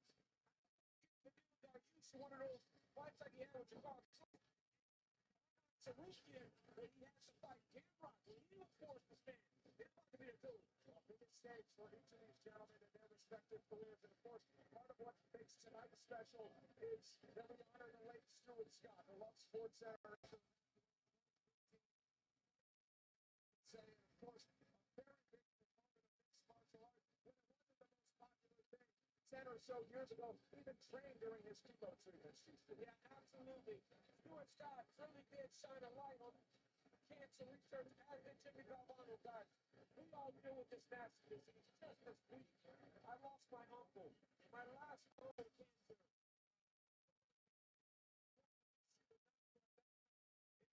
His wife, my Aunt Selma, with my mom and his sisters and his brother. I lost my last uncle this week to cancer. So the research and the money that will be made tonight will help to try to help people in their battles. Man, what a cause that TFPN shines light on every year. And what a partner the UFC has become in trying to really help to make it even brighter. Yeah, I mean, what a cause. I think we all know somebody that's suffering about this disease. I think 1 in 2 or 1 in 3 people are going to experience this at some point. So to say that this is a worthy cause truly is an understatement. So congratulations for spearheading this movement. Well, sports fans certainly know the power of the great personalities on screen that we come to love. And Stuart Scott, among the greats, stood out. He was very unique. He was a true original. He was often imitated, but never duplicated. And of course, remembers fondly to this day, but all that knew him and all that remember watching him. His great friend, ESPN's Scott Van Pelt, sheds light on the man that we still miss every day. Stuart Scott was my friend. He was also a game-changing Sports Center actor who brought his unique personality to the show every night. Stuart battled cancer bravely, and throughout the fight, he trained in MMA. He loved the sport. It took every opportunity to be part of it.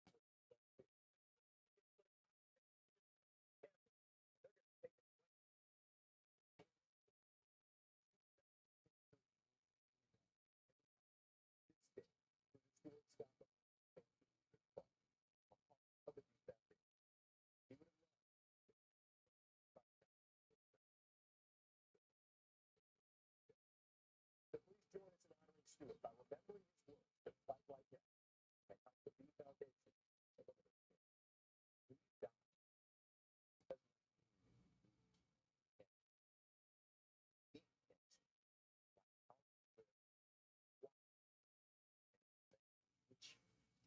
Fight like hell. And when you get too tired to fight, then lay down and rest and let somebody else fight for you. The B Foundation Stuart Scott Cancer Research Fund honors Stuart's legacy by awarding grants to scientists who are addressing racial disparities in cancer outcomes. UFC, ESPN, and the B Foundation support this fund in Stuart's honor. To learn how you can help, please visit b.org/UFC. Well, and it's time for the main card, which is a good one. Half a dozen to go from Austin. Determined to put a positive mark in his win column to end 2023, Hawaii's Beneil Dariush has been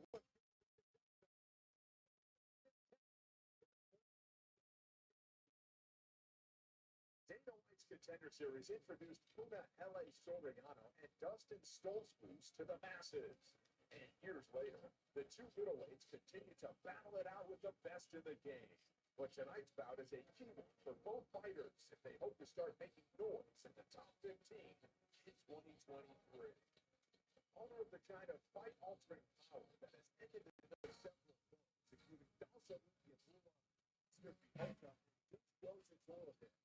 Soriano may be asked to show off his battle against seasoned veteran Stoltzfus over the course of the next 3 rounds. Soriano beats Dustin Stoltzfus. Around here, we like to keep things simple. No. Sure did. That's fine. Aggressively show your range of other companies, even if they're running. So you can choose what's best for your family. Very hard. It used to be a hard day's work, but now with autopilot explorer. Then we help them. No, Soul joints. Tastes well. Progressive is the name people trust. Sorry, are we talking about apples now or insurance? Welcome to Audible. What are you working on today? My car's starting to explode. Let's see. Take the charge. It's free. What?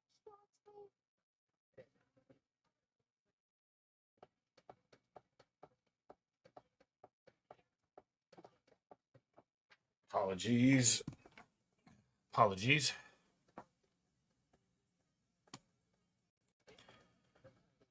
Sorry about that. Water, severe eczema, it hasn't been easy. Now, I'm staying ahead of it. It's it helps heal your skin from within, so you can have clearer skin and noticeably less age.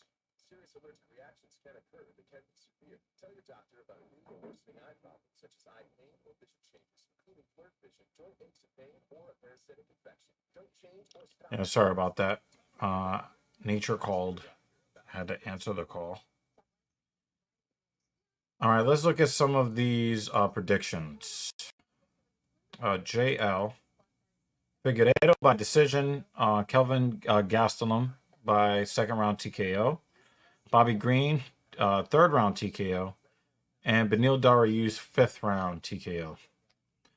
David Banner says Arman on points by decision. Bobby Green by KO. Or TKO. And Figgy by KO. And he added Sean Brady over Gastelum by sub. All right. So I'm going to take these two off since you remained consistent but gave more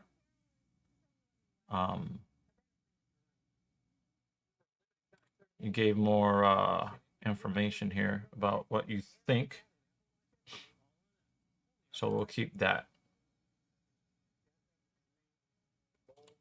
None of us are getting rock shoes or UFC NFT.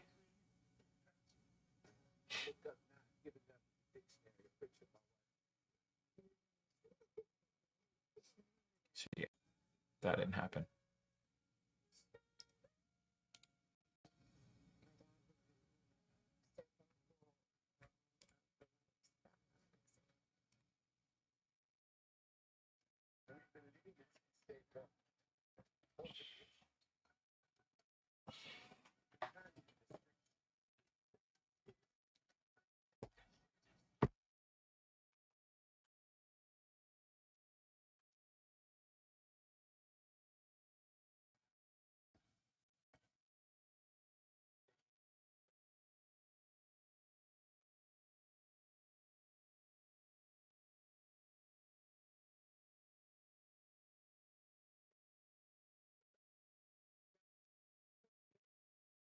All right, here we go.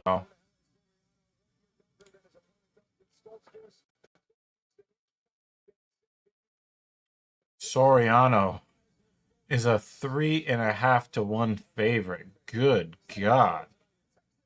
Some weird ass fucking odds.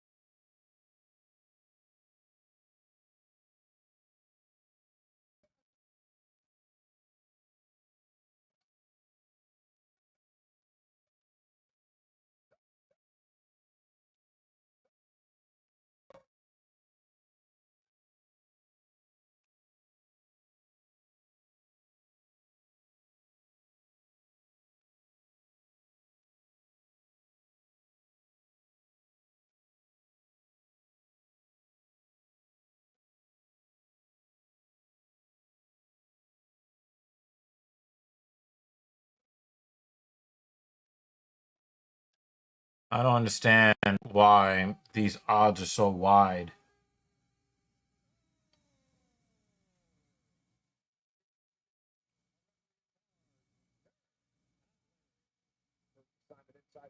Wait, is that Chuck Liddell in the crowd? I saw Chuck Liddell.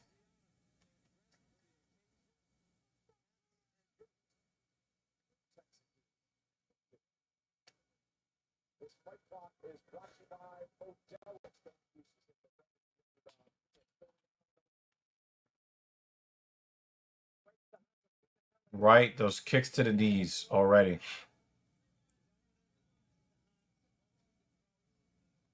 I don't understand why this is a 3-1.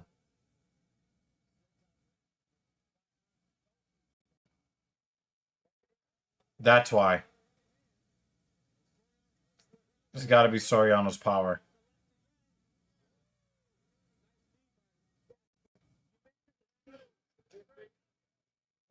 Stoles Foods is snapping them kicks out there, though.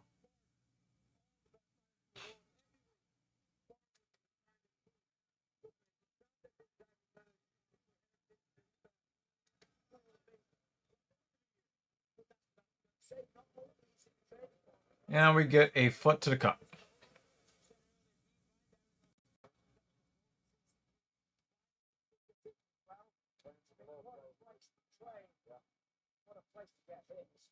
Oh, so it was a needed a body, and the foot came up and got him in the cup.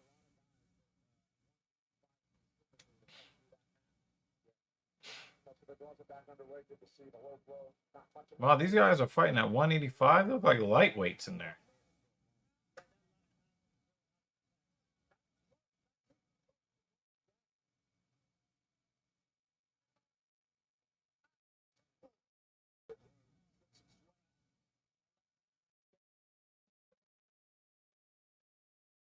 A couple of big bruises on Dustin's forehead.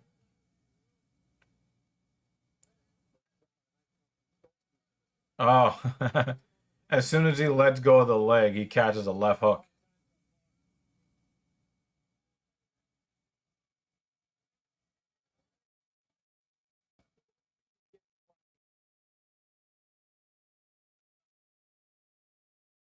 Stoles Foods just stands there.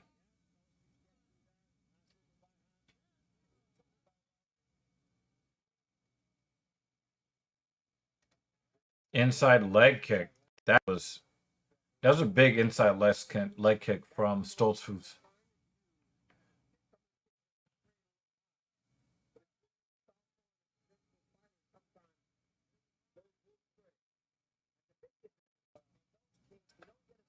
Body kick, Soriano. And then teep kick up the middle from Stoles Foods. Dustin trying to put together some combinations, get around the guard. Goes in for a single leg. Does he catch another left hook on the exit?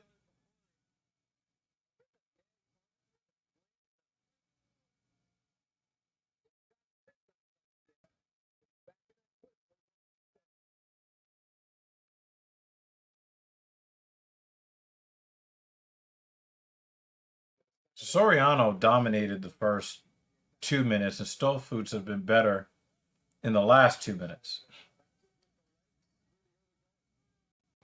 In the last minute, going into the last 2 minutes. Another left hook from Soriano. Another inside leg kick from Stoles Foods.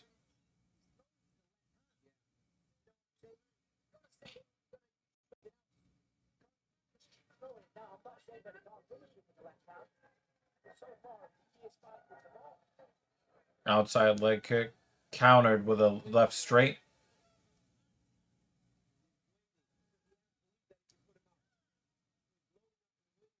So it looks like Stoles Foods is just trying to put kicks to the body, kicks to the leg to kind of maybe take some of the oxygen and the power away from Soriano. Soriano's got some really good power.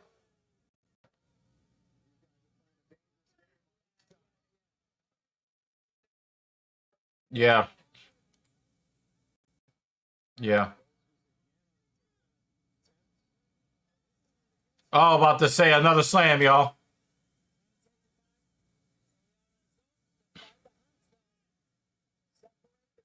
Hey, you grabbing that cage, Soriano? No?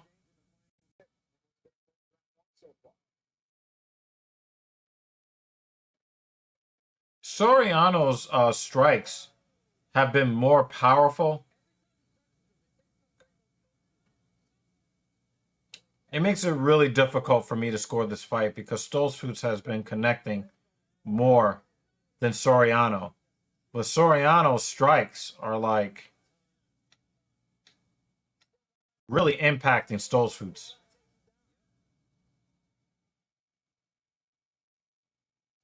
Oh! Stoltzfus just stole round one. Yo! He sent Soriano halfway across the cage with that last shot. Oh, man.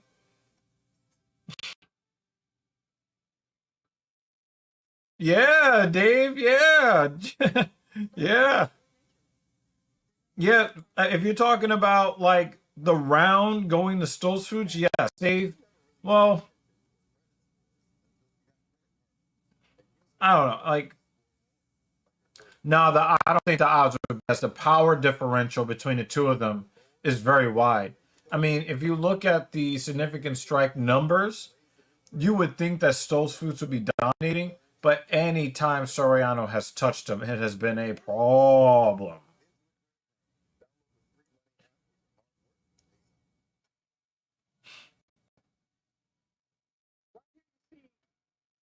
Boom, straight right.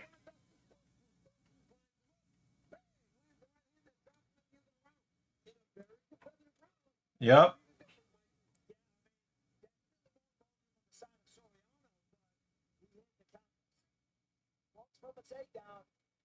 Inside leg kick again. I think he's just trying to chip away at Soriano. That was a big leg kick.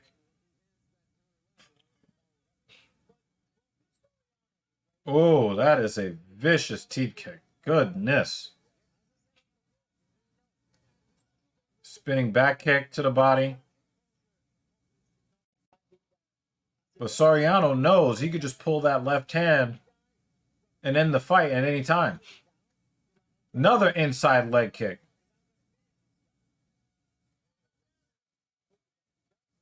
Oblique kick, still kicking at that knee quad area.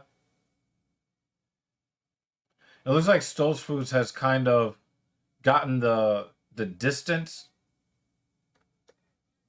kind of like figured out here.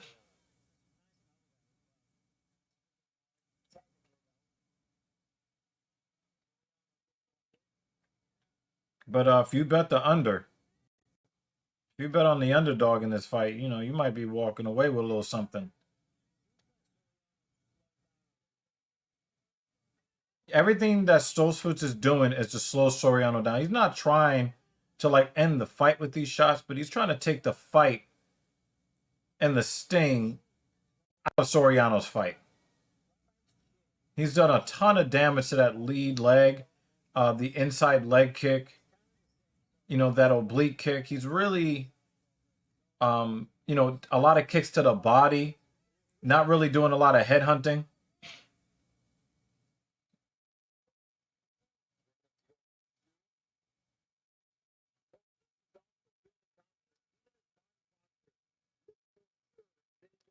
And it looks like, you know, when you look at Dustin's game plan here, nice body kick. He doesn't look like he's afraid of a takedown whatsoever. And Soriano is not even threatening to change levels at all. Oh, another slam! And he slammed. I'm like, oh my God.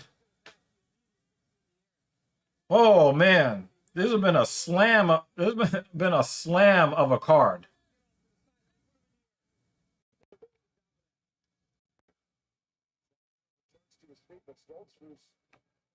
better as the fight goes longer as we approach 2 minutes to go around. I don't think Soriano has a cardio problem here, Jake.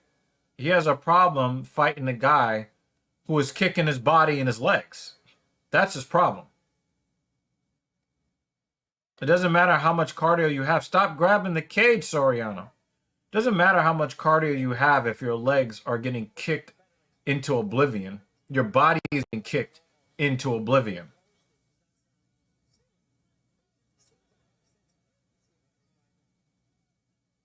Another takedown here. He has his back. All right, he's got one hook in. Uh-oh. He's pulling him back. Trying to get the other hook in. Oh, man. Uh-oh. Uh-oh. Uh-oh. Uh-oh, he switched hands, and there it is. Good night. Rear naked choke.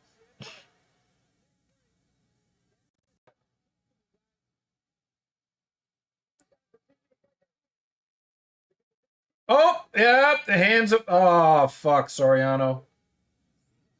But the thing is, he's got his chin down. He's got his chin down.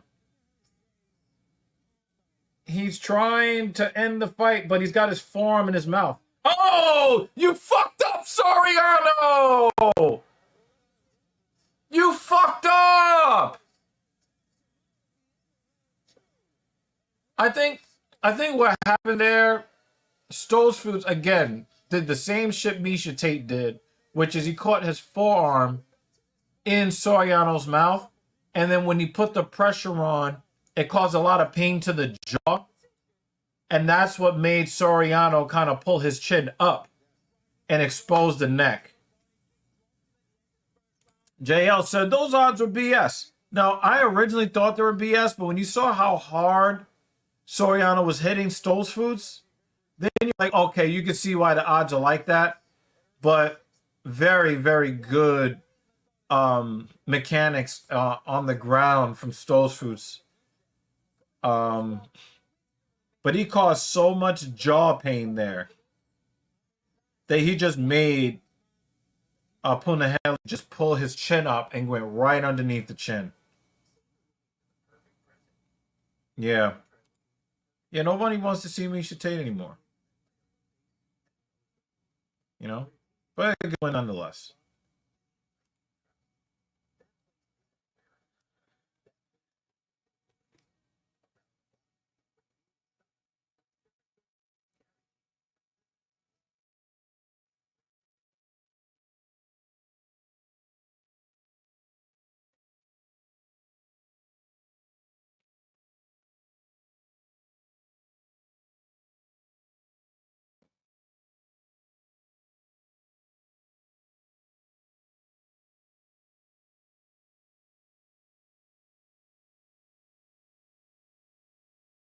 Yeah.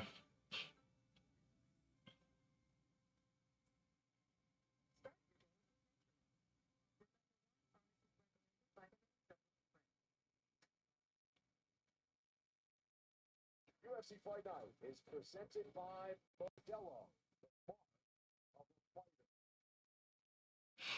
And in part by DraftKings Sportsbook, the official sports betting partner of the UFC. We welcome those of you watching on ESPN. After college football, we are at the Moody Center in Austin, Texas for UFC Fight Night. Dariush versus Tsarukyan just had the first fight on our main card, and a victory for that man, Dustin Stoltzfus. And now for the official decision brought to you by TAB, Disabled American Veterans. Keeping our promise to America's veterans, here is Bruce Buffer. Referee Gary Hatley is called stop to this contest at 4 minutes, 10 seconds of round number 2. Declaring the winner. Soriano's leg is messed up too.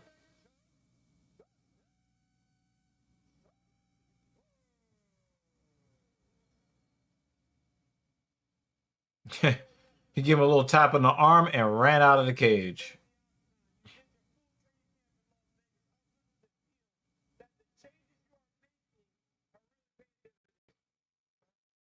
He was one of the biggest underdogs to this point.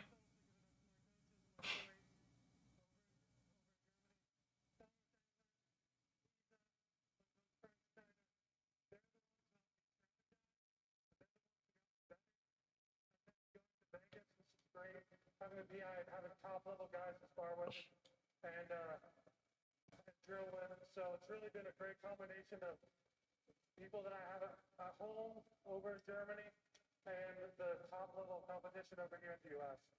Dustin, let's take a look at you. He doesn't sound German. He doesn't have like a German accent that I can really suss out.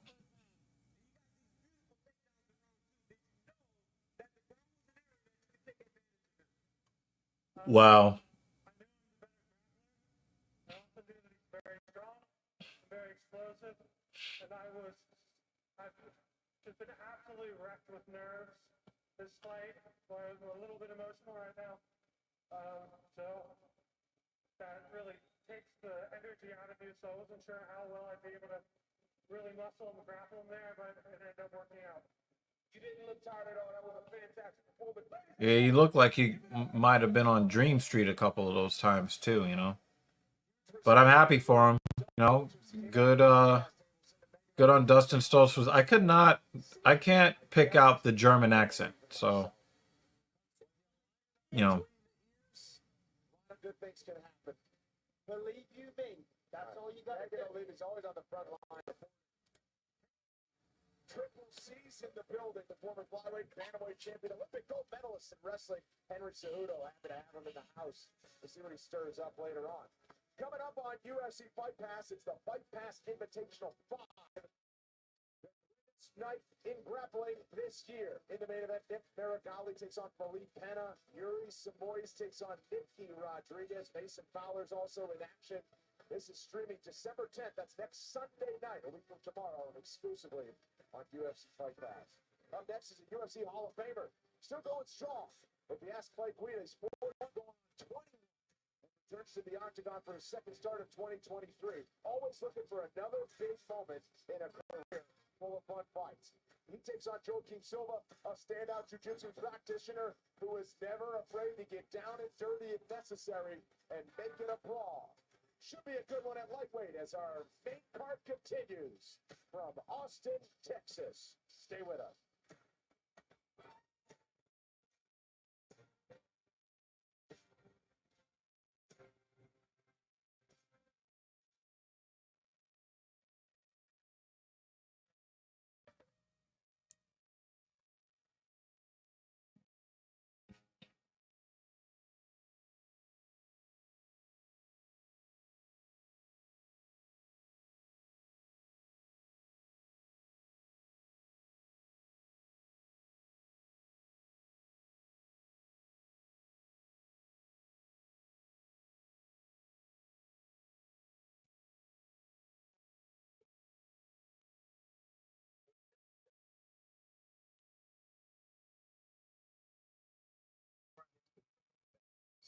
Those are the people who know safe drivers save 40% with Allstate. What's working on today?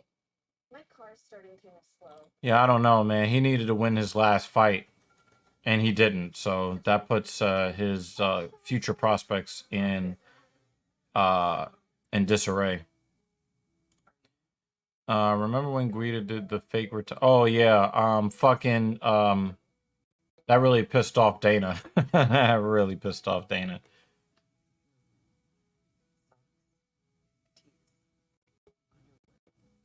That's your basic thing. Should be your best thing. As always, one purchase equals fun donated. Visit bombas.com and get 20% off your first order. Fun fact, people will still be impressed when you surprise them with a treat from McDonald's, even when you got it free using reward points. Because no one has to know you got it for free. Earn free food with the app. Thanks to Total Wine, you save more on all the gifts for the ones you adore. Wine, spirits, beers, all nestled on shelves. Buy what you love what you find. Always lowest prices at Total Wine and More. Drink responsibly, 21. Was there ever a doubt that Daniel Cormier would be on the all-time roster? I'm a little bit emotional here, Chad. I'm just wondering where my walkout is. We need a walkout. Everybody else that was here got a walkout. Get over the green carpet. Can I get one of those? I mean, Joanna got one. Ladies and gentlemen, of all genders and races, we now welcome to the all-time roster.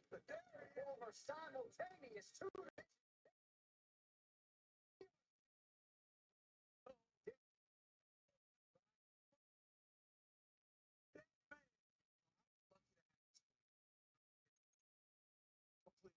Coming to the UFC and having a John Jones and having a Stephen Miocic and a Rumble Johnson, having all those great athletes that I got to compete against, they elevated me because they were so special.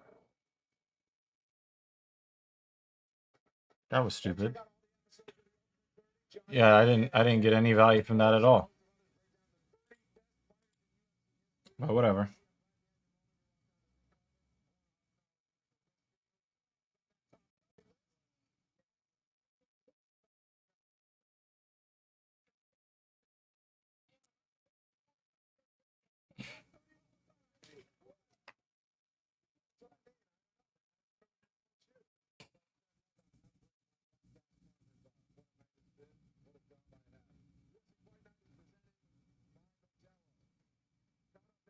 Most fights in UFC history. Another notch for Clay Guida, who makes his first.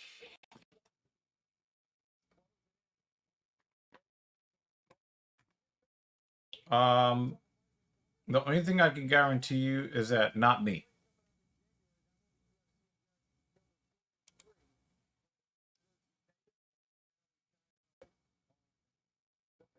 The Carpenter, Clay Guida.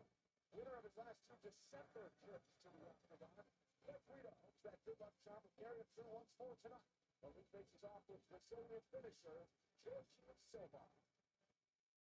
A semi-finalist on season 4 of the Ultimate Fighter Brazil, Jorge Silva has kept.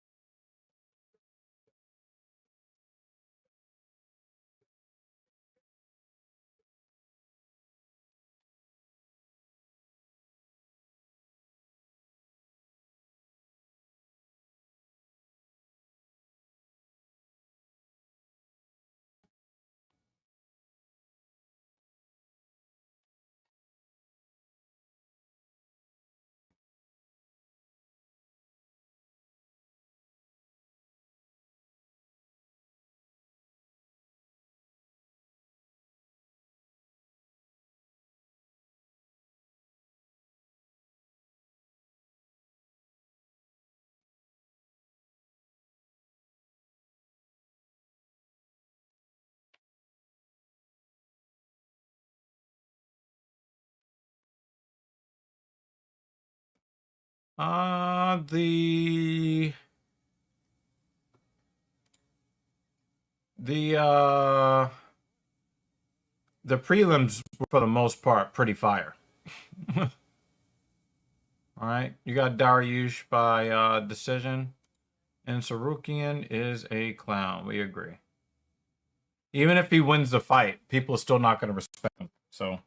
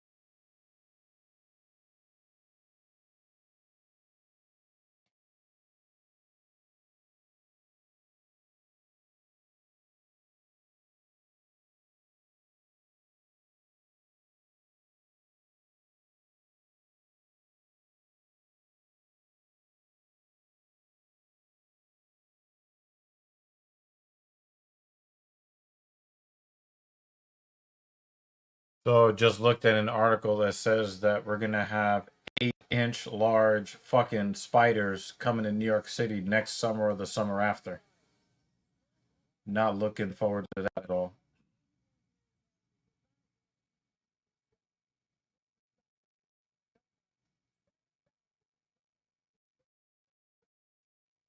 The cut man is like, listen, I just want to do my job.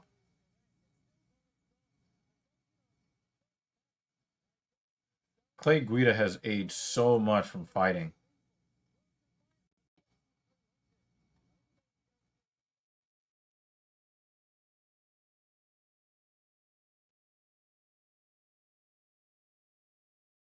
Oh, he comes in doing that knee sliding shit that Tony does. 41 years old. 20 losses on the record. And the thing is, like, I don't really know much about Joaquin Silva. I don't know much about him or anything like that. He's a minus 325 favorite. You know, it's hard to not want to root for the 41-year-old.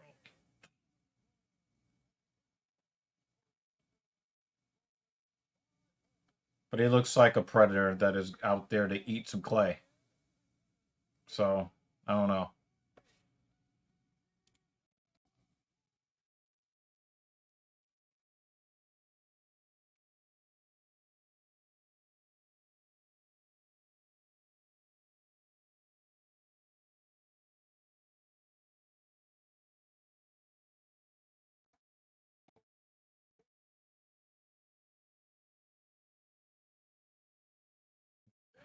I don't know if Bruce Buffer has ever said that. And 20 losses.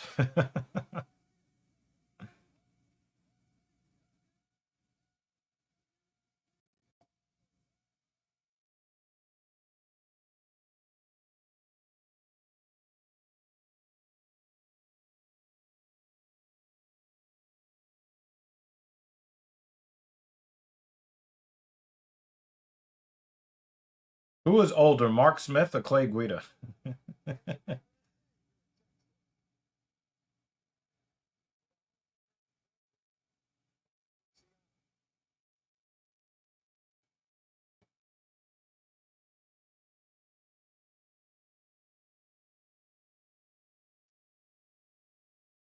So it does not look like he cares. He's fighting against a legend. He looks like he's out there to do damage.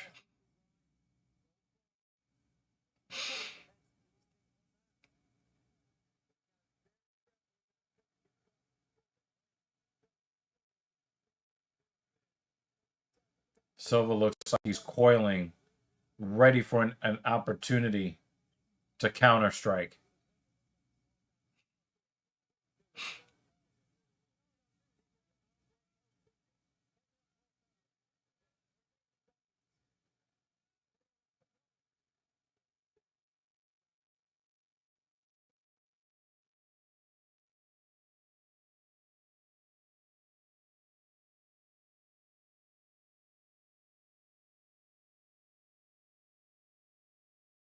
He did all of that for a calf kick. Oh, wow. Got him with a little right hook.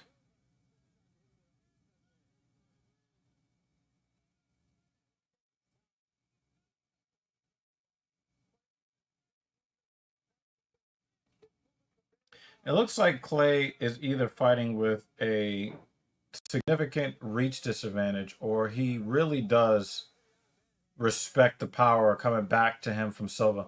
Silva looks like he's looking for that perfect one-hitter quitter.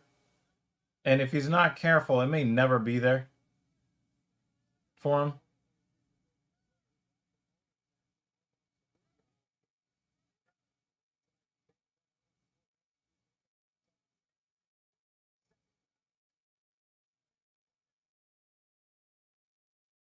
Yeah, he's looking for it. He's gearing up for that big right hand. He wants to put Clay out with one shot. And even at age 41, we don't know if Guida's going to go down that fast.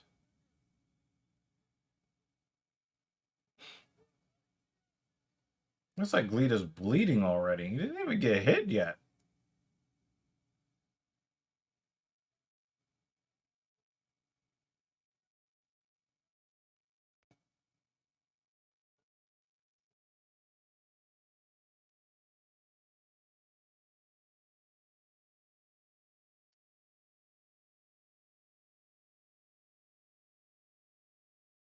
Yeah, overhand right.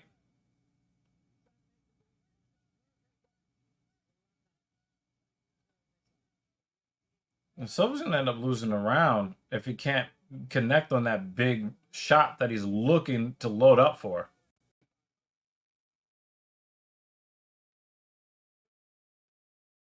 Finally, we get Silva moving forward. A little jab action there.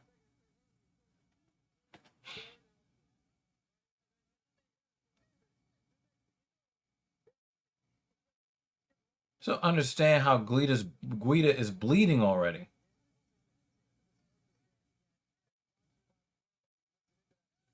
Oh! Knocked him off balance.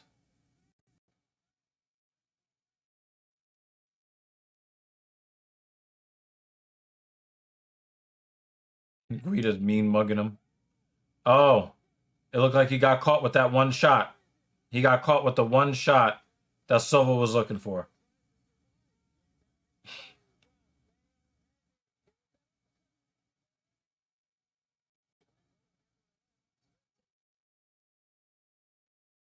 He's trying to turn into him. But Guida don't give up like that. Oh, that's a big elbow, though. Oh, he just got fucking posted up again. Took two big-ass elbows.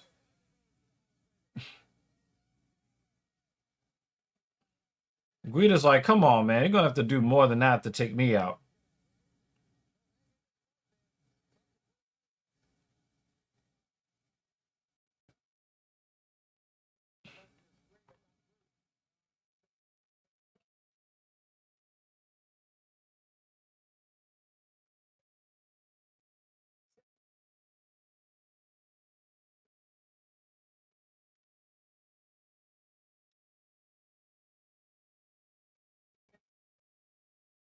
Oh, takedown.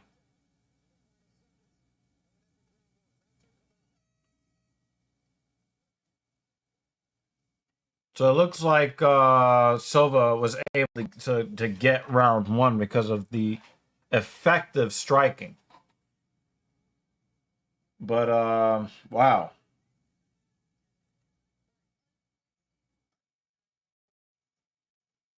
Come on, David. You know Guida ain't going to go out in the first round. Not like that.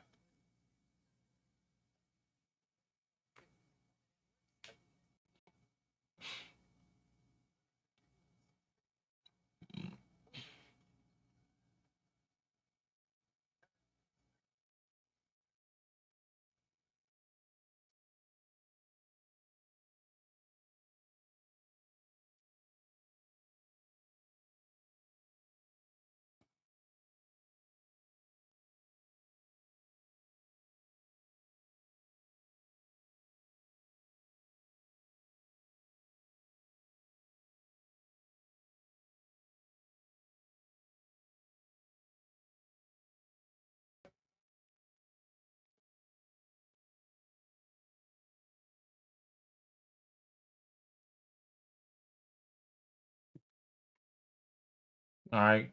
Round two. Guida is on the march.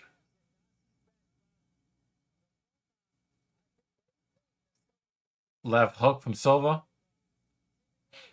That was an awkward looking head kick attempt there for Guida. It looks like Guida's still affected from the damage he took in round one.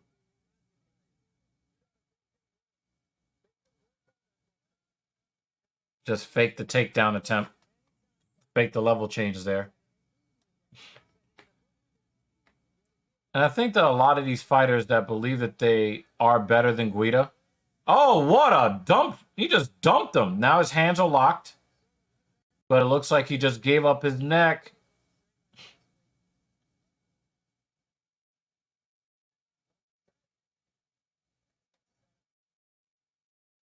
Not a good position for Guida to be in.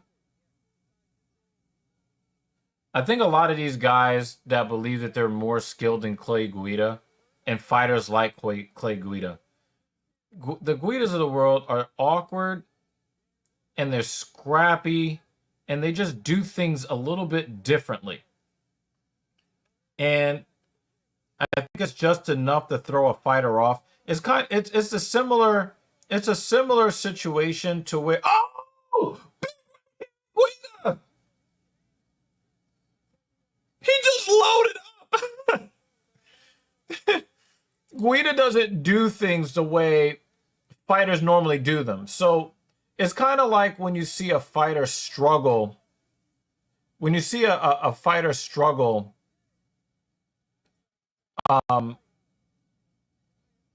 against a left-hander when you're used to fighting right-handers. Guida's trying to slam him off. He did. He did.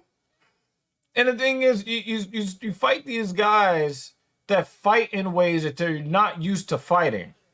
And it just throws your whole fucking mojo off. And then, like, you're thinking, look, I'm young. I've got more power. This guy is old. Let me get him out of there. And then the longer the fight goes on, the more frustrated you get because you're not getting the finish that you thought you would have gotten 2 rounds ago.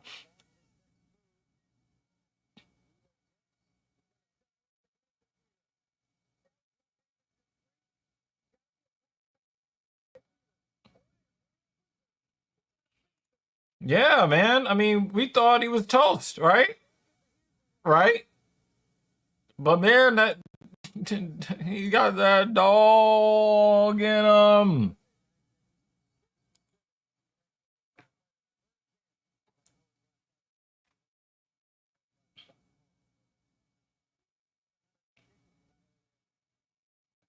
So, all right. Oh, he got that. He's in on the single leg again. He's trying to lock those hands together, but Silva's got the underhook, so he's not going to be able to get that lock. Oh, went for a single leg. He's in. Oh, now he got his hands locked together on the double and a takedown. Clay Guida just playing hand games with Silva.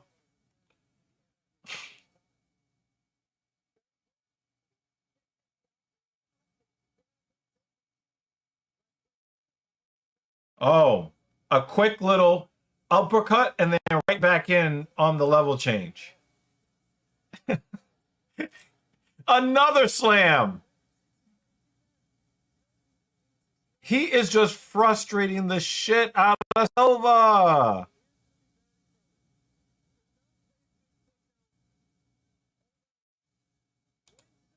Can you imagine 5 years from now, Silva is fighting for a belt?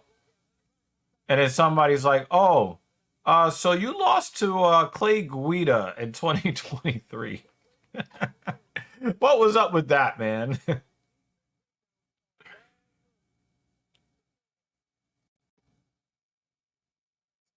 Oh, can he get one more knock? Can he get one more takedown? No, he's not going to get it.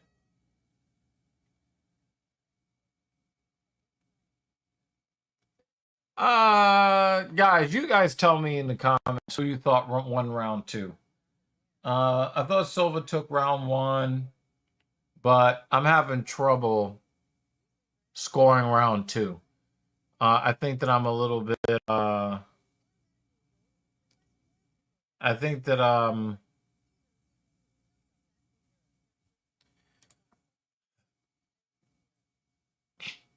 think that I'm a little bit biased here, but I give the edge to Guida in round 2. So to me, it's 1-1. Guys, tell me what you think is going on here.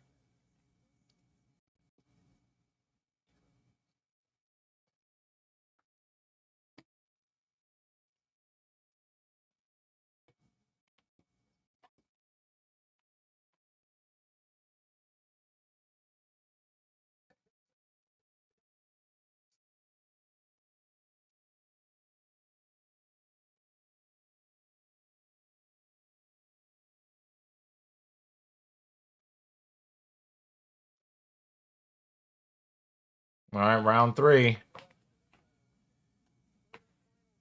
Silva did not expect to be sweating this much.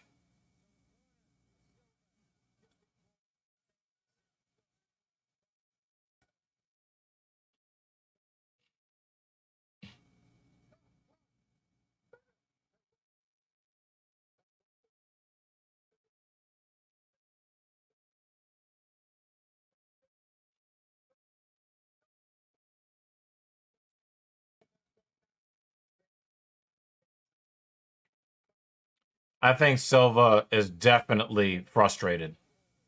And the thing is, if you look at Guida, he's got funky footwork. He's jumping in and out. You know, when you look at, you know, when he signed the contract, you're like, damn, this is a 41-year-old fighter. And then you go and then you get in the cage and he's moving all around and he's, you know, darting around and it's like, holy fuck, what did I just put, you know, get myself into?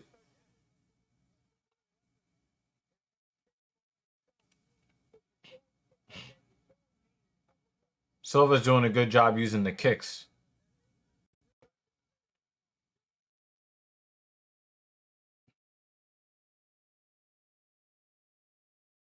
Silva has some funky entries into his level change game too. He'll try to level change off of an outside calf kick. He'll try to level change off of an uppercut.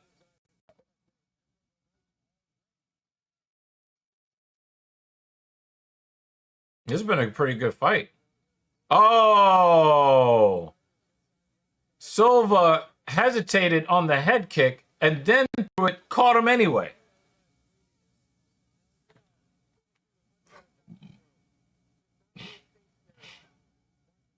Oh, shovel uppercut for Silva.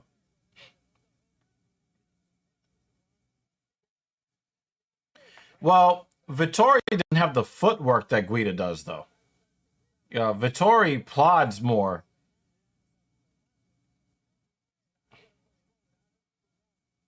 But Guida is just like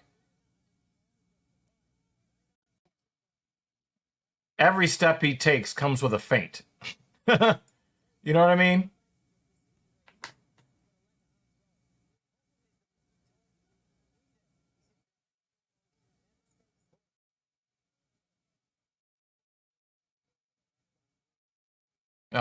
Jumping knee. Guida saw that coming a million miles away.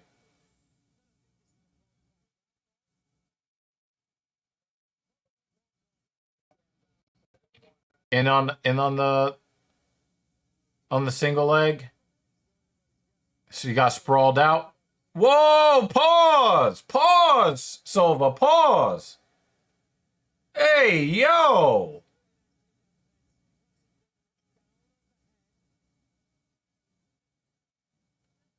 He had 2 handfuls of the man's cheeks. Chill.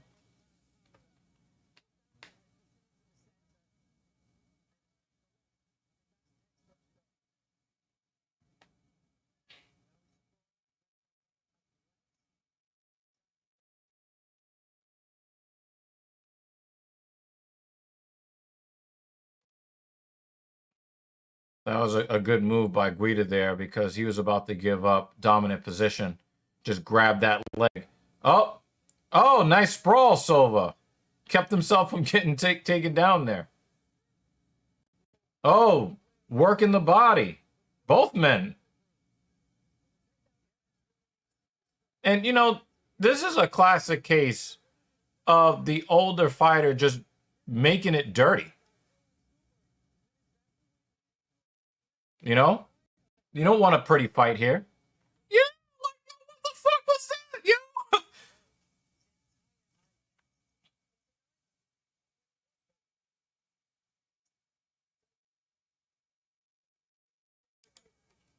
Oh, he's pulling guard. He's pulling guard for the guillotine.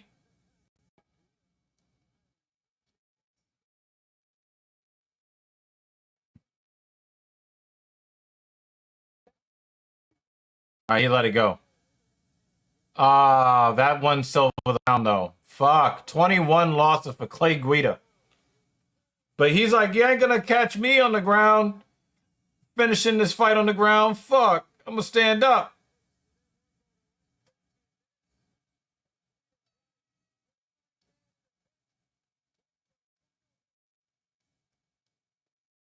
Yo, Silva's just like, yo, get me out of here, yo. Get me out of here. 2-1 Silva. But man, it's going to be a long plane ride home for Joaquin Silva.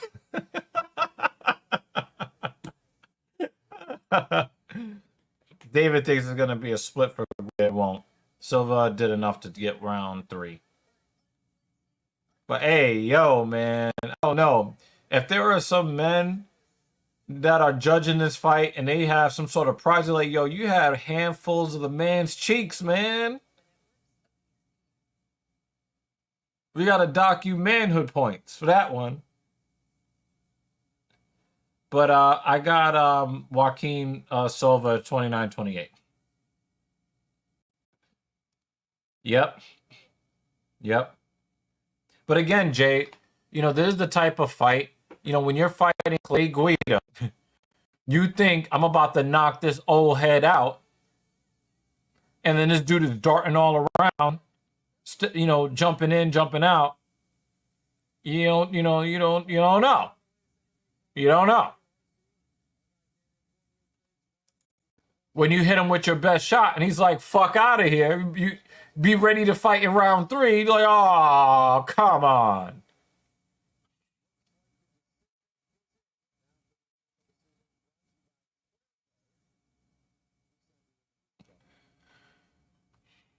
$29-28. Come on. No, Clay, you didn't win.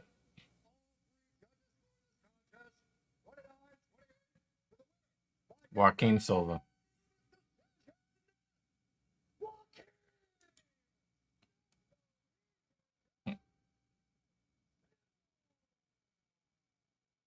That is a bad performance.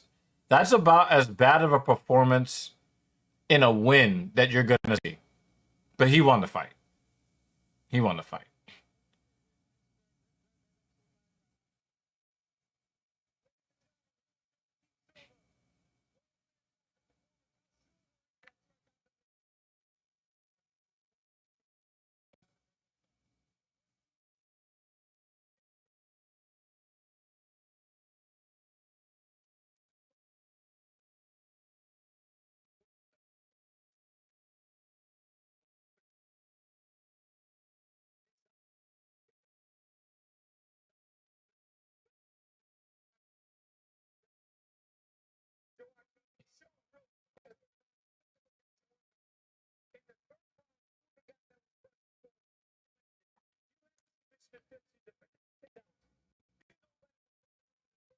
Yeah. The thing is, we're biased. We want the old head to to still be viable. You know what I'm saying? Oh, that was a crazy knee to the head. He just ate that shit.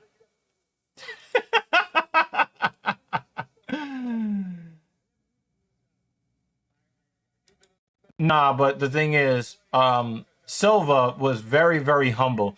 As soon as the final horn, he kind of wiped his brow, like, thank God. He wasn't like, acting crazy. You know what I mean? The crowd wanted, Clay Guida to win. Okay, it is still Texas.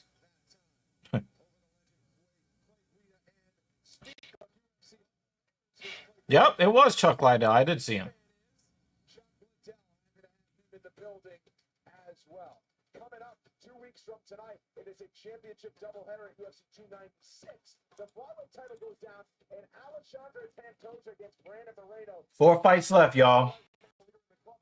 For fight of the year. But if you know Brandon Royval, you know that this one has to be. Gotta go grab my work phone. Taking a break.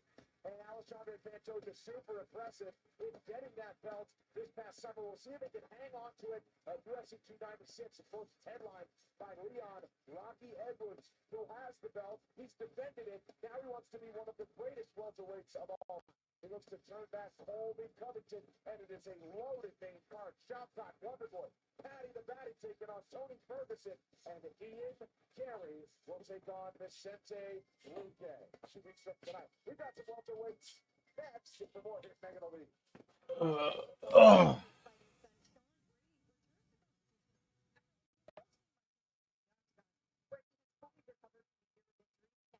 Make a return that puts the division on hold. Winner of 15 of his last 16, he is now it's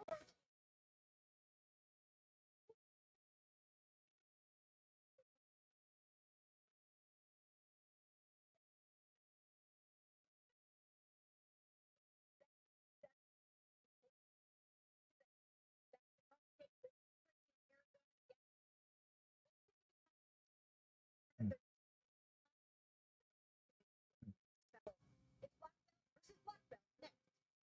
And a reminder, tonight we are highlighting Stuart Stock Cancer Research Fund. This fund honors Stuart's legacy by awarding research to scientists who are addressing racial disparities in cancer outcomes and providing opportunities to researchers from diverse backgrounds. ESPN, the UFC, and the B Foundation are proud to support this fund in Stuart's honor. You can support as well by visiting b.org/Stuart. 100% donations go directly to cancer research. Let's see more from Austin after the break. Don't go anywhere.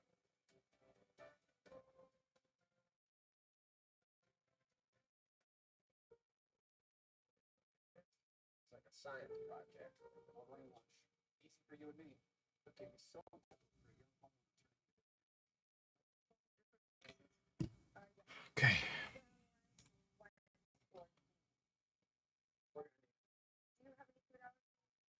Teeth are sensitive to cold.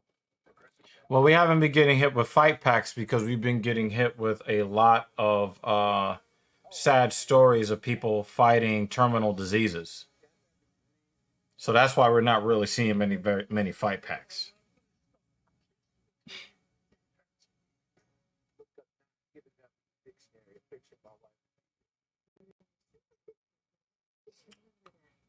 So,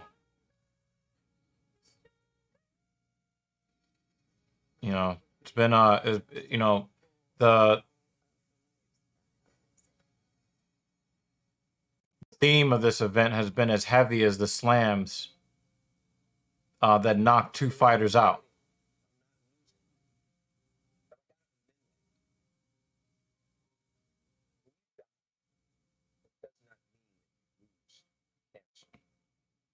Beat cancer by how you live, why you live, and in the manner in which you live. During ESPN's View Week, we highlight the Stuart Scott Cancer Research Fund at the B Foundation. This fund honors Stuart's legacy by the scientists who are addressing. Ain't nobody gonna humble Colby. Colby will get knocked out 10 seconds into the first round and still run his fucking mouth. So you think Kelvin is gonna win? Okay. Bilal put Brady on the shelf for 12 months. Yeah. Yeah. Yeah. There are no black belts today. Yeah, these so-called black belts have not performed very well today.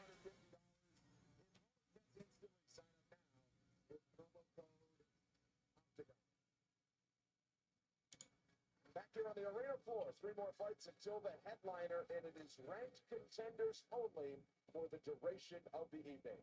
In a stacked welterweight division,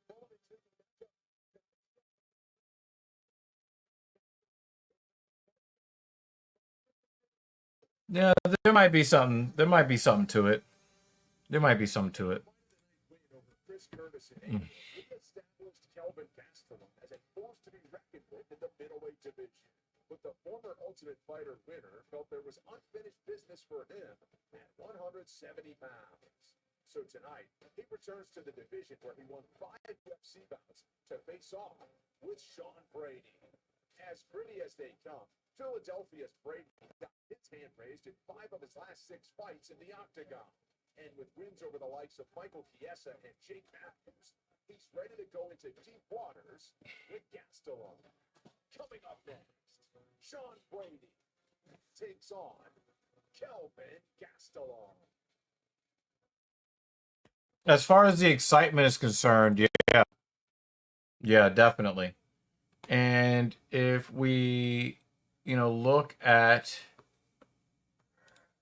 the fighters here, Rob Font fought on pay-per-views.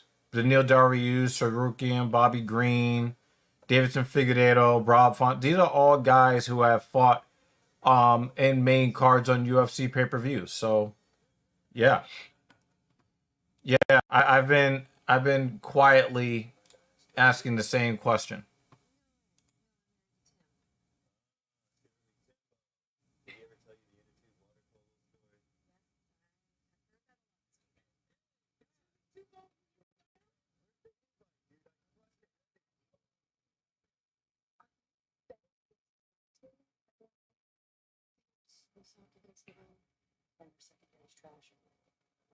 Just remember to ask that when I lose. You have to have a dream, a goal. You have to really work for it. We are not going to stop chasing the dream. That's giving that big scary picture of my wife here.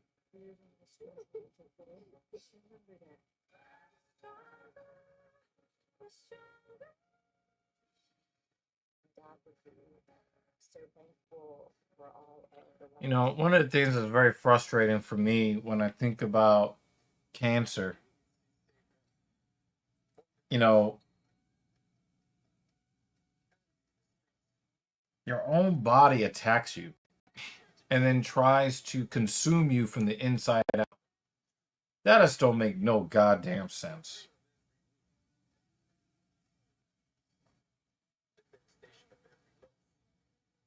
And the crazy thing about this is, like,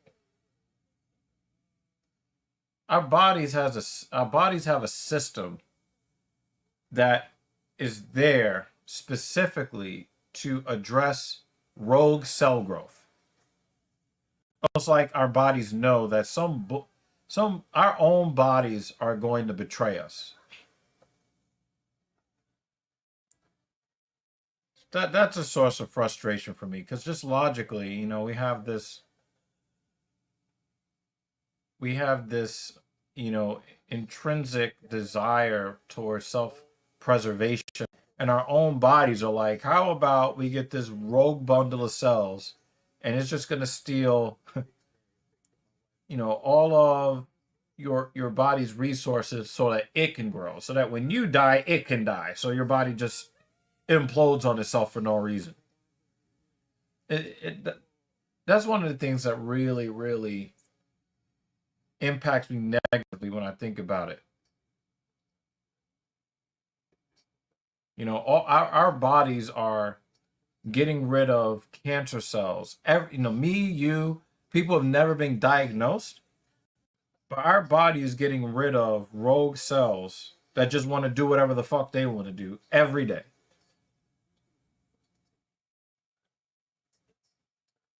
And it just defies logic. Yeah, it's a massive bodily contradiction, and it's a betrayal. It's a huge betrayal.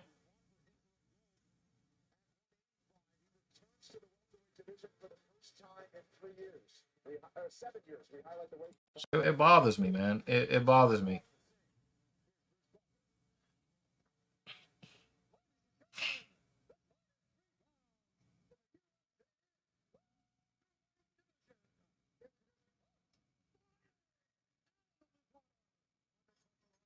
Well, he was looking like super fucking cut and built, and he, got his weight back up, and he looks like a barrel again.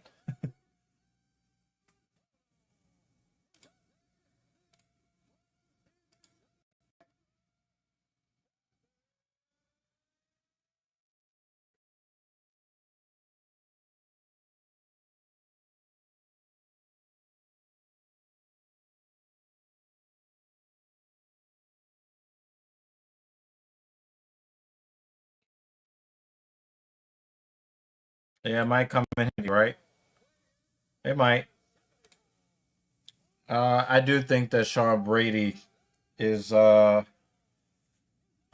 think Sean Brady beats him because this is a toughness versus toughness fight.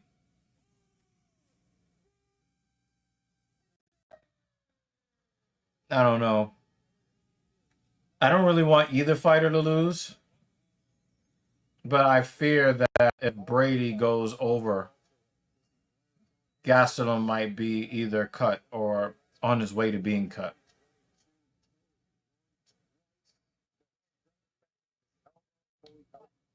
And ready to take on Kelvin Gastelum.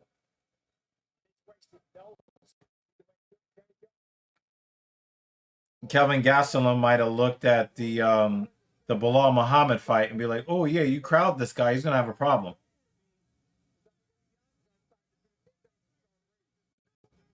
As I said a second ago, I think if it comes down to a boxing match, Kelvin has the better hands, the faster, and they are more powerful. Gastelum wants to get a nice big shot off the break here. But now Brady is trying to crowd him now. And he's going for a ride.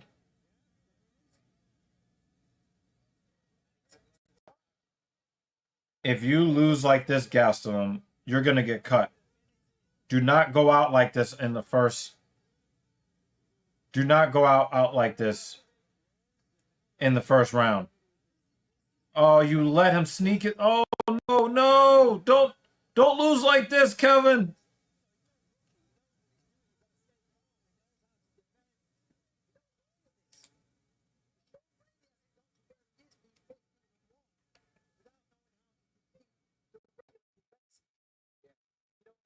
Yep, absolutely.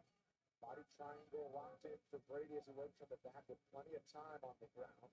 Gastelum is known for the boxing. He is a black belt jiu-jitsu, and he was at one point an Arizona State high school wrestling champion. Gastelum does a great job with that lock over to the left side. Got a front attack there, locked her. Gastelum good for the city wrestling championship with Brady. And he beats out the big spot partner. So now you guys are better at MMA wrestling.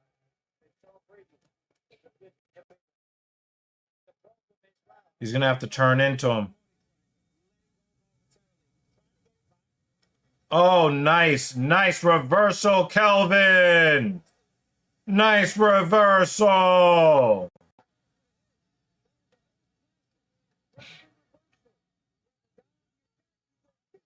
I don't think I've ever seen a reversal look quite like that, though. That was very nice. And good on Brady for getting back to his feet. Wait, that didn't look like a knockdown.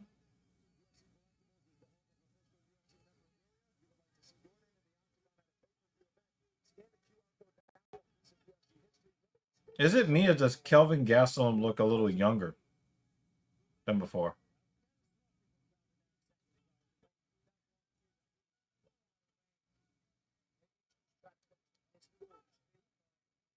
Nice straight right. Look like a cross from Brady.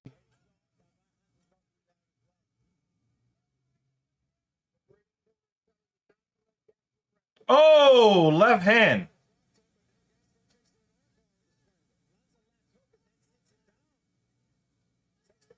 He's fighting off another submission. He's got wrist control here.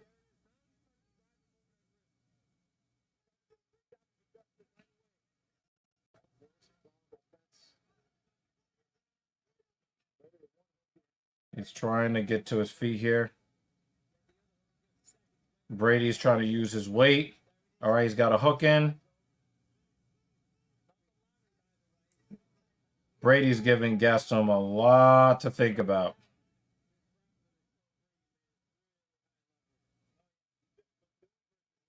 He's switching arms too.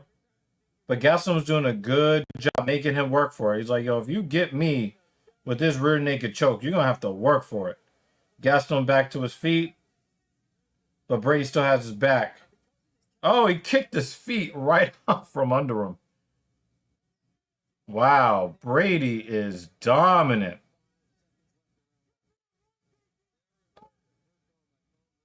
I don't want to believe that it might have passed Kelvin Gastelum by. I don't want to believe that.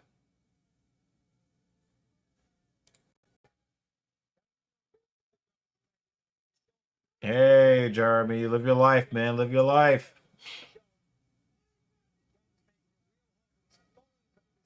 Oh no, he's gonna flatten him out. Oh.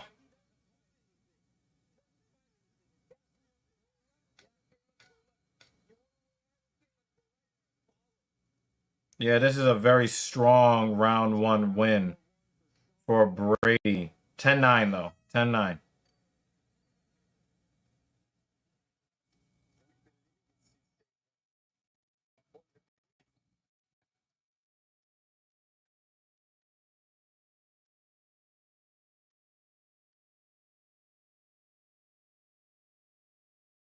Yeah, you missed a lot, Jeremy. You did miss a lot. I ain't gonna front. You did miss a lot.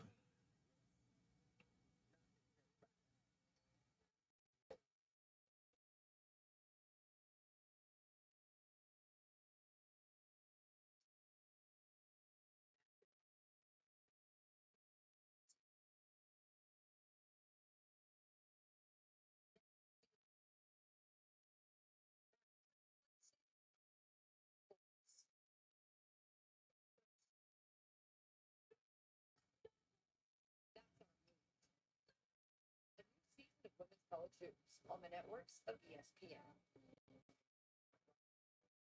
Dana White's 12 days of giveaway sweepstakes is back and bigger than it's ever been. This holiday season, you can win a VIP experience at 500 expenses to Mexico to visit the Jose Cuervo Distillery, full custom built motorcycle by Howlerhead, and more. All you have to do is scan that QR code and enter for free at UFC.com/12 days.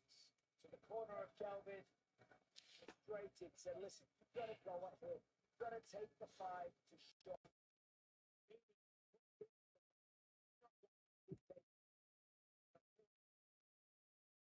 Kelvin is not really got a lot of nerves. Is that Brady has been physically dominant. You know, Gastelum had that really pretty reversal. I don't think that. I don't. You know, Brady's still complete. If he can't wrestle, he's. I mean, but maybe that's what he's been working on the last year and a half. You know. I don't think that Kelvin is nervous. I think that he's in there with a professional fighter who's only lost one time in his career. You know, he's not fighting against some bum, you know. Uh-oh, he looks like he might be getting corralled here for a head and arm. Don't let him corral you, man. Oh, he's in full mount. Oh, man. All right, got his half guard back.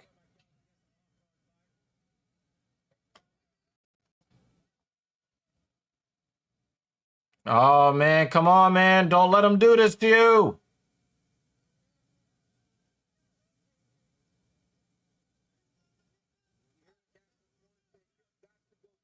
Oh, and he's back in full mount. Kelvin, don't let him do this. Your bottom half is really lazy right now.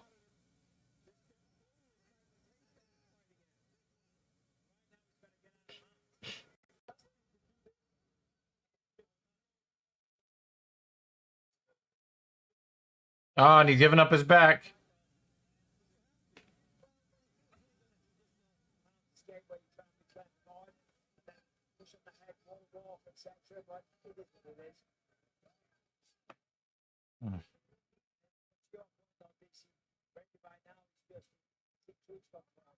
Think about this, Mike. We're talking about a kid in Sean Brady who's a welterweight.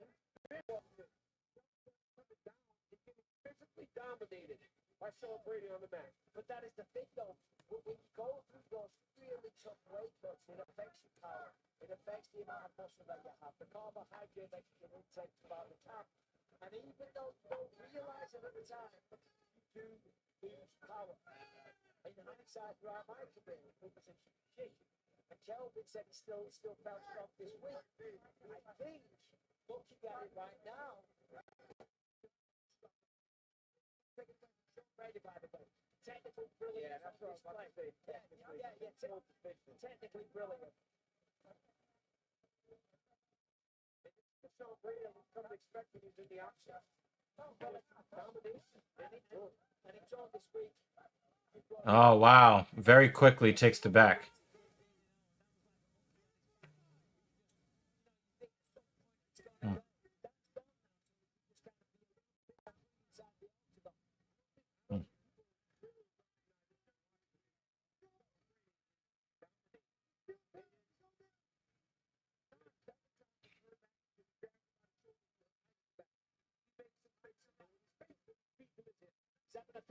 Dude, I'm telling you, it's like as I've seen in terms of the grappling in a really long time. Especially knowing who he's doing this to. Yeah. They're fooling, but dude, this is stand out. This right, Brady. This is full mouth.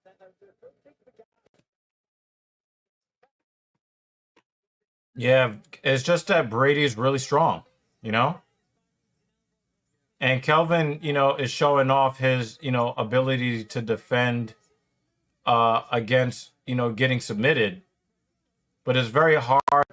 It's very difficult for him to put on any offense if, Brady is so dominant in the grappling.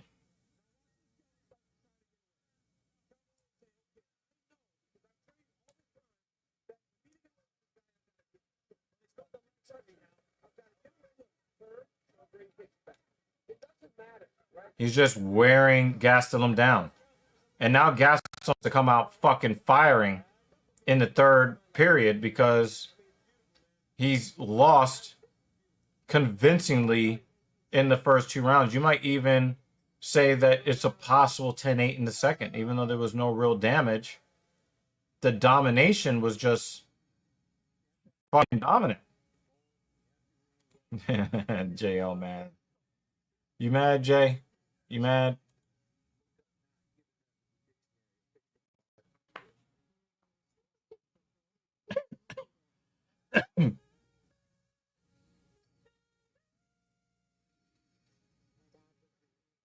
So thankful for all of the lives that have been saved.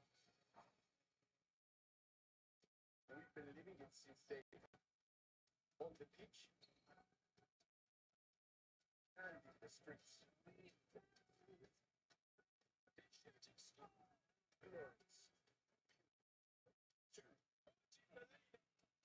The three of every week. The devastation of every loss. Nothing.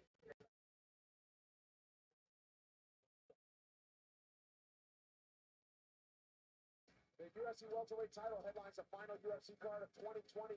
Reigning title holder Leon Edwards takes on former interim champ Colby Covington. Plus, newly mentioned flyweight champ Alessandro Pantoja defends against Brandon Royval. 96 2 weeks from tonight. T-Mobile Arena in Las Vegas. You can purchase it now on ESPN Plus pay-per-view. In the corner of Gastelum again. Yeah, you're not going to see any 10-7s. The 10-7s is, Kelvin got the fucking finish. I don't think that Kelvin is cooked. It's just that he needs like some big hand. Oh, well, okay. Well, his chance of winning are cooked.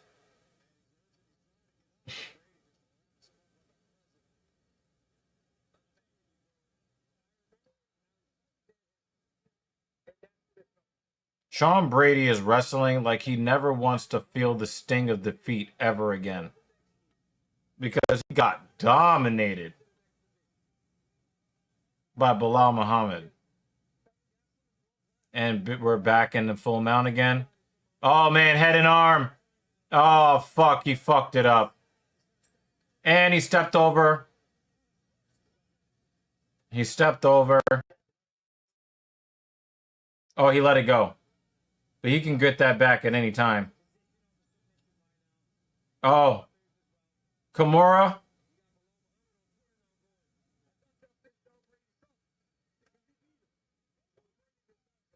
Oh, no. Oh, no. No. Oh! No, Kelvin, no! No! No! No! Oh, fuck, Kelvin!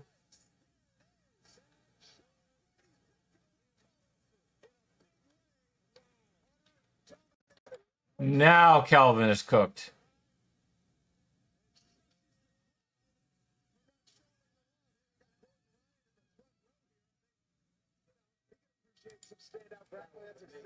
Sean Brady showed that Yo, the crowd is still booing him too.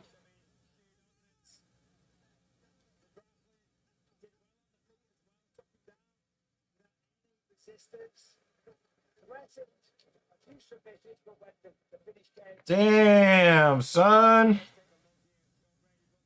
this is the final one. Scoops up the legs. Kelvin's off balance. Here's the canvas. Now he's trying to drag the shoulder off the mat. So there's a little bit of space there where he can bend the arm. And it's only a matter of time. You know, that shoulder is getting cracked and ripped to pieces right now.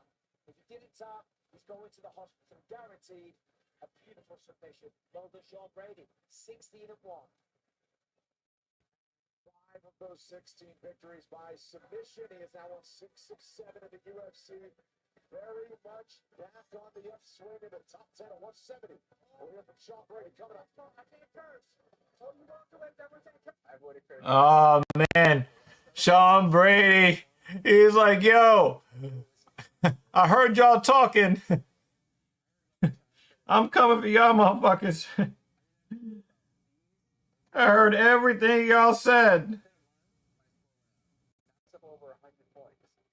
I feel set up for success, and so is my business. I tell everybody about the China Critical Repair. Here we go. Check it out at China.com. So we've been living it since day one. On the pitch. And in the streets. That was crazy. Yeah, he definitely had a chip on his shoulder.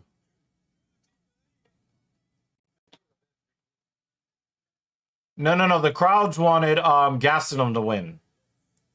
They're mad at Brady for winning. They wanted Kelvin Gastelum to win.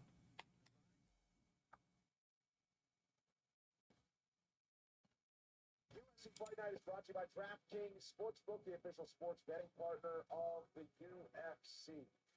Back inside the movie center in Austin, I think Sean Brady just put himself on Joe Rogan's podcast. Now it's Buffer. Fucking Kimura out of the UFC.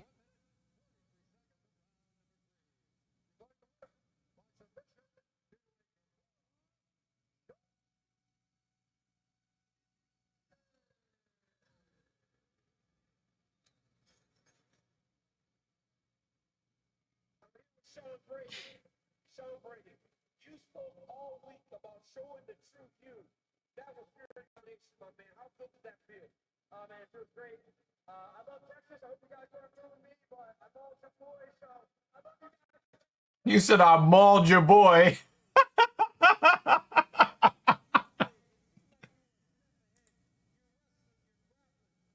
Yeah. He's now 8-9.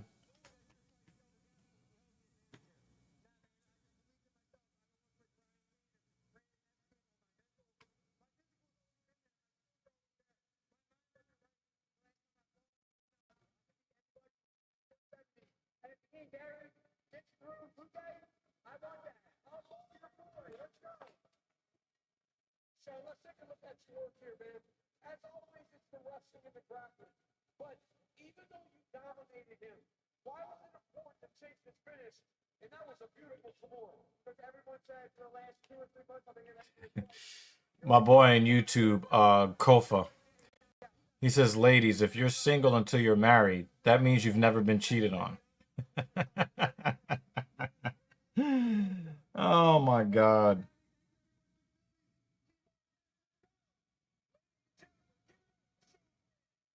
Strategic call out on the mic of Ian Gary, who fights 2 weeks from tonight. He's got a big fight coming up, but Sean Brady is firmly entrenched in that welterweight top 10 after returning to the win column. Dominance. Champ and a fan favorite, Holly Holm. She fought earlier this year in Texas and San Antonio. She's enjoying the festivities from the headline next week, 135 or 6. No disrespect to Rob Font, but he always looks like he's homeless.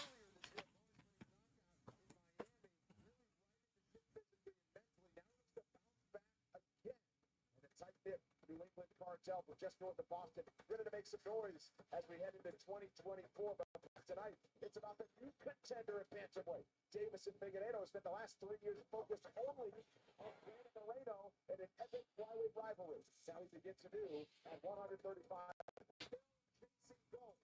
Could be a good one, and it's coming up next.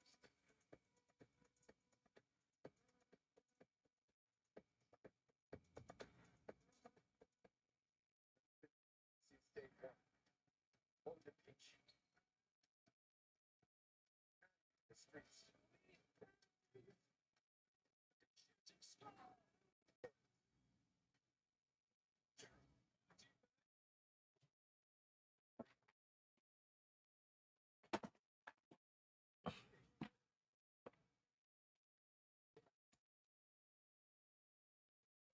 Oh, you foul. At least if he goes to bare knuckle, he doesn't have to worry about getting mauled on the ground again.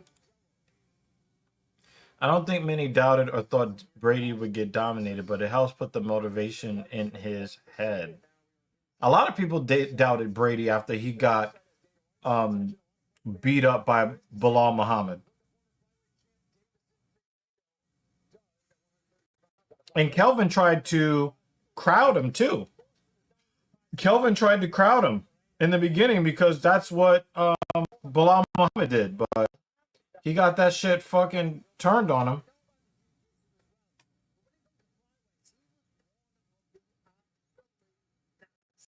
This is a great fight because he's dropping it deep into the bantamweight division, and if he can get through Rob Font, we've got an in contact there. Well, we've got a lot of questions to answer at 135 pounds when a newcomer to the division is looking to crash the top 10. Let's get to it. Rob Font, not the fighter anyone wants to see his first visit to the bantamweight division, but former flyweight champ Davison Figueiredo embraces the challenge, knowing that he has cut from a championship ball. With a belt or not, world champions don't look for the easy road. So it was no surprise that when it was announced that former flyweight king Davison Figueiredo was moving to bantamweight, his first opponent would be perennial contender Fonz. It's a big moment for New England's Fonz. Yeah, it's possible, but it looks like Brady, has it looks like he has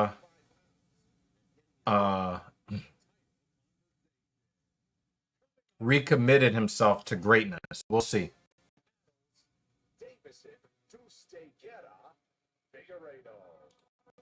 Well, the thing is, he couldn't get Bilal off of him. That was the problem. He could not get Bilal off of him.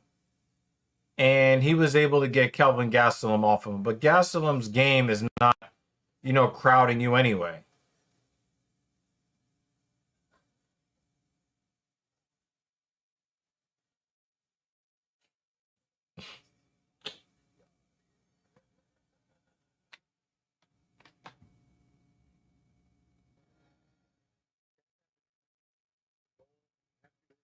No, I don't remember. I remember Bilal being in his face and him not being able to get any space up against the side of the cage. But I could have remembered that incorrectly. Yeah, Rob Font, man, he bleeds easy too.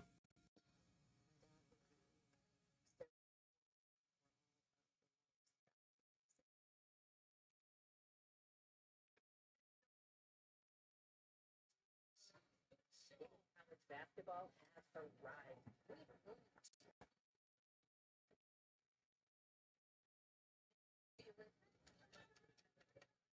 Unflinching, undeniable force. Just can't say it enough. Everybody has a similar style.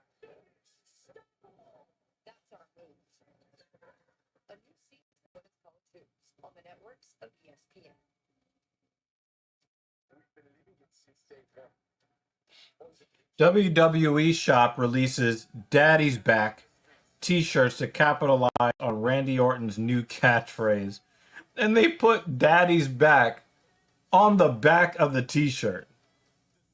That is so fucking corny.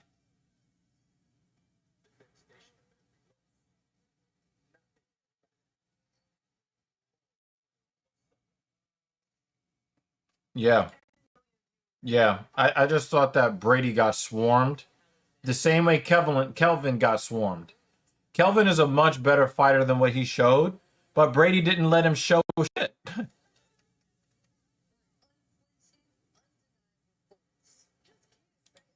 Anybody agree with this? I'm not sure I really would agree with something like this, to be honest with you. I don't know.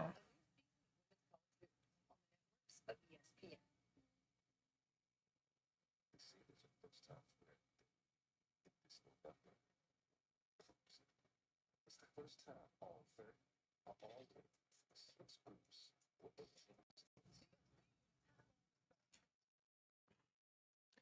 I mean, I can't say his soul was snatched because his soul means that he didn't have the heart to fight anymore. You've never seen him give up in a fight. You know, he's always in it unless somebody takes him out of it. So, you know, you see some guys, they go in there, they're scared, they're hesitant, um, they're apprehensive. You don't see that from Kelvin Gastelum. So, no, I don't think his soul was taken in the fight with Izzy. I think that maybe he took enough damage that kind of took a lot of the sharpness off his game, possibly. But, you know, this guy is just fighting killers after fight after fight, you know? Yeah, he just hasn't gotten in the zone because he's just fighting fucking killers every time out. I respect how Font has made it considering he was a pizza delivery guy and never trained before 23. Yeah, I respect that too. Yeah. Daddy's back t-shirt on the way to the gym. I couldn't wear that. I couldn't wear that.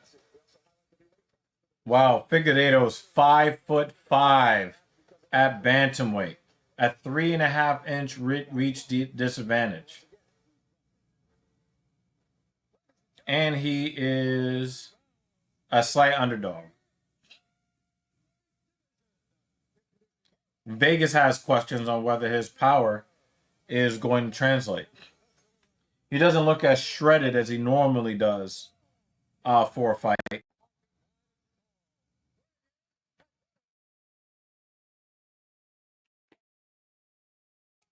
The only soul snatch I remember was Tony Ferguson when he ended the Kevin Lee hype train. Yeah, that was a soul snatching. After that loss, he was never the same. I mean, his mouth has always been the same. But his actual, in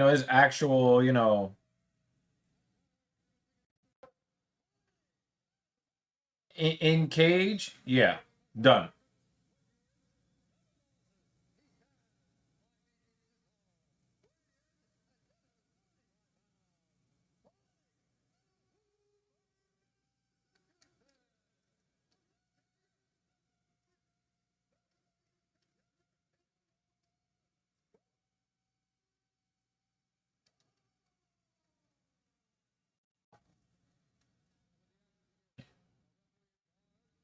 Def Rocks Road. He looks like the host of not the host. He looks like a dad on like one of those sitcoms, one of those family sitcoms. Yeah, he's definitely not as shredded. But then you can make the case that he's not as he's not as depleted, right? But then he makes Rob Font look huge.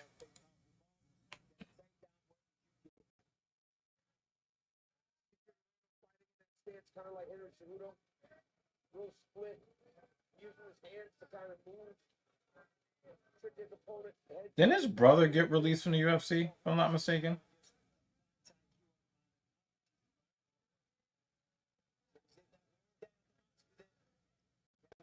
Now imagine at 125, you're the hunter. Then you go up to 135 and you're the hunted. And you got Rob Font trying to walk you down. Crazy. Kelvin slipping and right hand counters were so locked in. I think we can just accept Gastelum had an amazing night versus Izzy. Similar to Gaethje versus Ferguson, sometimes fighters hit a perfect zone.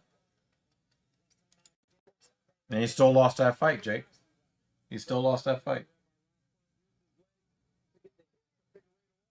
And that's got to be debilitating mentally, right? You go on to see all of the success that Israel Adesanya has had since that fight. And then you see that you were so close to winning that fight. And they got knocked down 3 times in the last 2 rounds. But the thing is that Kelvin Gastelum, his body is still shaped the way that it is. His skills are still what they are. Even if he would have beat Izzy there, chances are he still loses to Whitaker.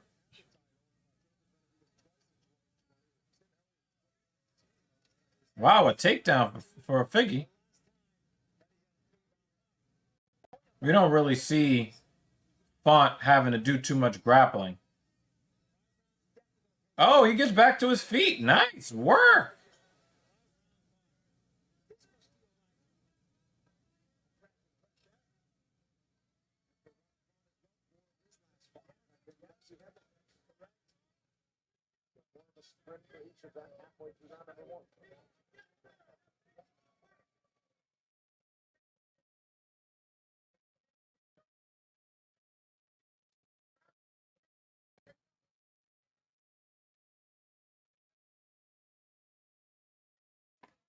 Oh, my bad, y'all. Sorry. Got to give you your banner for this fight. Oh, 2. What? That was a nasty 1-2.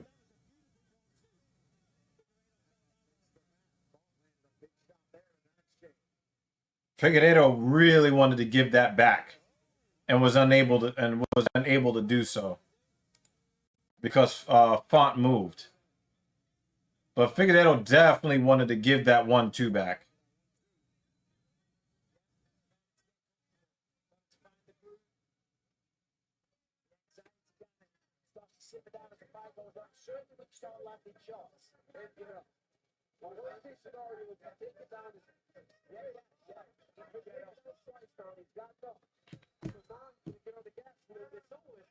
Oh.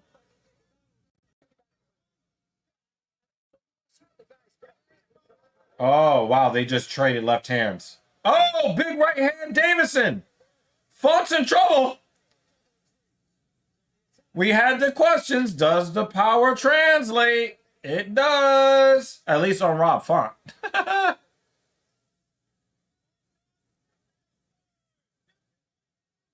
Not that long ago, Rob Font was ranked 3rd bantamweight.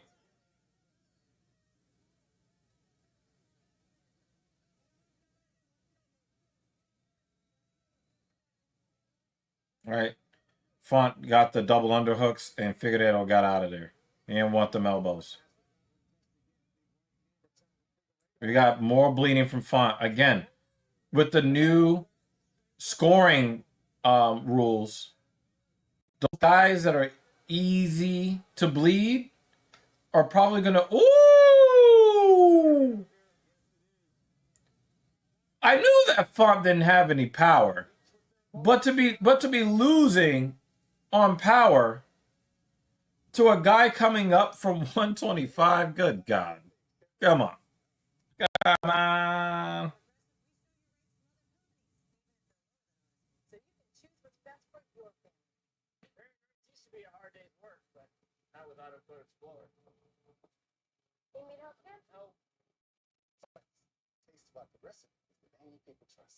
Sorry, are we talking about apples now or insurance? 10 million viewers tuned in, all eyes were on college basketball.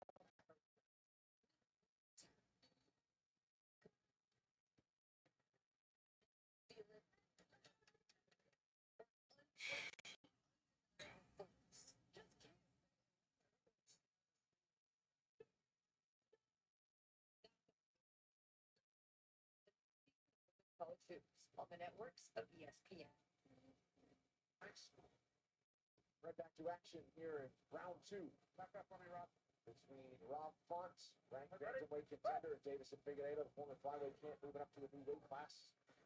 Each had their moments throughout round 1. Striking numbers very similar. 2 takedowns for Figueiredo. Font was able to get right back up. Yeah, interesting round. I asked Rob Font about the size of Figueiredo. He said, I do not believe for a second he's going to be small. I think he's short. But he goes, I imagine he'll be as strong and powerful as he was at 125 pounds. And that's proven to be true through round 1. Nothing is worse on a dating app from a man's standpoint. I gotta say this, right? Nothing is worse when you go onto a dating app and you have your preference, right? My preference, I set mine to women and women only. You got these men that will list themselves as women and then try to match with men that don't want to match with them. It's gross. They have apps, they have dating apps for men specifically that only want to match with men. They have sliders that say, hey, if you're a guy who likes guys, hey, you can say, hey, I'm a man that chooses men.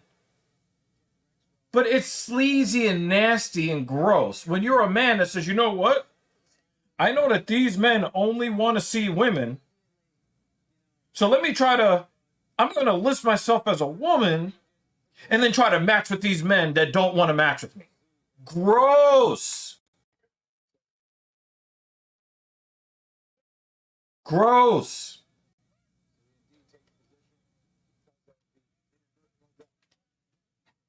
Every time I see it, I report them. Every time. Go find the men that want you. Yeah, like, dude. But we're not even talking about trans. Like, you know, if you want to be trans and, you know, trans women or women and all that stuff, and you want to play that game, then I'll just block you. I won't report you. You know, you're never going to get me to match with you. The answer's always going to be no. No matter how much, you know, the liberal dating apps want, you know, they're women too. You should date them. No, it's never going to happen. Right?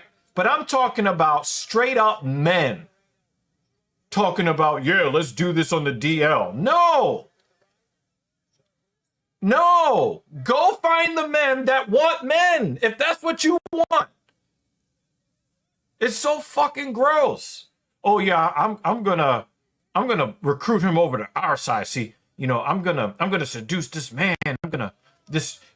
I've actually seen this from in my early 20s, in the early days of like people trying to meet other people on the internet, where dudes are like, yeah, I only want straight men. No, you don't, because they don't want you.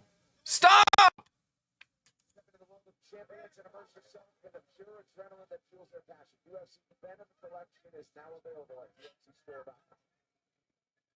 And the first thing that they're going to say is, oh, you're a bigot. Well, when a lesbian woman says that she doesn't want to deal with a man and a man tries to message her anyway, what do they say about the man in that instance? Do they say that she's a bigot because she doesn't want to deal with straight men? Or do they say that that guy is harassing the women? Right? If you're a gay man on a dating app, stick to the men that want to deal with men. Quit the fucking bullshit, man.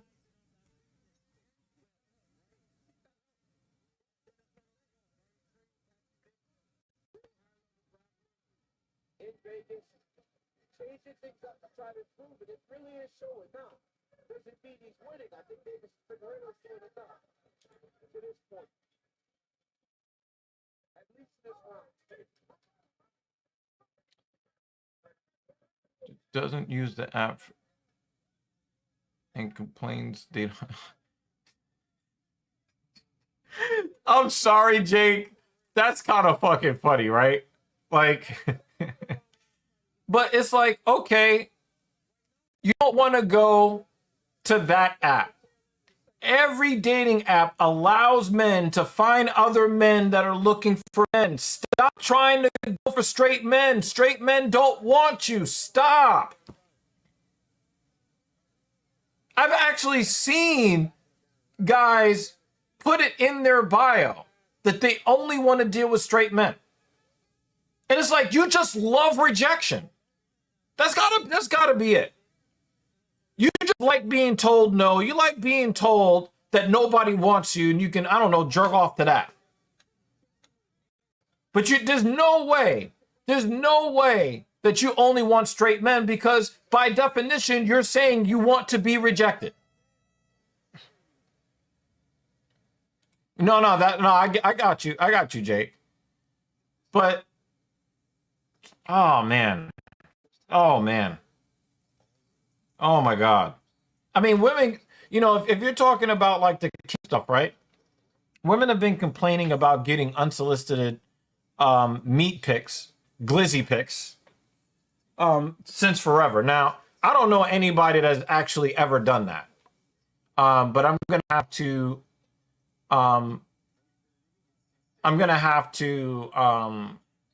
kind of defer to them. They're saying that they get unsolicited Frankenbeans, photos of Frankenbeans.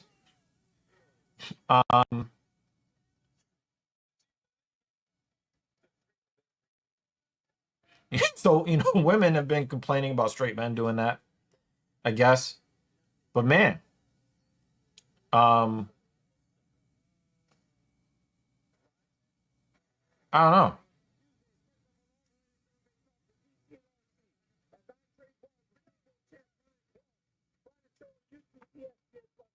I don't know. Yeah, it's just, I was out here. I was actually just thinking, yo, my bat snuck back into the chat. And the thing is, Jay, you make a really good point.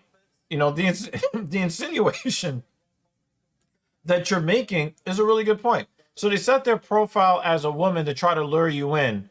What man,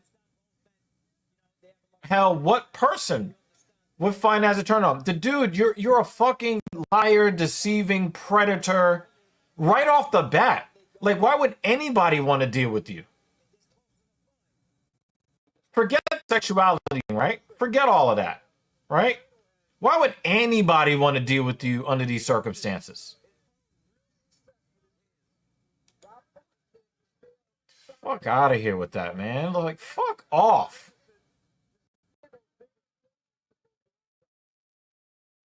And if you go back, for guys that actually watch our podcast, if you go back to episode 38 of TSP, the same dating app threatened to kick me off the app because I said actual real women only.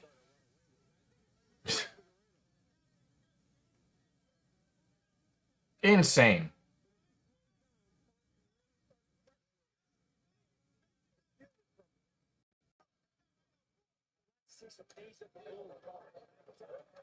Oh, wow.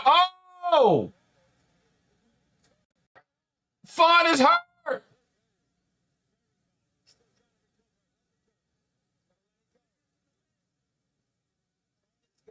Nice, but needed a body from Davison. Davison is looking like the God of War right now. Rob Font, man, you lose like this, you might want to think about hanging it up. You got a 125er in there slugging you down. Ooh! And Font's eyes like to blow up too. I'm surprised that his eyes haven't blown up yet.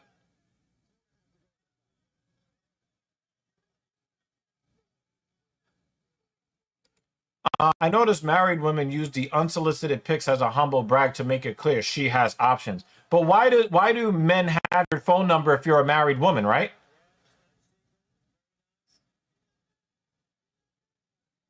That's gross too. And the thing is, women always say that they got options. No, you have options for the men. Oh, wow. That was that was a slick move by Davison to get in the full mount on Mr. Font. God damn.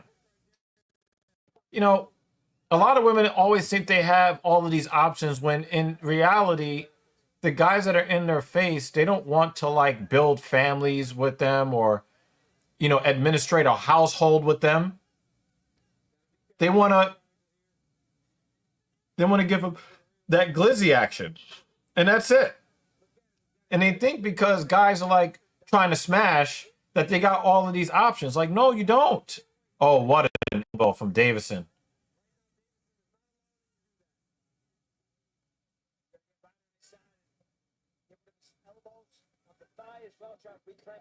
You know, I never get fucking weird shit like that from Mrs. Evil 1 or 2, right? I don't get that from either one of them. Why? Because they're not giving men their numbers.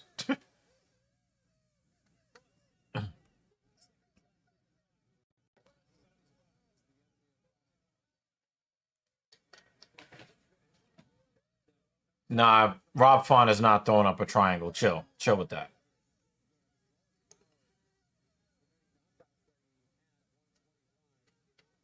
I don't know, Rob. I think it's over for you, man.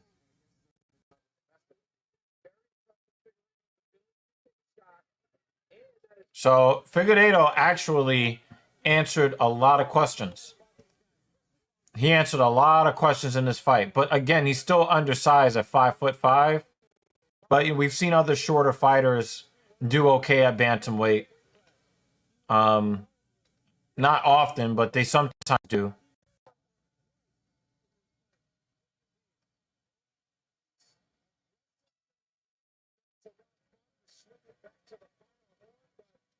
Damn. I saw on Tinder someone put themselves as a woman and they used 2 pictures of a man and a woman and they didn't tell us which one. Seems like a trap. Yeah.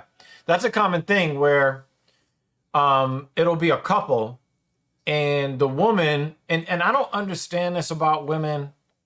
And you know, there's so many women who are obsessed, absolutely obsessed with man-on-man action.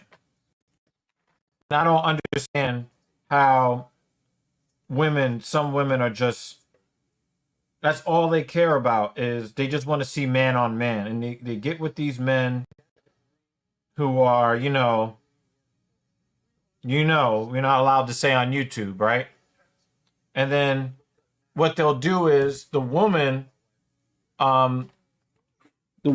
will use herself, especially if she's, at any level of attractive, she'll try to lure men in and then say, oh yeah, by the way, I love bi guys.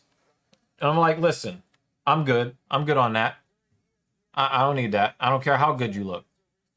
You want to see, and that's, and a lot of times too, right? You also kind of need to kind of be careful because they use, and again, I can't wait to start bringing some of these videos to you, some that I've got on the burner to kind of help you guys decipher the bullshit that's on these dating apps. But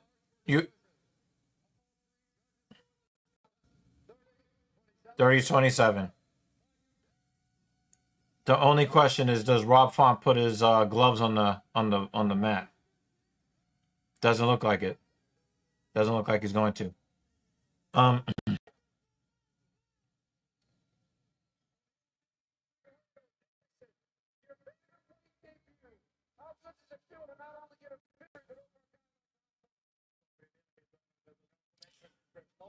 So what the woman will do sometimes is, sometimes a woman is just like, all right, so let me make sure you guys get the code properly. Whenever you're dealing with a woman that has a boyfriend, and again, I've dealt with women that have husbands and boyfriends and stuff like that, women who are in relationships where, they're allowed to go out and do their own thing. Be careful with the order of the letters because some women will say that they're looking for an MFM situation where she's looking to bring another man into her life. There is a huge difference between an MMF and an MFM, right? If you see a woman talking that MMF shit, what she wants is a man that is going to deal with man. When you meet a woman that says MFM, the woman separates the men. So she's not looking for the man to interact with the other men. Even if it's a situation where everybody's in the room at the same time, she's not looking for the men to clap each other. She's trying to get clapped by all the men in the room. So if you ever deal with a woman who's non-monogamous and you see that she's looking for MMF, swipe left. And I'm going to be, you know, putting out videos on this subject in the future. So stay tuned for that. But make sure if you meet a woman and she's looking for MMF, swipe left. She wants you, or she is being used as a smokescreen or as a lure, as a honeypot. So that when you go to her house, you go there and the dude is like, yeah, so let's do this. And the woman just sitting back watching. Nah, fuck out of here. Nope, don't let it happen to you. Don't let it happen to you. But yeah, there's a lot of catfishing type shit on there too. And I've heard of actual catfish scams where a dude that is trying to get with men that don't want to be with them will actually, you know, when they, hey, let's do a video chat. Hey, let's meet in you know, let's, you know, do something that will verify that who you're talking to is an actual woman. They'll actually have one of their female friends answer the phone or do the video chat. Then you go to meet. It's a fucking nigga. Fuck out of here. Fuck out of here. A wash font. How will Aljo, Corey, and Marab? You know, Font beat a lot of good guys too. So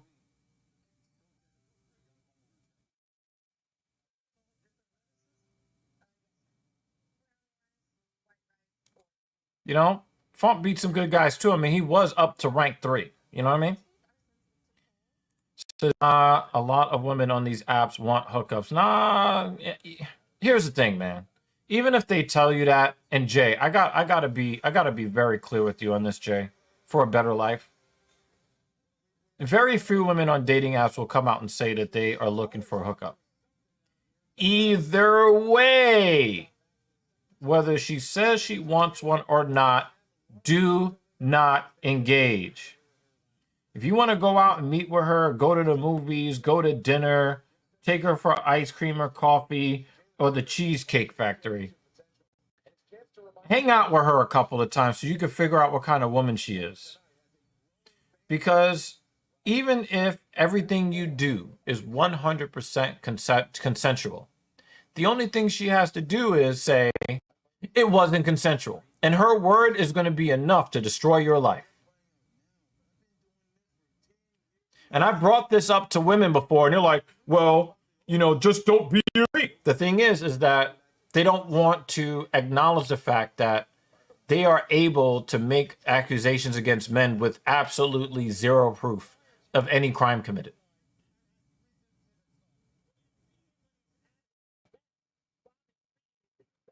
You don't want to be in a situation where you smash and you're like, you know what? I don't want to be with you. And then she's like, oh, let me call the police precinct. Let me call the detective and ruin your life. Because that's what's happening now. It's happening when they're talking about DV, when they're talking about certain kinds of violation. You know what I'm saying?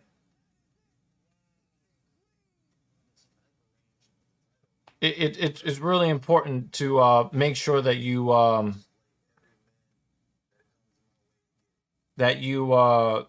very careful. You know what I'm saying?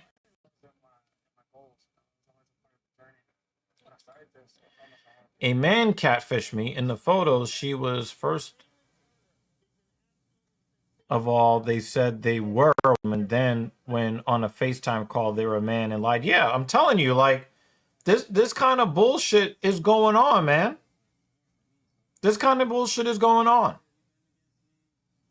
And it's just gross, man. It's just fucking gross. You know, if you're gay, go for gay men.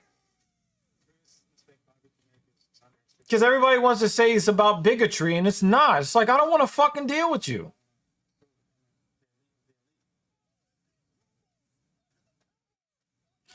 Another rule to keep it in platform and avoid Snapchat.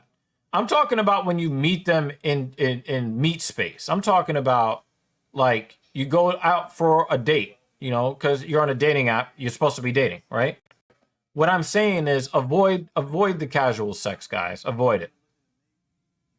Because there is going to be a time where women are held accountable for false accusations, but that time ain't now. And your life will be ruined today and tomorrow and for the rest of your life. Until women are held accountable for false accusations, stop. Just stop dealing with the casual sex, guys. Stop doing it. I wonder what ever happened to Bobby's white adopted dad trainer. I don't know. I saw this drunk woman get arrested, and then they said she would get a DUI. There is body cam that showed the whole thing, and she accused them of R and said, oh, yeah, I saw that video. Yeah, it was a Karen. Every time somebody tried to grab her and control her, she kept saying that they were touching her, you know what. Yeah. Guys, JL is absolutely correct. Always date up in a public place during the day. Someone asked to meet at their house on the other side of city at 10 p.m. Answer is no. Absolutely not. Absolutely not. Because we're not even just talking about, like, threats to your freedom, your legal freedom. But we're also talking about honeypot attacks. For those that don't know what a honeypot attack is when you're lured in with honey and it's a trap. And that whole meet on the other side of the city and all that stuff late at night, you know, you've had robber crews of women that go on dating apps and they convince guys to go to certain places, and then it'll be them and another chick. And then they'll go and they'll act like something's about to go down, but then they drug them and then rob them for everything.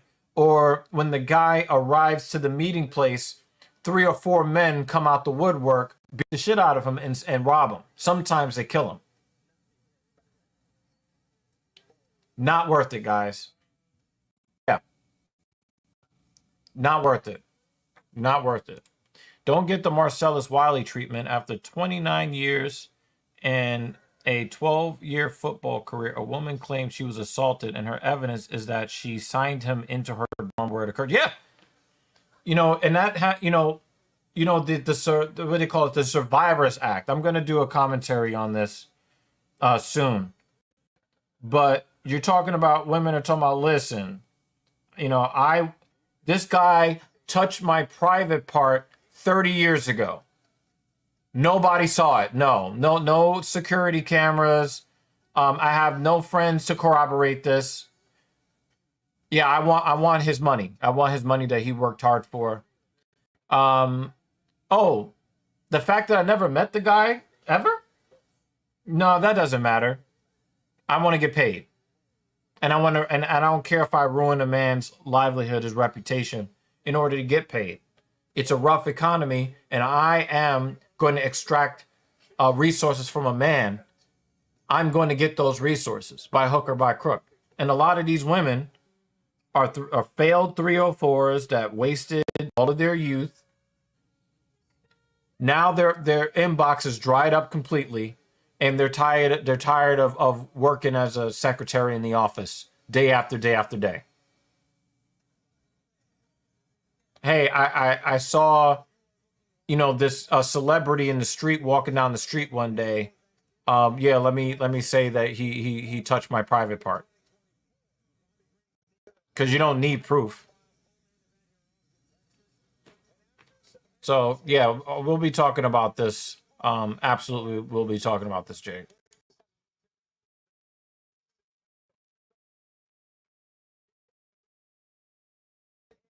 And I understand that it's difficult for men everywhere, you know, but you don't respond to being rejected by everybody by trying to jump in the DMs of men that you know don't want to deal with men. That is not the way to handle things.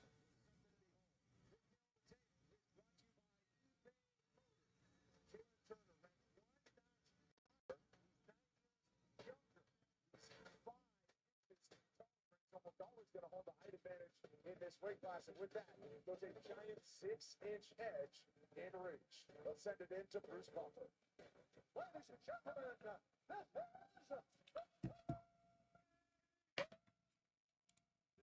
Yeah, pretty much. Pretty much.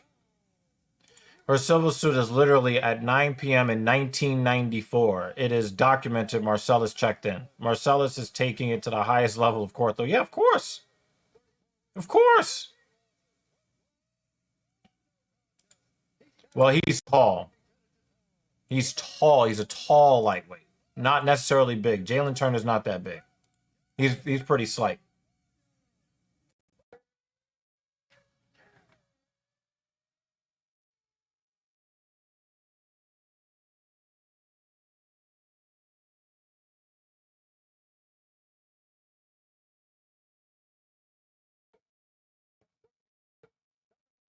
Yeah, he's my height.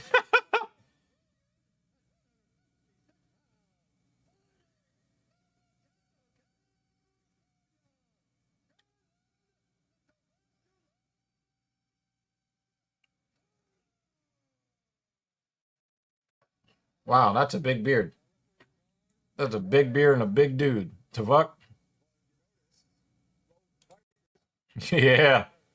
Yeah. I don't think Grant Dawson was that respected to begin with. I don't even think they wanted to give him that 10th rank. They did not want to give him that.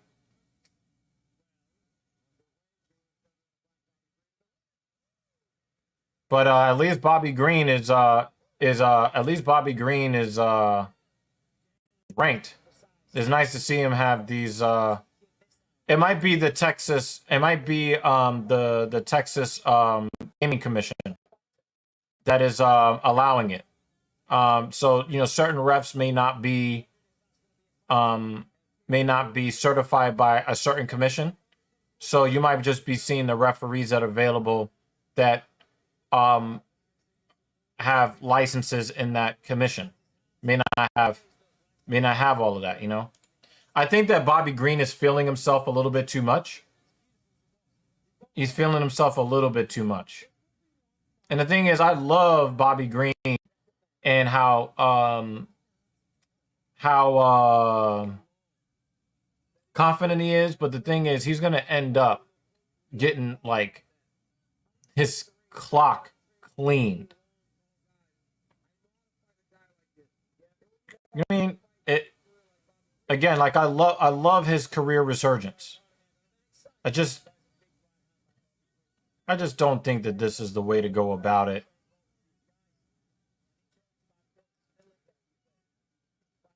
Oh! Oh! That was a hard one too from Jalen Turner. Green was affected. Trust me, he was affected by that. Jalen Turner is not a guy to play mind games with. He just wants to fight. Left hand. You notice how Bobby's doing all the talking, right? And Turner is not doing any talking. Oh! Yo, that head kick was fast.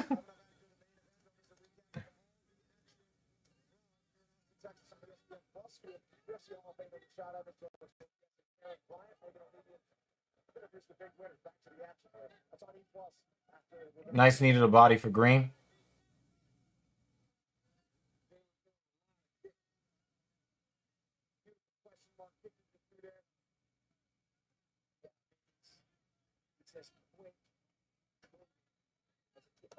Oh, that's a hard right. Oh, he killed him. He killed him.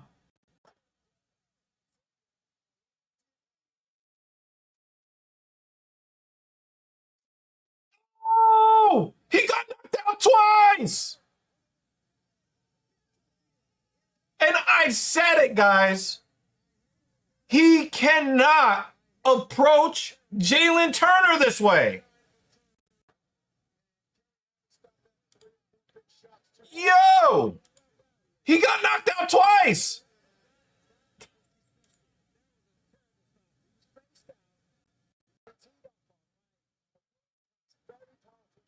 Yeah, 50 G's. Yeah, yeah.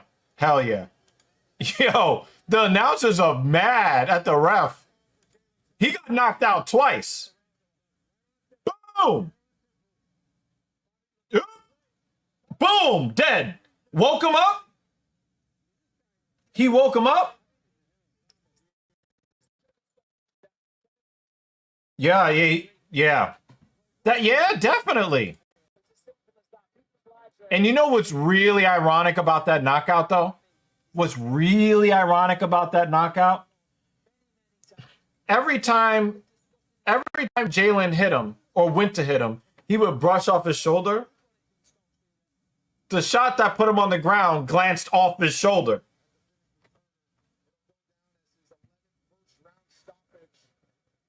Yo, Bobby Green. Fucked up. Yo, he can't even walk. Yo.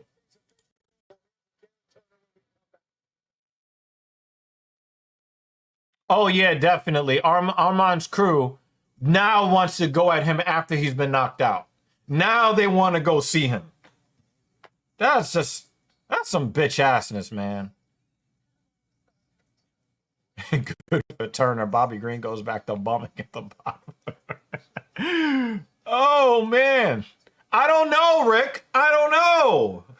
But Bobby Green has been winning fights that nobody thought that he had any real business winning. So they're like, yo, is he about to have a late career Masvidal-like resurgence? Nope. And you're absolutely right. Turner is younger, longer. Bobby Green couldn't get inside on him. And Bobby Green fights with his hands down. That's how you get knocked the fuck out. That's how you get knocked the fuck out. Uh-oh.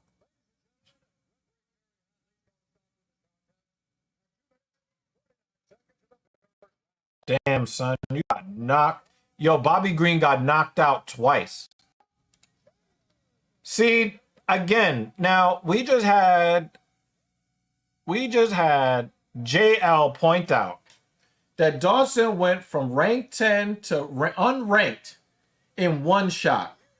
And what did I say, Jay? Nobody respected Grant Dawson. As good of a fighter as he is, nobody respected him from the beginning.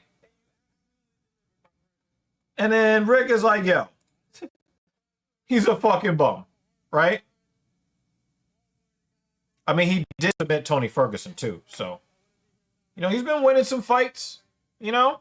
He got to rank 13, but I think that's enough for Bobby Green. We might never see him ranked again. Yeah, Turner is good. I mean, he lost that split decision to Dan Hooker. I don't know if Dan Hooker probably puts he probably puts Bobby Green in the ground too.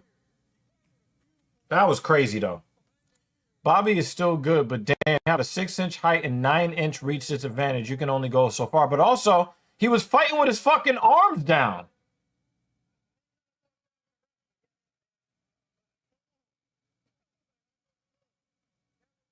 Yeah, Kerry Hatley. I think Kerry Hatley was trying to find. It looked like Bobby Green was turning over. And look, he gets up, he postures up on his elbow. So he's trying to give Bobby Green every opportunity. And he just takes 3 more shots on the ear and he just goes out.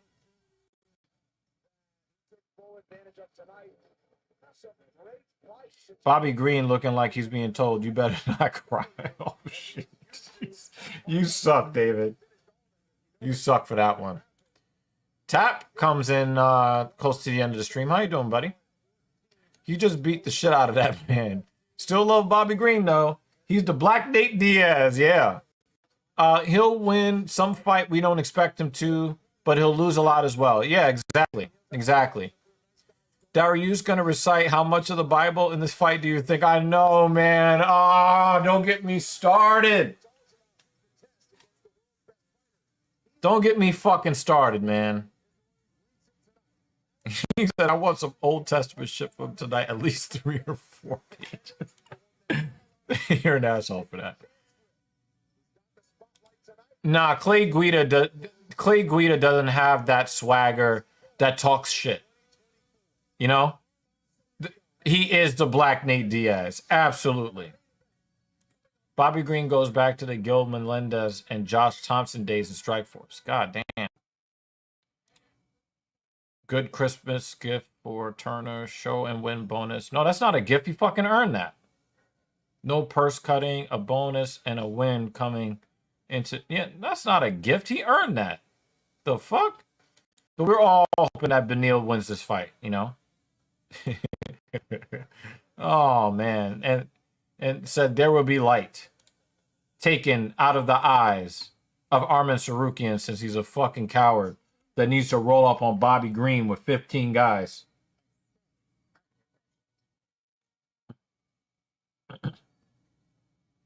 Gifts they love for less, and gift to the max. Welcome to Audible. What are you working on today? My car's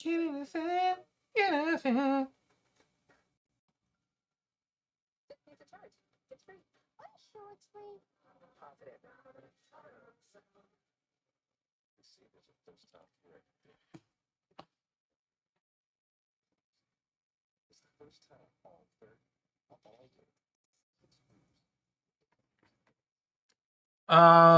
Guys, what do you think about how this fight night has gone? Do you think this is the best fight night of the year?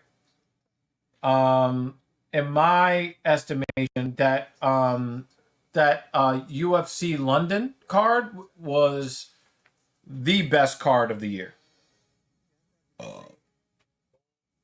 I think that happened this year, early this year. It's been a very, very good card. This one has been a very, very, very good card. But I do believe that the that UFC London card was this year. That one, I think, is still number one. But this has been a very good one.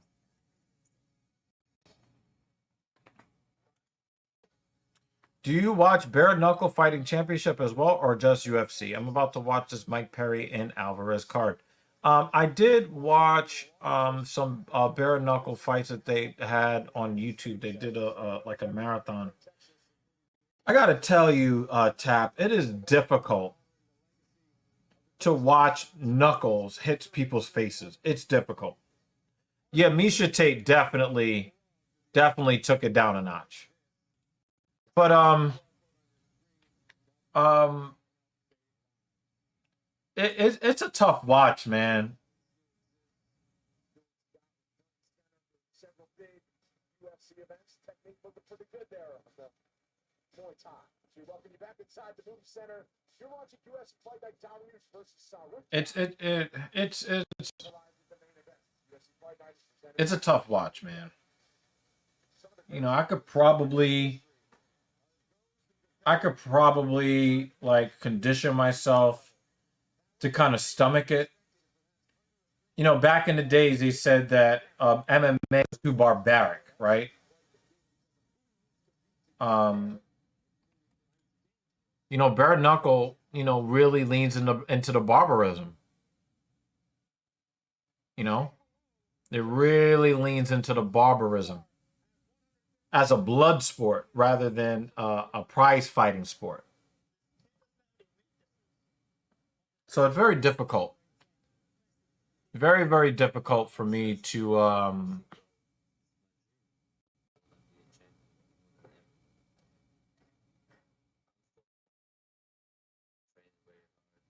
I mean, I would love to ask Dan Jensen, but this is like the first event, I think, that we have not seen him.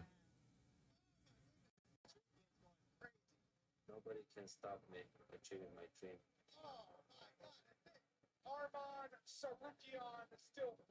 such a problem at lightweight.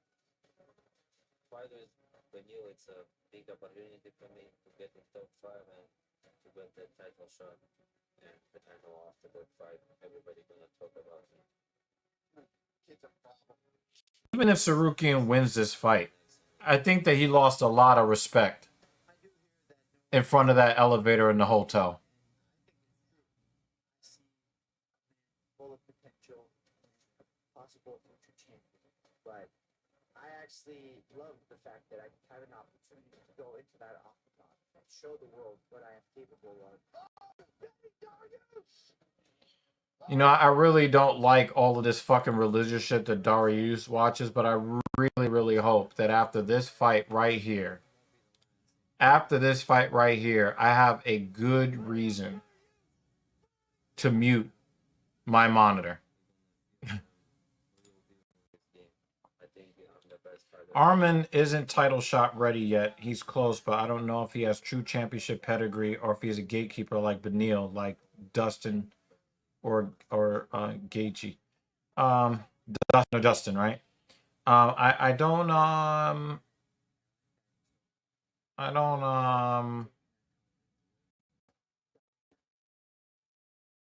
Dustin is not a gatekeeper, neither is Gaethje. Those are championship level fighters. Period. Point blank. Okay. Beneil feels more like a gatekeeper.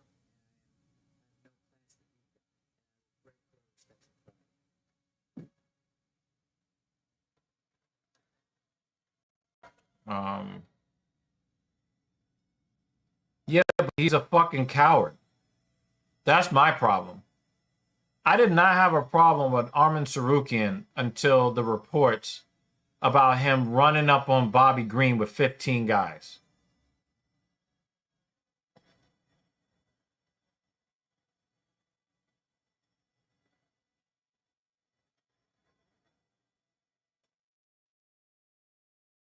I just don't like cowardice.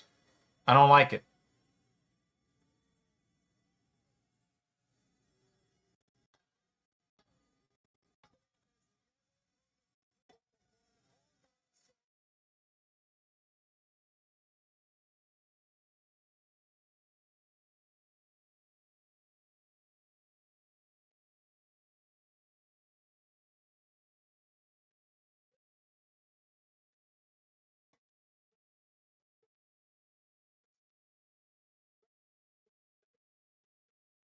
Yeah, he pulled a coward move in their city.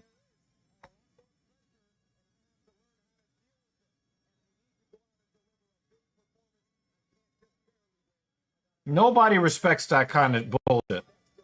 I mean, maybe some gang members do, but real men don't respect that. So Arman ran into 38-year-old space. He has 11 years of youth on. Makes it worse almost. No, not almost. It just makes it worse. Yes, there's music and we're not gonna like disrespect the man's culture. We're not gonna disrespect the man's culture, Jay. I'm pretty sure there are people around the world, you know, hear One Direction or Katy Perry or that weird chick that wants to act like she didn't act like a 304 for the last 10 years. And then people look at that stuff and ask, is that music? And then that would also be fair. You know what I mean? Arman needs to clear his image. And yes, when you aren't a big name, the support of the public helps. Look at Strickland. Absolutely. But you know what doesn't help? Being a fucking coward. Running up on a grown man with 15 other men.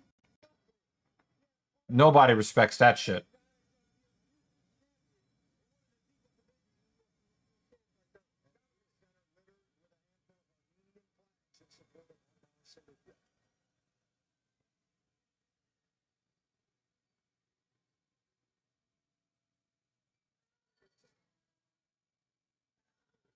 Let me mute this down because I'm not trying to get any copyright strikes. Yeah.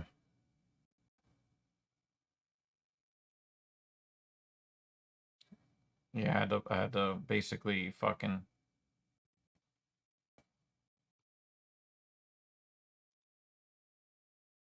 Beneil, man.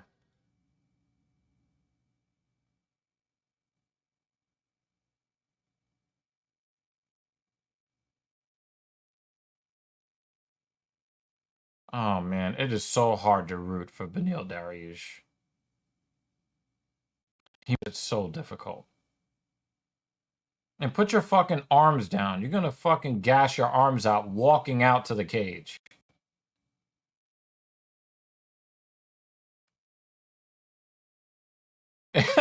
Exactly. Exactly. Exactly.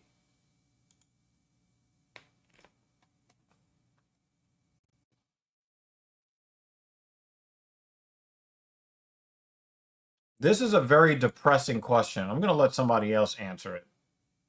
Ugh.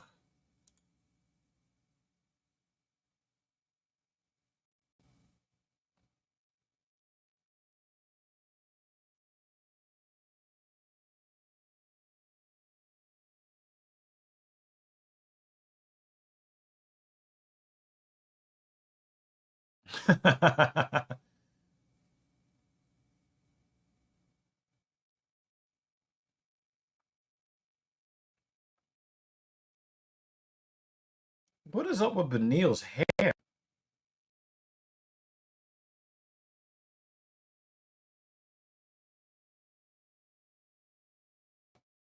Graying mad early. He's gonna have a full head of white hair before his UFC career is over. Yo, let the cut man do his job, man. Goddamn.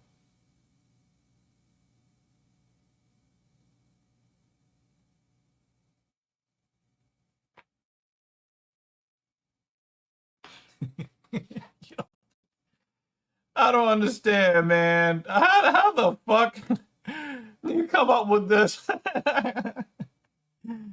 Oh my god, man. Hey, I hope the fights have been good. Been busy all around tonight being a dad and tending to my other show. Enjoy the main event. Have a good night. Yeah, Jeremy, thank you for coming by, man. I appreciate you.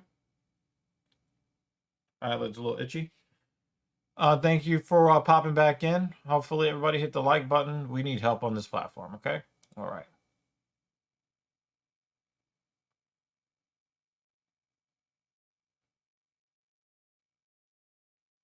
With, Jay, with how thin Beneil Dariush's hair is, I wouldn't be surprised if he doesn't want to cut it because, it might feel like, oh, I'm about to have like a lot of hair loss, I want to keep that hair look as full as he possibly can. Tsarukyan is a 3-1 favorite. I don't like that.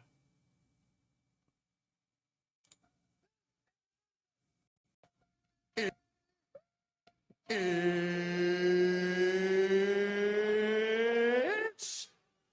Well, time. Jake, the reason for that is that you won't stop talking about his mom. Stop talking about his mom.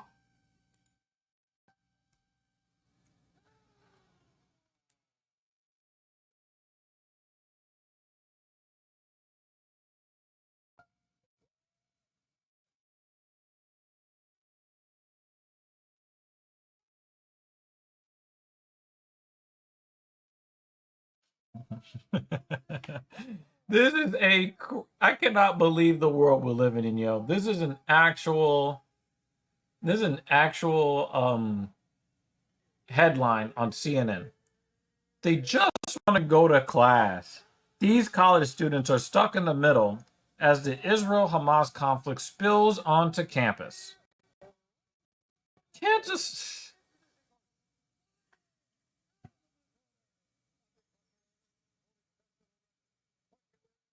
I hate this notion of, well, he did well against this guy.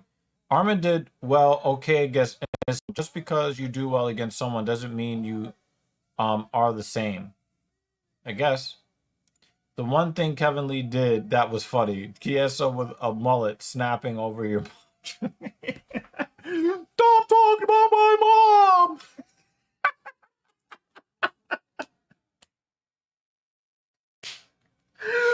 all I see. I see Michael Chiesa at the desk analyzing fights, and that's all I can see. Stop talking about my mom. Ooh, man.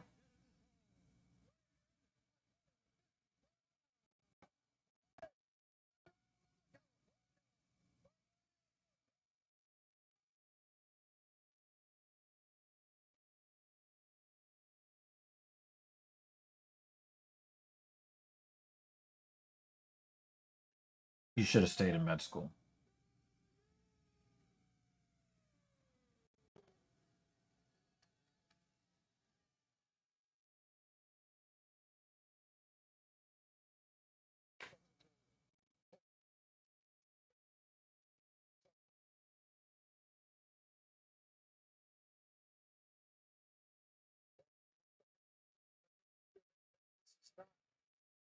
Your matchup, Beneil Dariush, glowing.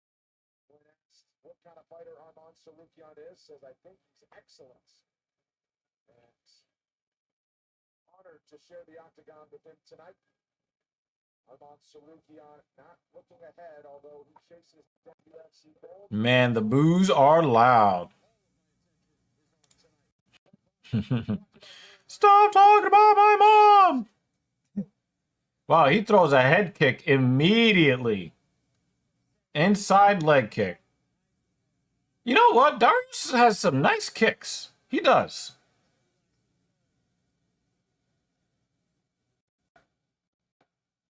Oh, he really loaded up on that left hand. I don't like that.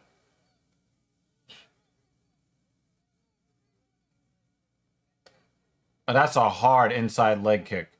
So it looks like Darius wants to do the same thing that let me make sure I get the fighter right.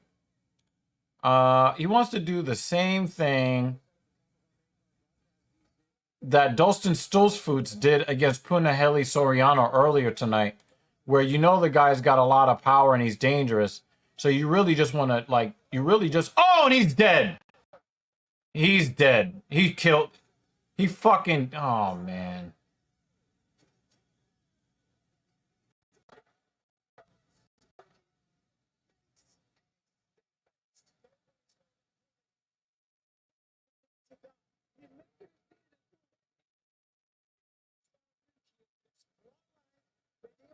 Well.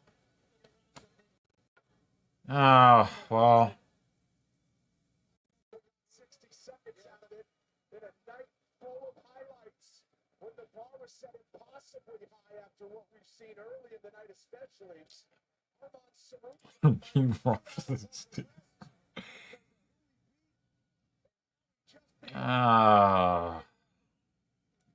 That's disappointing. Well, Mrs. Evil did not make it to the end of the stream. And to be honest with you guys, yeah, he missed the knee and they got on the same side.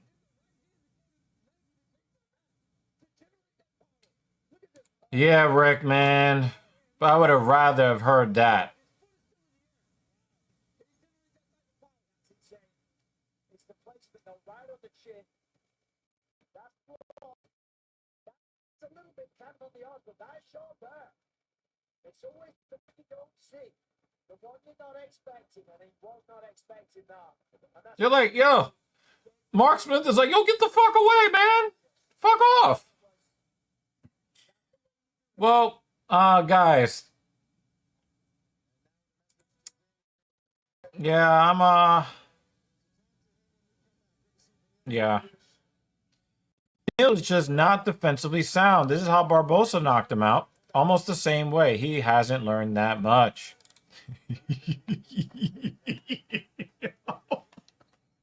Yeah. Yo! Yo! You stupid. Yo. Yo. Yo. Yo, tap, man. Tap. Tap. You stupid. Tap. Come on.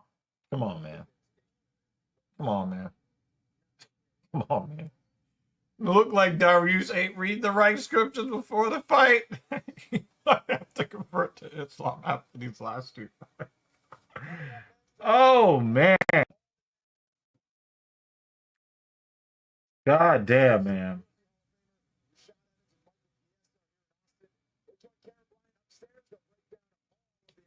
Nah. You wildin'. You wildin'. You wildin'. Nah, he's got to fight Gaethje or Poirier or somebody like that first.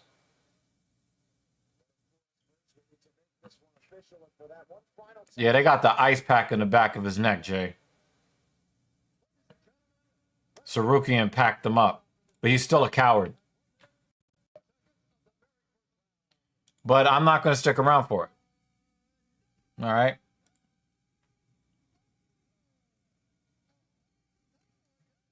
Yo, there's a lot of bonuses, man. They're probably going to, but there probably won't be a fight in the night. They'll give out like 4 finishing bonuses. That's what they're going to end up doing. But I'm not watching that anymore. He's a fucking coward. And yeah. But he's still a coward because he ran on a man with a group of men. So I'm not with that. Anyway, I do want to thank you guys that hung out with me today. Obviously, no Mrs. Evil today. But you guys, made it fun. The card was really, yeah, it was great, man. It really was great, for real. The card, had a lot of good finishes. We didn't have really, we had one judge with one controversial scorecard the whole night. So, we got some good, those slam finishes were crazy. We got some crazy knockouts. Dudes just fucking flatlined. Even the wrestling turned into submissions. So, really can't be too upset. We did not have a sponsor for today's stream. Hopefully we'll have one next time out. You're appreciated anyway. Guys, please hit the like button on the way out. Please hit the like button on the way out. We don't have, well, let me kind of go through the predictions. Figueiredo versus by decision.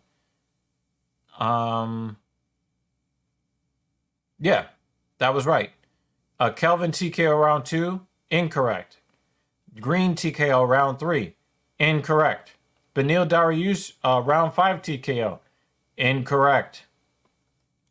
Arman by decision, incorrect. Bobby Green by TKO, incorrect.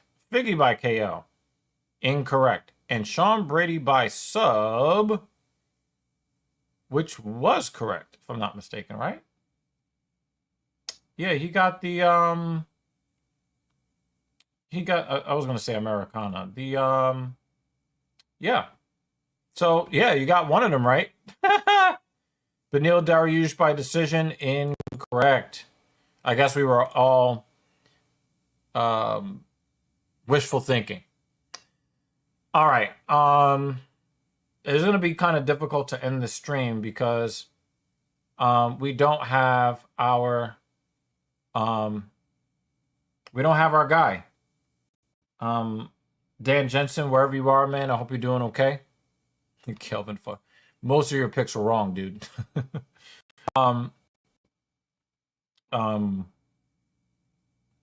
Wherever you're at, Dan Jensen, man, I'm hoping that you're doing okay, that you're feeling all right, wherever you're at. I believe that we are here again next week. We are. I hope that we will see you next week, man. And in honor of our guy, Dan Jensen, I'm going to let you know that I enjoyed your presence here and that I hope that you guys will be safe out there in the real world. We'll see you later for TSP videos and podcasts and next week's fight card, UFC Fight Night Song versus Gutierrez. See you later.